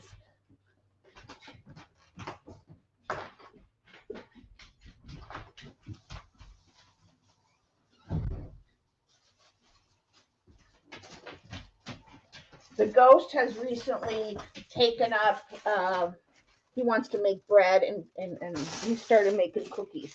So, and he's been making butter cookies. Oh, OMG, yes. And so he was going to experiment by using coconut extract. And he's actually, these are butter cookies with chocolate chips in them, sprinkles on top, obviously. But these is what I want to try.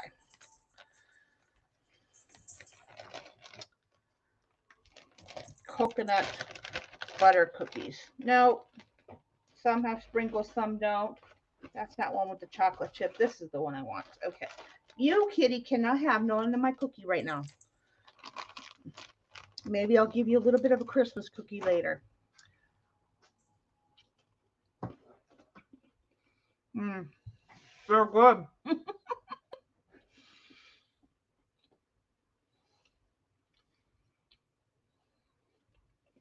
Well, you're an addict to what? Let me see. Scroll up here.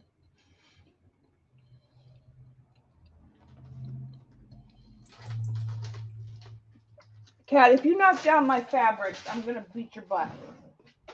Not really, but you're going to be in trouble. I'm trying to read chat here.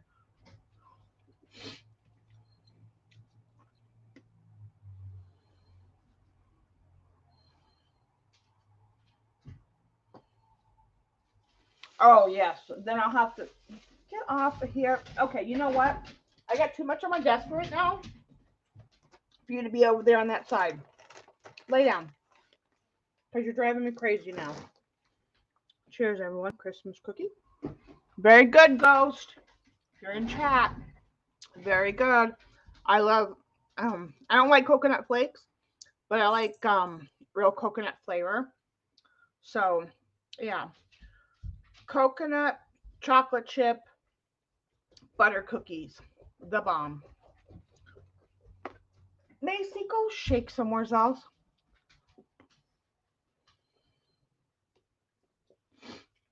They look so beautiful. Me too. Water active inks and what? Yes, me too, Lorna. That's well, that's all I work with. You upload me.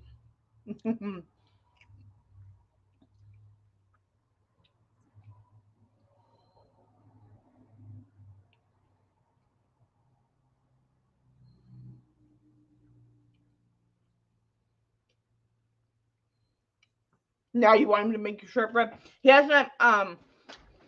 His kids were getting him a bread maker for Christmas because he wants to try making bread. We haven't ventured into the bread department, but he makes a mean butter cookie. I mean, I don't know if he's going to be doing any kind of fancy cookies, but he makes a mean butter cookie. Okay. Get your nose out of here. Go. Mm-hmm.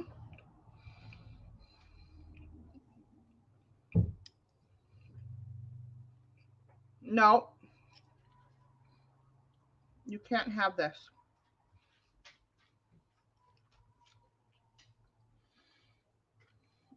Oh, shortbread cookies. That's different. Now, well, you'll have to ask him next time you see him. I don't know if he's in chat right now. I didn't see him talk yet, but that doesn't mean he's not there. But yeah, you'll have to ask him about shortbread cookies. I cannot speak for the man.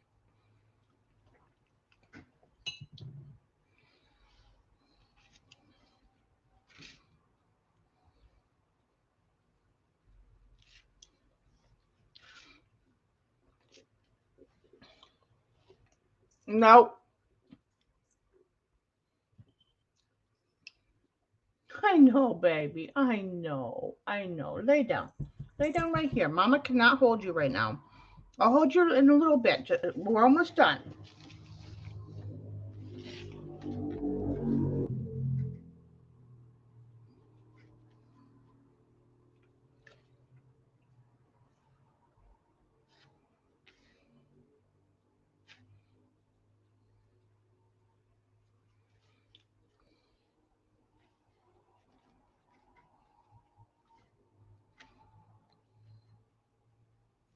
Nope, nope, nope, nope, nope, no, no. Odin, I love you. But Mama's trying to work. No, you cannot be on that side. Nope.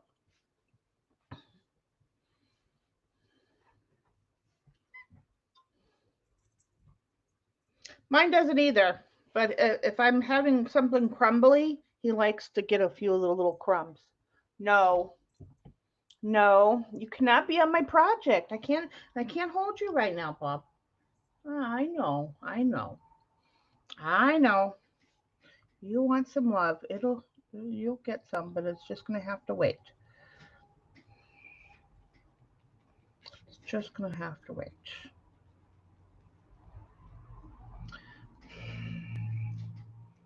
And you're just, you're just. That's it. Yeah. You want to paint? No.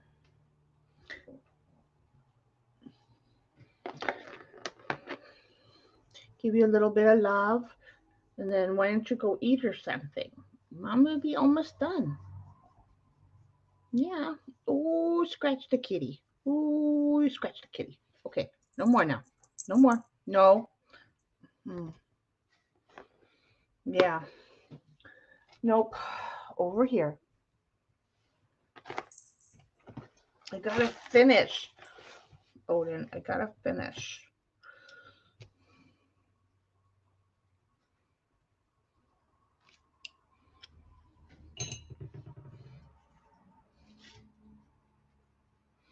This isn't my favorite brush to fade out this with, but it'll do. It will do.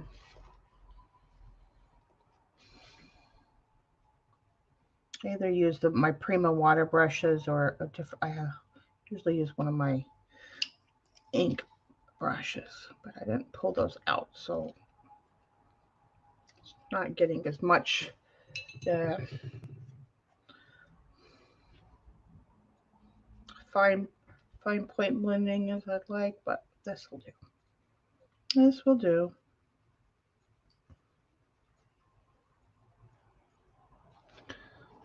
Okay, there we go.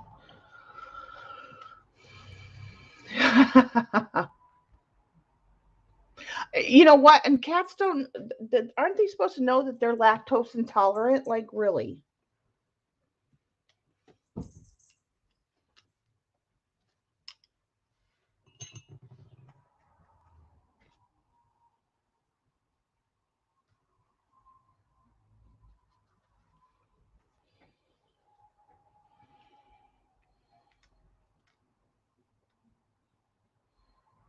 Yeah. I haven't given him any soft food, and I don't really give. He gets, like I said, I might give him a few little, like a pinch of a crumble from my cookie, or like if I have something like that. But he doesn't get people food and all that, and I don't. I wanted to get him soft food, but then I thought to myself, why do I want to get him started on soft food when he's never had it yet? And then that's more expense. So until he gets older and requires to be on the baby food texture of things, then yeah. But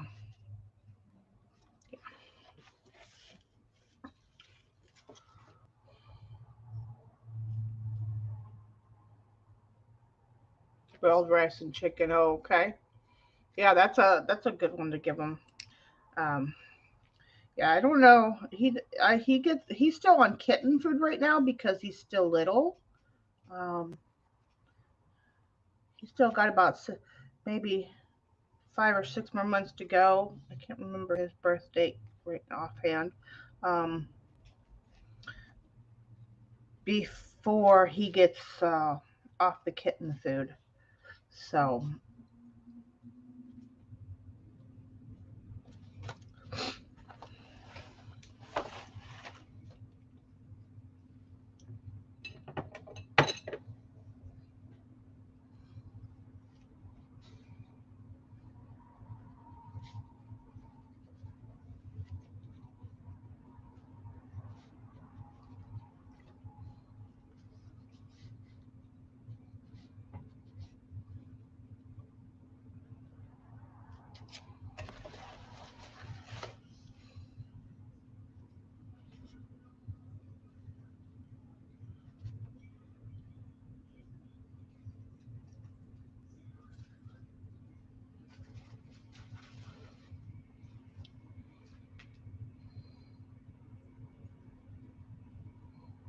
Yeah.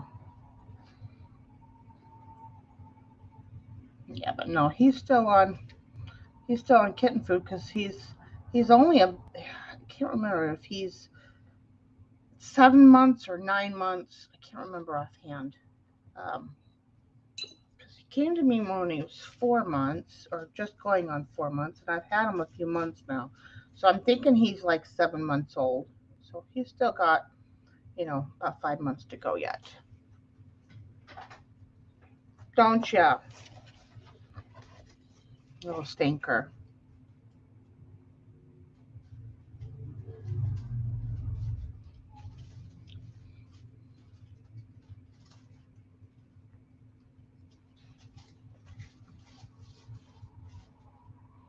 Bye, Lana.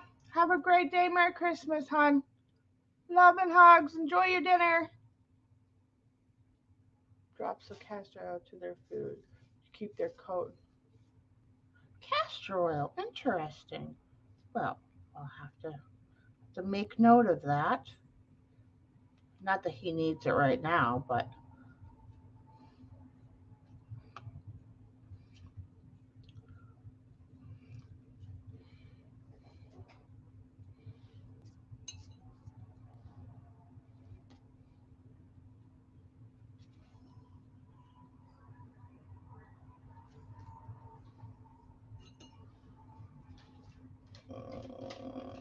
get out of there.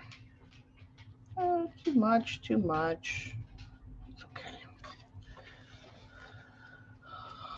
Yeah, I gave him a very shadowed cheek. That's okay. That's all right. Too much, too much, too much. But see, I'm not bothered by the mistake I made. You know, whatever.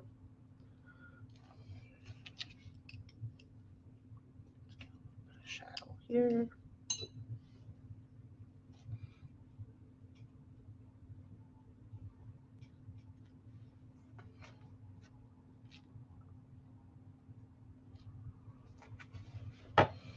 All right. What do we think? I don't really do holiday pages, but I think I'm happy with it.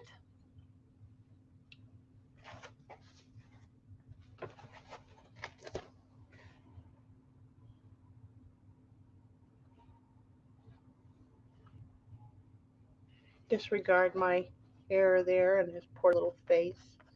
That'll fade a little bit more as it dries, but definitely got overshadowed on that side. And let's see if we can see the cracks in there. Yeah, you can see a little bit with the paint coming through the crackle paste. Here's our other little friend here.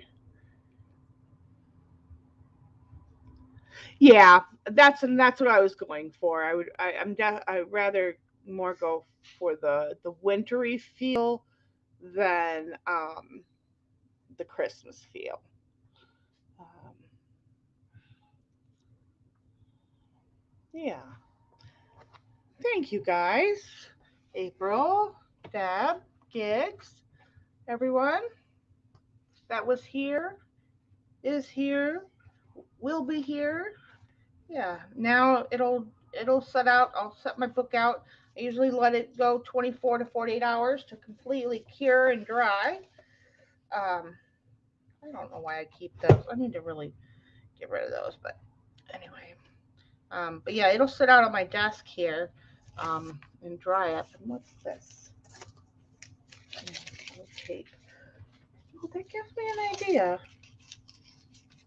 Hmm. I'm gonna keep that.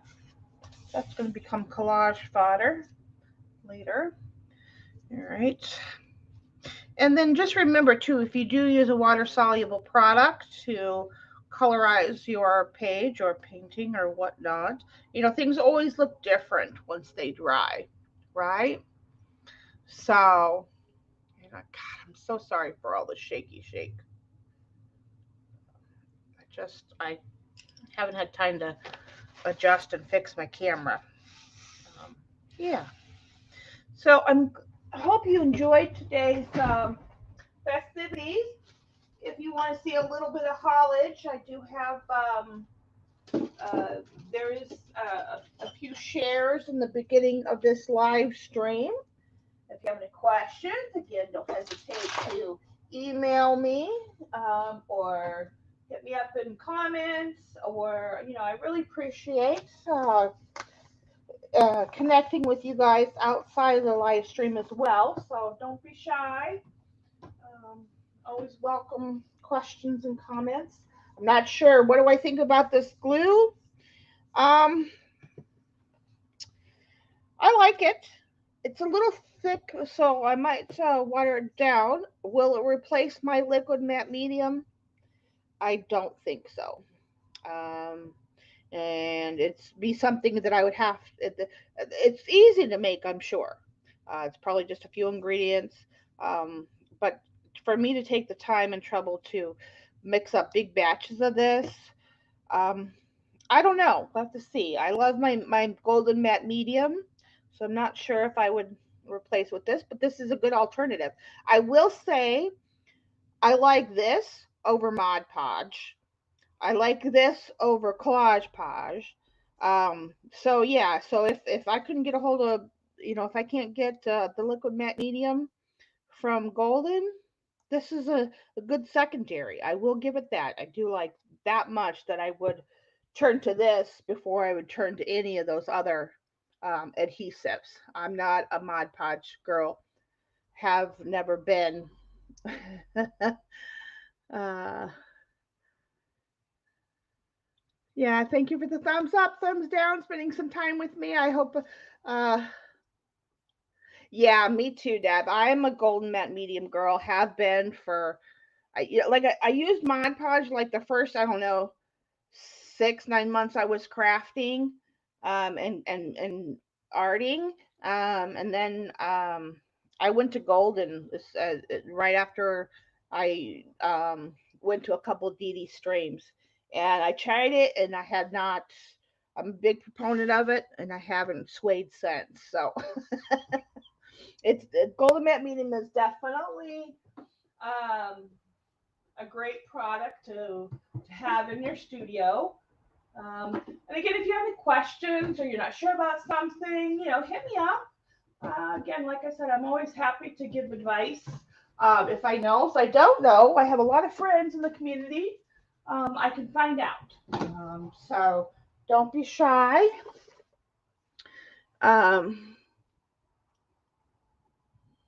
Yeah, Maddie's channel. She is doing a live tomorrow, Sunday.